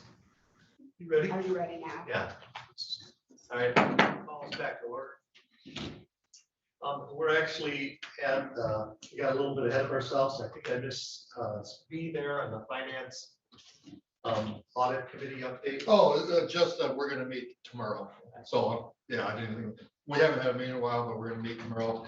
Gonna focus on what we talked about this summer during budget process. We need to look at the non-union pay scale. We said we do that after we solve all labor contracts. And there's some issues that have come up recently, some of the historical things I talked about last summer, so that'll be tomorrow morning at 10 o'clock. So you can get an update next week, so just want to move that forward for an update. So yeah, we have a motion to move that forward. So moved. Support. All those in favor say aye. Aye. All those opposed, no. Motion passes 7-0. All right, and that would, then we're back to C, where the administrator and human resources director duties. Yeah, so I will try to, I'll call the Michigan Municipal League, see when they can come up, if they might have a generic packet of information. I'll see if I can get that to you, so I'll try to do that before we leave for our conference. On the human resources director, it was brought up last month, I think, that at least Commissioner Russell wanted to talk about the grant duties. You know, and if you're gonna add grant to that position, we need to change the job description and also change the posting, because they're different skills. I don't know what you were thinking about adding that, but I said if you're gonna do that, you probably should have a bigger overall discussion whether you want your next administrator to get grant responsibility. Some of them do write all the grants for the counties. I know, so once again, the duties are kind of varied from county to county to county, and what you're looking for, but we didn't approve a job description for the human resources that does not have grant responsibilities.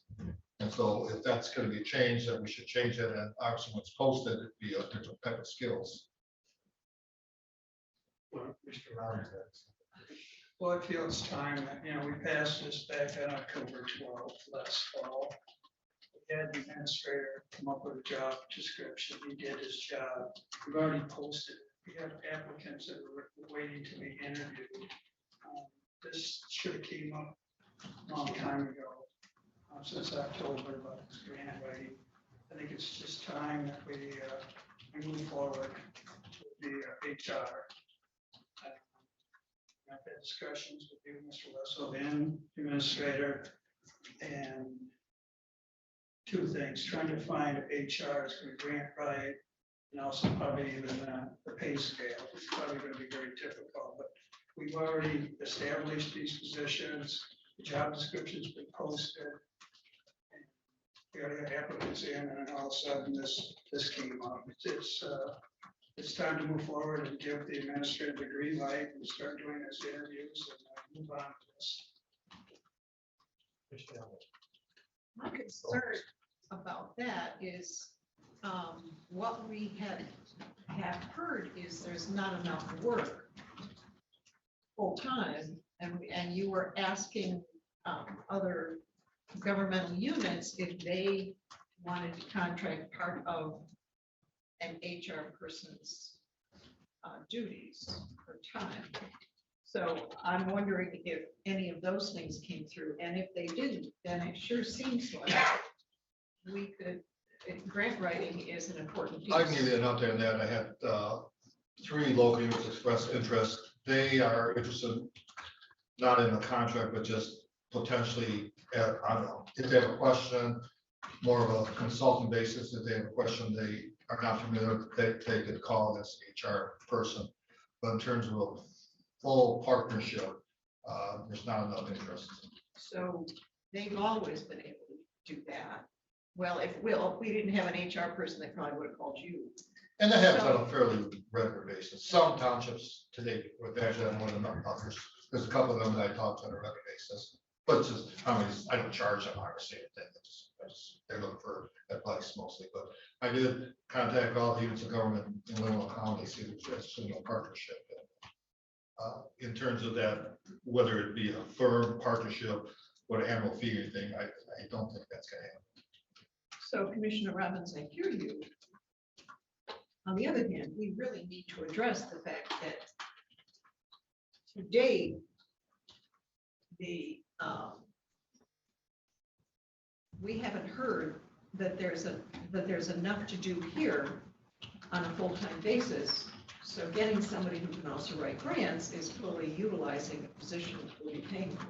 So that just makes sense. And even though it's now February, better late than never, than to get a person who doesn't have enough to do. Commissioner West, let me see. My colleague here suggested I just automatically came up with this, and I'm not sure that Commissioner Robbins is the one that ought to be talking about surprise recommendations. But I have been talking about the need for grants and grant writers for a long time, not just since November. If you read the record, even this morning, there was a notice in there that the governor is putting together a rural grant program for rural counties for infrastructure. We're missing, and I believe this is an opportunity. And I thought a lot about this, and I want to make a comment. In May, we had a recommendation, and I didn't like the process. I don't like how we treated staff during it. I was on the losing side on that. Our administrator has implemented the decision we made as a body, and now it's time we support that, and I support that. And I'm supporting the finance department. In fact, there's a rumor out there that maybe if elections results change the current board, that we would change that and go back to the old. And I'm here to say today that I think that'd be irresponsible. I think it would be bad for staff that have invested in making some decisions about where they are. And I think we have a plan, and now we must proceed with that. And I'm on board with that. And whether Mr. Bunning gets recalled and loses in May or not, I will not be a part of supporting going back to how we did it before until we see if the new decision that we've implemented works for us. But we haven't implemented the human resources. We haven't even started to implement the human resources. We don't even have a job description for the administrator approved. And it's what an opportunity to say, what are our needs? And let's see if we might capture some of that money. And unwillingness to even talk about that boggles my mind. And it's stubbornness. And I ask you to do what you asked me to do and be open-minded about this. Commissioner West, that's out of line. Don't talk about him, just talk about the issue. Okay. I ask us all, please, I ask us all to be open-minded about our needs and the potential, because we could capture that money. We approved a contract last week that we don't have the money to pay for. We need help. A grant writer, somebody with connections, somebody that will reach out and get us there. So I respectfully ask that we take this human resources position, and instead of saying, by golly, in May, we surprised you and we approved it, we're going to implement it, let's make it fit what we need. Thank you. Mr. Walker. Yes, thank you. Thank you for that statement, Ty. I think it's very responsible of you to say that. In reading this human resources director job description that we approved, we've got the last, well, under essential duties and responsibilities, the last bullet point is any other duties as assigned by the county administrator. So I think that's the perfect place to say, we will ask this person to write grants for us or help write grants for us. You don't necessarily need a grant writer. As seen before, we've had volunteers in the county that write grants for us and have done it. Some have been successful, some have not, but I guess anybody can write a grant if you just follow the process. Obviously, there's more to it when you want to bring in everything that they are looking for, but it can be done. So what I'm saying here is, as we interview, we might listen closely for anyone who has any grant writing experience. And if they're rising to the top as a candidate, that may be something that puts them over the edge for that. And at that point, we could tell them that, you know, we would perhaps turn to them. For many of our department heads, may turn to them to help them write grants, and I don't know why they wouldn't. I also know that we could ask them to, if they want to take classes on grant writing, that can be something that we can support. But if they do end up having time, that by all means, have them do that. I think it's a great idea. And that being said, I agree with Commissioner Robbins that we need this person now, as evidenced by, you know, some like just looking backwards at, you know, here we are looking for a county administrator, and the county administrator's job description isn't correct. So we need to get this person on track. So I guess my next question would be the timeline. What is our timeline for interviewing or looking at the applicants? Well, the job was posted and we have some applicants, but last month was a request to hold off until we had this discussion. So that's what I've done. So what do we need to do then? My final questions, Chairman, would be is, do you need a motion today to tell our administrator to begin interviews, or are you prepared? Well, I guess it's up to you, because the motion was moved to go forward. It's my job to implement it. I've come up with an office space. The job was posted. However, if you're gonna make them, out of fairness to people that apply, if this board truly wants a grant writer, a professional grant writer that's, let's say 50%, that's a different set of skills. Not, you can be a great HR person and not be a good grant writer, or vice versa. You can be a great grant writer, but HR, but in fairness to whoever that person is, he or she, it would not be fair to them to bring them in as HR and then tell them, oh, by the way, you have to write all these grants for the county. That's a whole different skill level. When I work in development, I did write grants. They are technical. You can write the basic ones, but if you truly want to be successful, you have to know how to write grant. It's a whole skill to that process. But that being said, we're not asking the person to be a professional grant writer. At least that's where I was coming from. But I guess the flip side of that is, you've got any other duties as assigned by county auditor. Those then, what you were saying is, those are surprise. Is that fair then to that person? You were gonna, what other surprises will they have? So I am confident that whoever we hire is probably gonna be super excited to come to work at this county. They're gonna be up for the challenge. They're gonna be excited about the challenge, and they will probably be excited about helping with those two. We have other people hired in this county who've written a lot of grants too. So, you know, I can just see some team effort involved in this. And so I guess back to my original question, do you need a motion today to move forward with interviewing the applicants as presented? I think he's already done the interviews. No, we just did the posting. He's I held have off on an interview interviewing just to because hear from us. of the request last. So Right. I'm sorry. I want to make sure we make this work for this person coming in and for the Yes. board. And so when the question was brought up last month by Mr. Russell to have 50% grant writers, that changes the whole skill level. If you want a HR person that can casually write grants, simple grants, like the 2% grants, pretty much any department head can and they have to write them. When you look at the federal grants or some of those state grants, they're very complicated. As you remember, when we did the grant for the parks, we actually hired a consultant because no one had the skills. So if you look at, I guess it depends what your definition of grants is. If you want passive grants, like the 2% grants or these minor wrap grants or those odds are any one of our department heads can write them. If you want, the Parks and Rec is a great example. When they went for that grant, everyone agreed we needed a professional grant writer, and we did get professional help for that. So it just depends.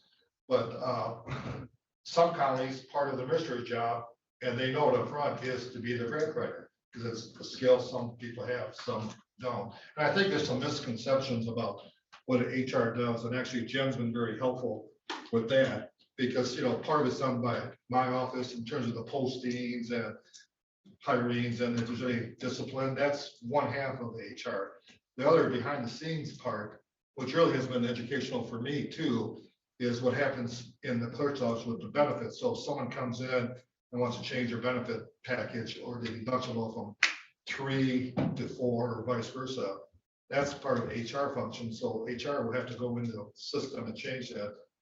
If they want a change in their retirement plans, all that, that is part of the HR functions. So it's not, some people, I think, you may know, some people think it's just hiring the people and getting our policies updated. It's much greater. It's a technical part of implementing all the benefit packages, because in the job description, that's part of the benefit. And that is done now by the clerk's office. And we're gonna make a change that has to be transferred out also. I would recommend to the Board of Commissioners that the county administrator begin the human resource director interviews. Support. Discussion? Yes. I was basically I going have to say. had my hand up. She had to. I had, Okay. before you. I have to. Thank you. I thank you for saying what you did. Mr. Janet, I don't think it's fair at all to hire someone or in the interview say, oh, by the way, how good are you at grants? That's something we have to let people know ahead of time. I imagine there are people.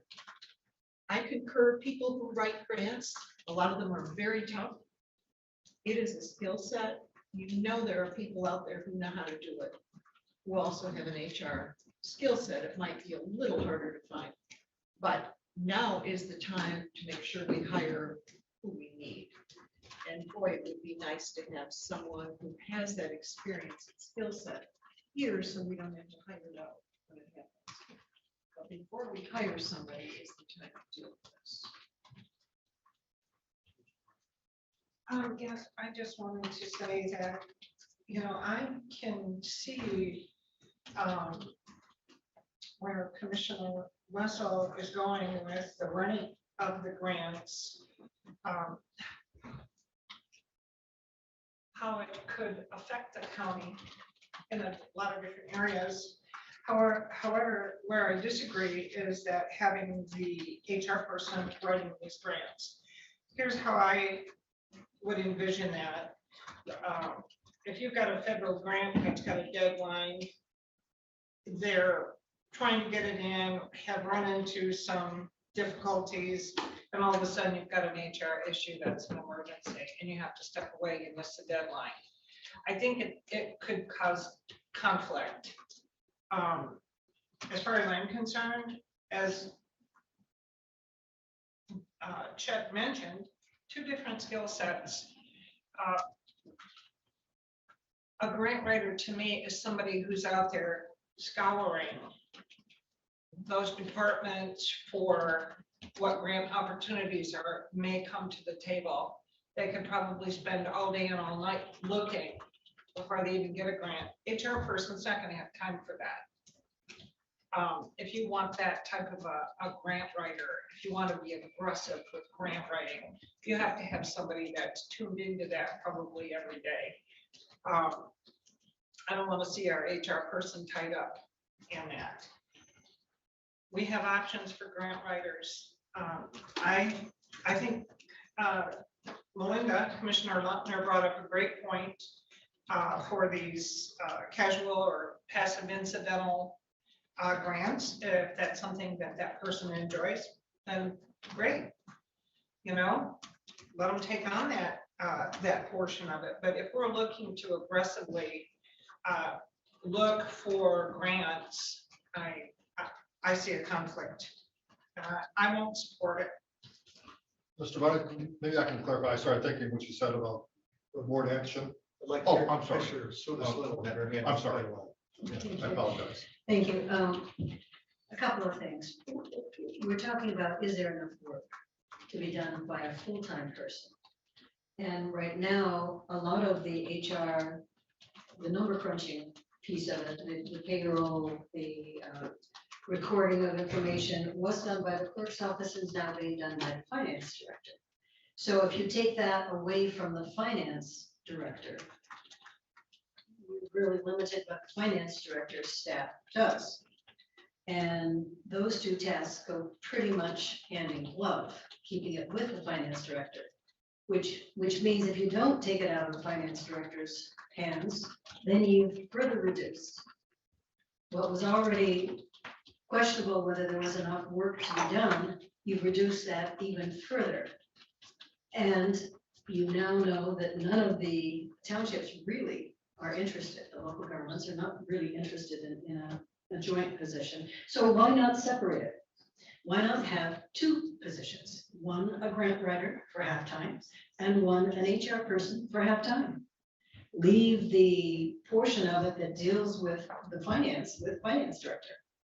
And then let the HR person concentrate on training and other HR tasks, and use the other half of that person to be a grant writer. It's a win-win for the county. That would be my recommendation. See, I have a different take on it, I guess. I mean, it was back in May, we didn't know the administrator was not gonna be here at that time when we put this in place. So I'm thinking if we're gonna, right now, with the finance director and the administrator, doing basically HR, I'm thinking we can look for an administrator that does HR, and we wouldn't have to even fill that position between the two. I think that would answer both of those questions. If the only thing we wouldn't answer is the grant writer, and really, I mean, I give Trudy a lot of credit for that. She really does tremendous on that job. And an example was just the two young ladies who were here this morning. I mean, they saw an opportunity and they did the grant. And I don't know that we have even enough work for a grant writer. Now, if we did it with the HR, that would be something, but I just think first we need to do the administrator and see if we get one with HR qualities as I really believe our administrator does right now. And I think if we can work on that and do that, then we wouldn't have to fill that position. So that's my thinking about it. Thank you. I gotta try to remember everything I wanted to point out. I think we need to keep these positions separate personally. I know we've thrown this wrench in there of grant writing. It was never discussed until we came to this. One thing that I know, and I meant to mention when I spoke to my motion, was that some counties use college students working on their masters or bachelors or theses or whatever, and they're that high up and they have to do it. So they for like as a side job, because it helps them with their resumes. They're learning how to do, they're the ones going through schooling for it right now. So they're learning how to write grants, they're learning how to do that. And then so they put themselves out there to write some of these grants. And then if they're successful in getting that grant for that county, then or township or fire department, whatever, then of course that looks good on their resume. So it's a real win-win for both of them. And I'd heard that a while ago from some counties that did that. I think that's an awesome idea too. And I don't know that all townships have closed the door on HR. I think we just don't have a lot of townships that have a lot of employees, at least not yet. But in the future, they could have. And I know too, did you talk to the fire departments? Mm-hmm. Okay, because that's another thing, as I know, our local fire department is Fort Township Fire Department. It's getting more complicated all the time. It's getting bigger all the time. That I think that's something they may be looking for in the future, would be a little help with HR. I'd be very surprised if they're not. What Commissioner Bunnick said made total sense. Just don't know yet. So to hire someone, and we're not sure we're going to need them, and I'm still waiting to hear. I know my township sure doesn't have any money to hire any more people. I have not heard anything from any of my townships that they're out scouring for more employees. I don't see that happening. They don't have much money.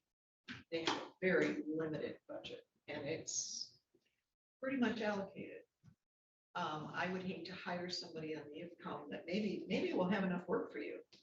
So I think it's wise to wait. Because yet again, we still haven't heard a full-time position for HR. A full-time, people can come and make work. That's not very wise. I propose to grant, because I think we do miss an opportunity there. I don't think we accidentally find somebody who can write grants that we happen to find to be an HR person. I would just sort of contract out and use consultants to help with grants, but I do know we're competing with a lot of other counties. We ought to find a way to qualify for some of those grants. But I like what I hear from the chairman, and it makes sense to me that we put everything on hold until we hire, make sure that the finance thing works and hire an administrator. Just a rest.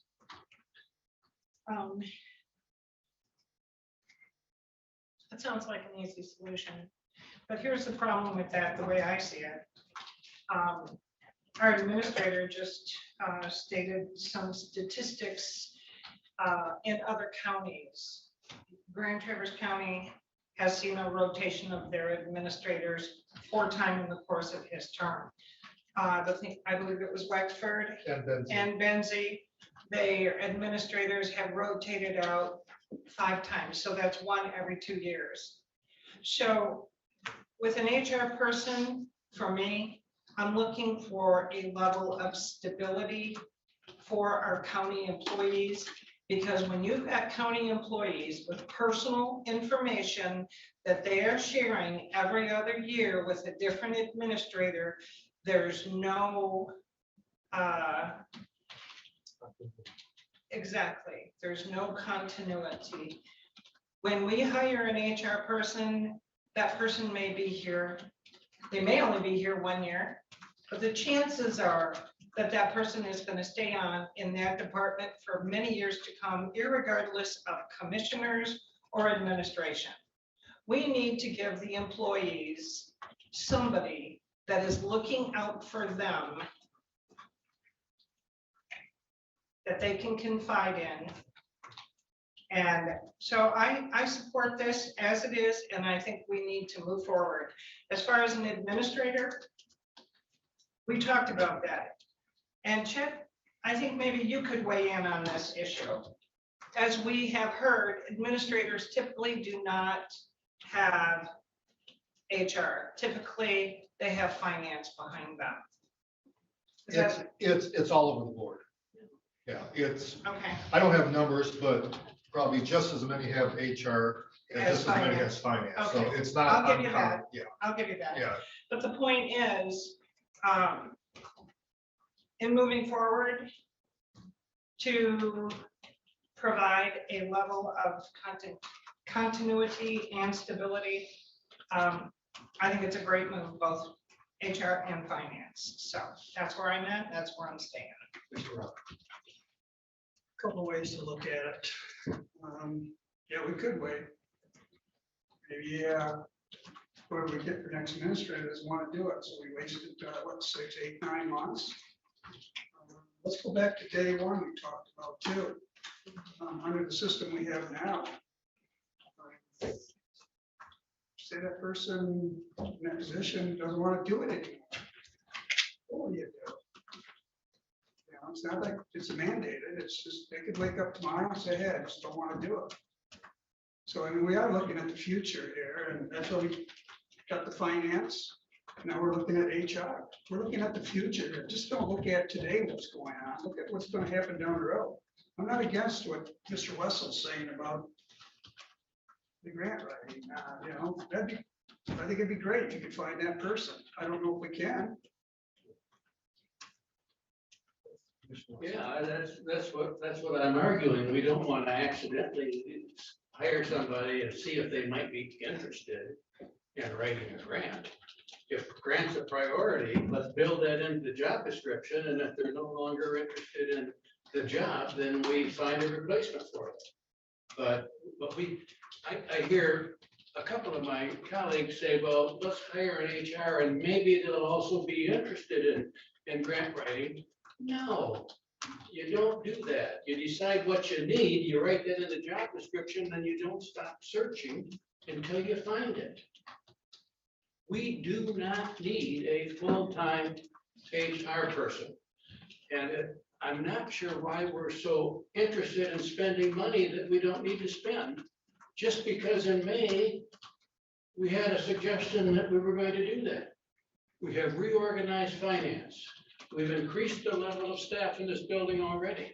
Let's not keep increasing the number of staff until we know how they're going to spend their time.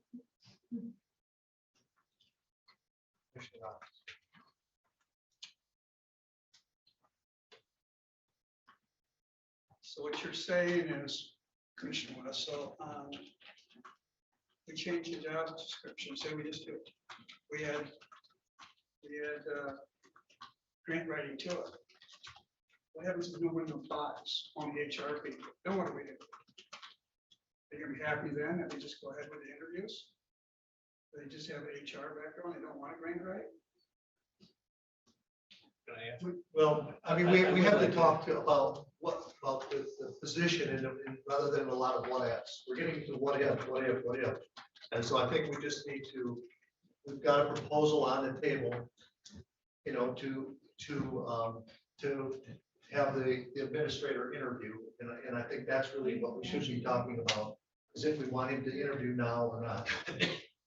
But I would like to answer that question Yes, because because you were addressed. As an old school person, sometimes I had to hire a teacher that taught science and Spanish. You got one position, but you need two specialties. So you work darn hard and you find somebody, and you don't stop searching until you find somebody. And if we say we have HR needs and grant needs, our administrators are going to work darn hard until we find somebody that can meet both those needs. That's how you do it, I think. Thank you for letting me speak. Still waiting to hear that we have full-time duties for a full-time HR person.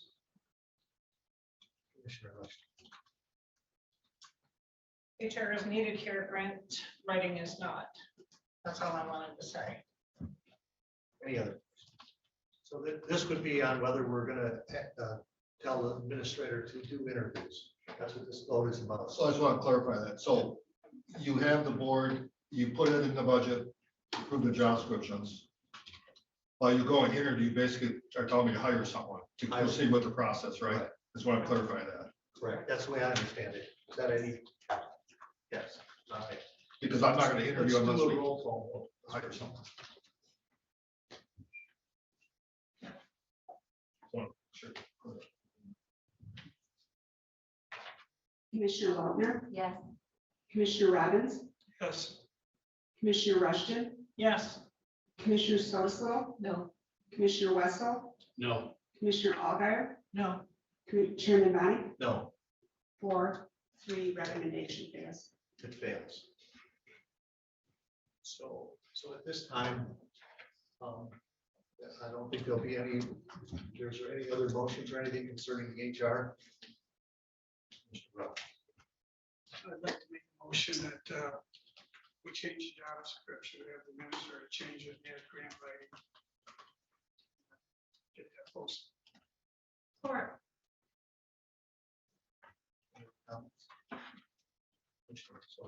Is it better to make it two positions? No, that's my motion right there. Okay. Any other comments on this? Okay, let's do a roll call on this. That was.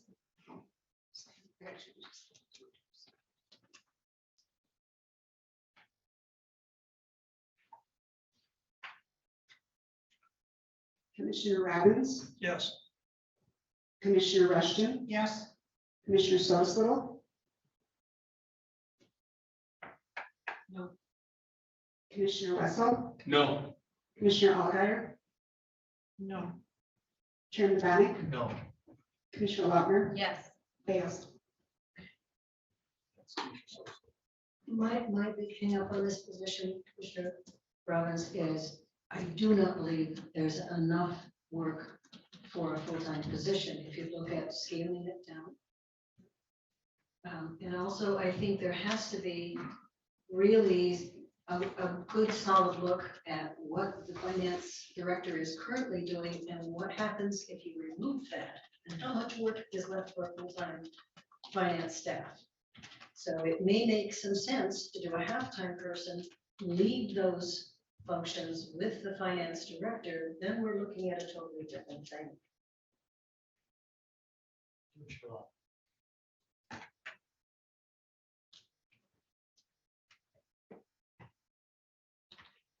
It looks to me like Commissioner Robbins just called your bluff. And it sounds to me like commissioners were just blowing smoke. Because for everything we have been talking about here, and for everything argument that's been made for human resources lately, has been that it should include grant writing. That was Commissioner Robbins' motion. We had all this discussion about the merits of having a grant writer on staff, how beneficial that would be. Many of you think there's not enough work for a human resources person. What a perfect opportunity. So it leads me to wonder whether this is just as presumed to be another stall tactic. I don't understand these votes and how they came down. They make absolutely no sense to me. We do need an HR person. We have over 100 employees in this county. And the fact that we don't have a separate HR, we've all heard what the issue is. We've all heard the concerns. We have a lot of employees in this county, so can we do better? And we can. We can do better. We need an HR person. All I've heard from the public has been positive. They couldn't believe we didn't have a separate with over 100 employees. People can't believe we didn't have a separate HR.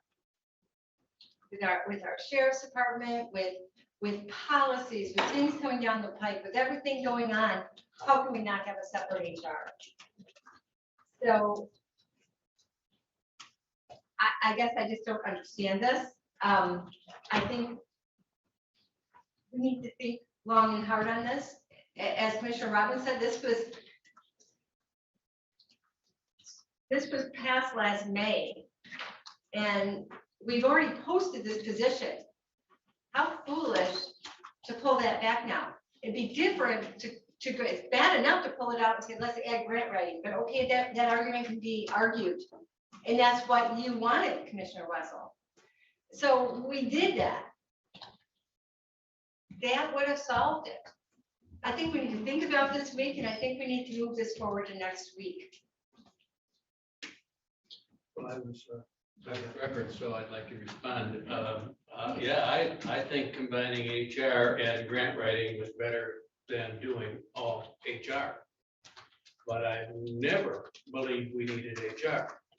I do believe we need grant writing. I believe if we don't spend our money on HR, we can spend our money with some consultants and qualify for some of that state and federal money. So my bluff was not called. It was a compromise on my part to say HR/grant writing. And when I got nervous is when some of my colleagues said, well, maybe we'll find somebody that is interested in it. And then another one of my colleagues said, but what if they stop being interested in it? That makes me really nervous. So I want an HR person separate, or a grant writing person separate from an HR person. I think we're getting into, Not at all. what ifs and whatever, and I think we have to move on to the next item. I don't think we're making. It's 2:00 by the board rules, you have to make a decision. Yeah, this session has to end, and we would have to. It's fine, it's 6 minutes. I'd like to make a motion. Okay, go ahead. Okay, I want to make one more motion that we make a half-time HR and a half-time grant writing. And get it posted. Or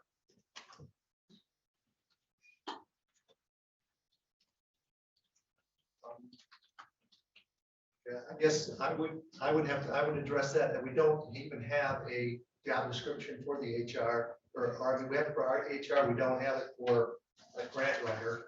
And I think this is, again, changing everything again and trying to do it on the fly.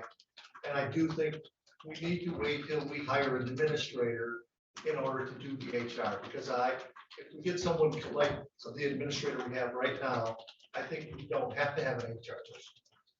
And I think that to me, that's where we should go. Once we've got the finances straightened out, I think that would solve our HR. And I was really hoping that the other villages and things would come in and join with us to make it work well. But that hasn't happened. So, yes, Commissioner Robbins. Mr. Bonnie, you're wrong. We need an HR. That's been the talk for over a year here. Right now, we have HR. This is an HR department. This is what we have right now for HR. We got half over here and half over here. Now, employees need to go into HR when you have personal problems and keep them personal, confidential, so the whole darn building doesn't know what the heck's going on with their personal life. That's why we're doing this. You know, I don't know what's going on. You know, we talked about that over the summer. And we're doing this for the employees. This is what they want. They want an HR department. We can't wait to see what the next administrator is going to be. You know, we should have talked about that before October 12th. Why are, here it is, February 8th, and we're talking about it now. Should have been talked about last summer. You know, I'm sorry, we're letting these employees down. October 12th is a great day for these employees in this building. And we just shot them down today. Mr. Solis. Yeah, since we have a motion and a second, I would just like to make an amendment to the motion that an inclusion, that we authorize the administrator to come up with a position description for the grant writer position. And we keep it as 2 half-time positions and move forward. If we're gonna if we're gonna have a half-time HR person, we need to restructure then the finance director job. Because much of what is currently taking place in the clerk's office and by these 2 people will not occur to any changes. So the finance director position, the job description that was approved and the person that took the job under those circumstances does not include the technical HR functions, I'll say, like inserting the benefit deductions, all that stuff. That's more technical stuff. So if you're going to make a half-time HR person, which will focus on the bigger picture, someone's going to do all that work. So that would not be fair. Obviously, I think you made a decision not to keep in the clerk's office. So someone had to do that work. And it would not be fair to put it on the finance director unless we restructure the job description.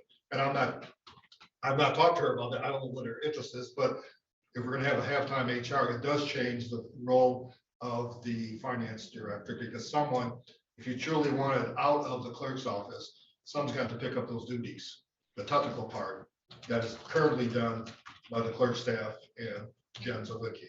So that's something you have to think about if you're gonna have a half-time HR. Mr. Elmer. So Commissioner Robbins mentioned that we should have talked about all of this before, and I suggest that yes. In May,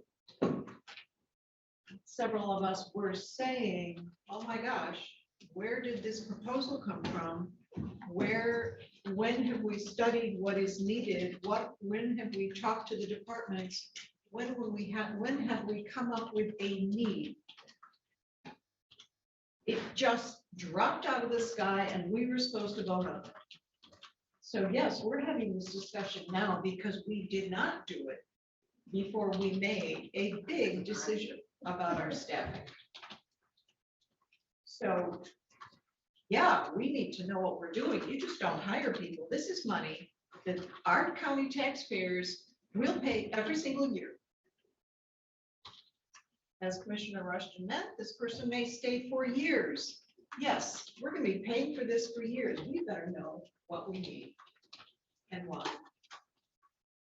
And what it needs to look like. It is- So, It's 2 o'clock, so we're gonna end this session. We have a motion on the floor. And Mr. Chairman, I would like to make an amendment to that motion. Did we have a second on her? No, she did not. Yes, Rick made a motion, no, not to the amendment. The amendment was to come up with a But job description. you had no support, so I'm making my amendment. Right, well, and this is, but I just wondered, is there a second for Commissioner Sotis Little? I forgot to ask that I question. thought I had. Okay, so we do have a second. You want to make a second amendment? We're allowed to do that. Not germane to the amendment. Okay, so we're gonna vote on the amendment to start. And if the amendment passes, then we will vote on the amended. If it doesn't, we'll just vote on the original motion. This may not be appropriate, but I don't want us to be guilty of what we were guilty of last time when we told the administrator how to do his job. He's heard this discussion. I think we ought to take this motion and come back next Tuesday and have him present a more formalized. I won't be here next Tuesday, Right. and I certainly won't have time to do his job description before next Tuesday. I don't want to micromanage Yeah, the. I'm saying, We're at 2 o'clock, so we have to end discussion. You know, unless there, and we have a motion on the floor, so I'd like to get this voted on. And I would just do on the amendment, we do a roll call. Could you repeat it, please, what the amendment is? The amendment is to authorize the administrator to come up with a job description for the grant writer. All right.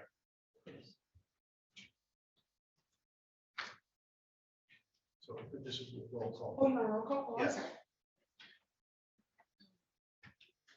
to come up with To a develop job the job description description. for a grant writer, not the grant writer, but a grant writer. Just in case we ever want to hire a grant writer. Amendment to authorize the administrator to come up with a job description for the grant writer. The grant And, okay, so this is the amendment.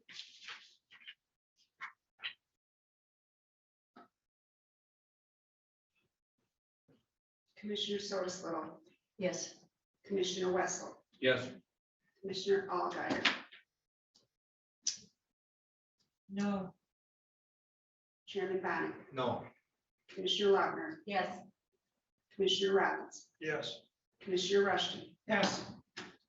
Motion passes 5. 5-2.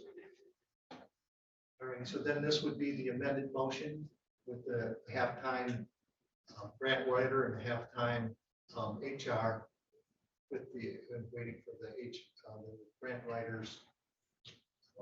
This job description. Everyone understand that? It's two separate positions, correct? Correct. So again, I would ask that we have a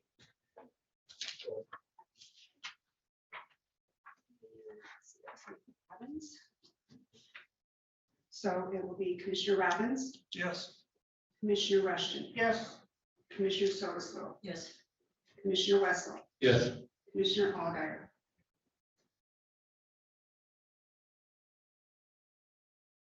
Yes. Chairman Bonney, no. Commissioner Lautner, Yes. 6-1. The motion passes 6-1. So are there any other comments? or So I just want to make sure I understand. I'm to develop a job description for a half-time grant writer. And then a half-time HR person. Because that will have to be modified what's in the current job description, because that was based on full-time. Right. So that means I will probably have to modify the director of finance job description also, because someone has to cover those technical duties, which were originally part of the full-time HR person. Talk But about that more, but I don't think so, because I think the discussion here is that wasn't enough work for the halftime HR, for a full-time HR person, so I'm confident the halftime HR person can do the job for today. Can I just make one comment on that? Sure. It sure makes sense to just have the current finance chance Let me- people going into records instead of multiple people going in. If it was my records, I'd be real happy. Let me work on these two halftime job descriptions and we'll have a further discussion. Okay, and we have to, either go to Motion to adjourn continue right the now, or we meeting. have to have a motion to Motion move. to To continue go our past, meeting. yes. She made a motion to continue.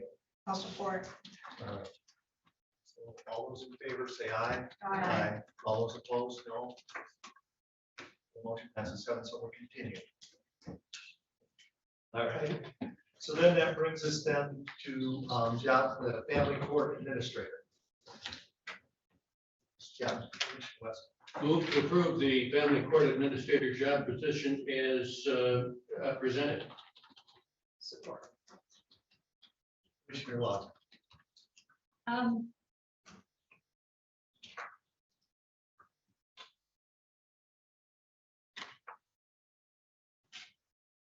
So this is this a person replacing Carol Stocking, or is No, this just Joe the job Povolo. description? This is Joe Povolo's job description? Oh, okay. Then no comments at this time then.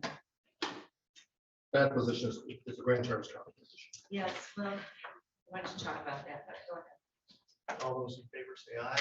Aye. All those opposed, no. Motion passes 7-0. Then that's an information technology job description. And this is the new position that was created, and the job description is exactly what was in the proposal when we approved the partnership with safety net, but we thought it should be a county job description, not that. So it's the same skills and responsibilities. Move to recommend that we approve the information technology technician job description as presented. Support. All those in favor say aye. Aye. All those opposed, no.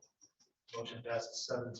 Can I ask a quick question, Mr. Chairman? Because I don't have my county computer, so I must have been reading it, something else, but we have Carol Stockings, and I hate to use words, but she's now retiring and John Wagner is going to replace her. Carol retired. But now they're moving Dawn into Carol's, or had they replaced the person below Dawn? They I don't did have it in front of me, both. so. They're replacing. It was in my update. I can't remember the person's name. Oh, your update. Dawn is now, Melanie can't. Nella is the deputy Yeah, and thank Dawn you. has been serving as interim. So my question is, I thought that we had approved a person to help, was there a third person to help with the transition during when Carol was going to roll off, and so we don't, we don't have 3 people now. We don't Is that have up to anyone 2? more. When It's been Carol two. retired, she retired from us. We build the corresponding agencies because we are a tri-county district. We have no one here on our end. They are both now employed by Traverse City. Okay, but just both. You answered my question. Because there was 3 for a while there, but now it's just 2. no, it was 2. Yours was 2. Well, no, we had somebody, there was a third. No. Still is. No, it's two. Because you got- They have an office administrator. Right, yeah. Okay. Well, so that's office a administrator. support, yeah, but that was, it used to be Carol and support, then it went to the Carol and Dawn was the deputy. Deputy, and then with the change in the laws of how you can do probation and parole and keep people on parole after they are sentenced, and they eliminate some of those positions, they established the office administrator. Okay, okay, that's it. So we're back down where it should be. Yes. Okay, But they're not employees of Little County. right, okay, good. All right, so then we're at that's information. So now we're review of financials. My only comment with financials is, once again, I keep saying, I'm very concerned about the amount of money we're spending on these districts and the drain districts. There's a lot of them in there again this month, and I know these drain districts are going to have to pay for these. Unless they don't go through, then we have to pay for them. So that's my number one concern. Second is, I hope that these aren't going to be too cumbersome for those districts to pay for, because there seems to be a lot. Maybe it's a cost of doing business, but I'm concerned about it. That's my only comment. Then any special reports by staff or commissioners? Very quickly, we still have not closed a deal with the proposed new CEO for Northern Lights Community Mental Health. We have a special meeting this week to do some further negotiation. Did you say you don't have a contract or speaking away from? We do not have a contract. Okay. We have made an offer. Okay. Any other? All right, that brings us to public comment. Any public comment? All right. Any commissioner comments? Just one quick, I want to reaffirm the commitment I made a little bit earlier, that I intend to provide verbal and any support I can for our reorganization of the finance department. I think our administrator did a nice job of implementing a decision of this board, and although I disagreed with it, it's time to move on and make sure that people are successful. I just wanted to say that I'm proud of this board because we voted, that we shouldn't have masks. And I think it's coming to fruition here now to see that. There's countries now that are removing their masks, that they realize they don't work. And in the whole state of Michigan, there are only 10 counties that have masks on at this time. And 6 of those are under Lisa Peacock. Yep. So I think, and I've got a picture of a young girl, I think she's 10 years old, whose whole face is under a rash and everything from wearing a mask. And there's other children who are having serious problems. And I think it's time that we get away from masking. If it worked, if it did work, it would be working, and it's not working. So as I more and more I read about it, they're coming out more and more to show that it's not working. I wasn't gonna say anything, but I do have to say, I've been really concerned about the teachers. Yes, children don't tend to get sick, but all of the adult personnel in those schools, Delta was real serious. We're lucky now we have a less virulent variant. I would hate to say, have the words of this commission be that masks don't work. They do. But consideration for the teachers. Yes, it's perhaps time to move on. Now we have a less virulent variant. And hopefully more people and children will become vaccinated. And we have approval of financials. I don't have any amendments or transfers. So I would recommend approval of claims and accounts, $103,553.87. Support. All those in favor say aye. Aye. All those opposed, no. Motion passes 7-0. I would recommend approval of post audit, $2,456,989.02. All those in favor say aye. Aye. All those opposed, no.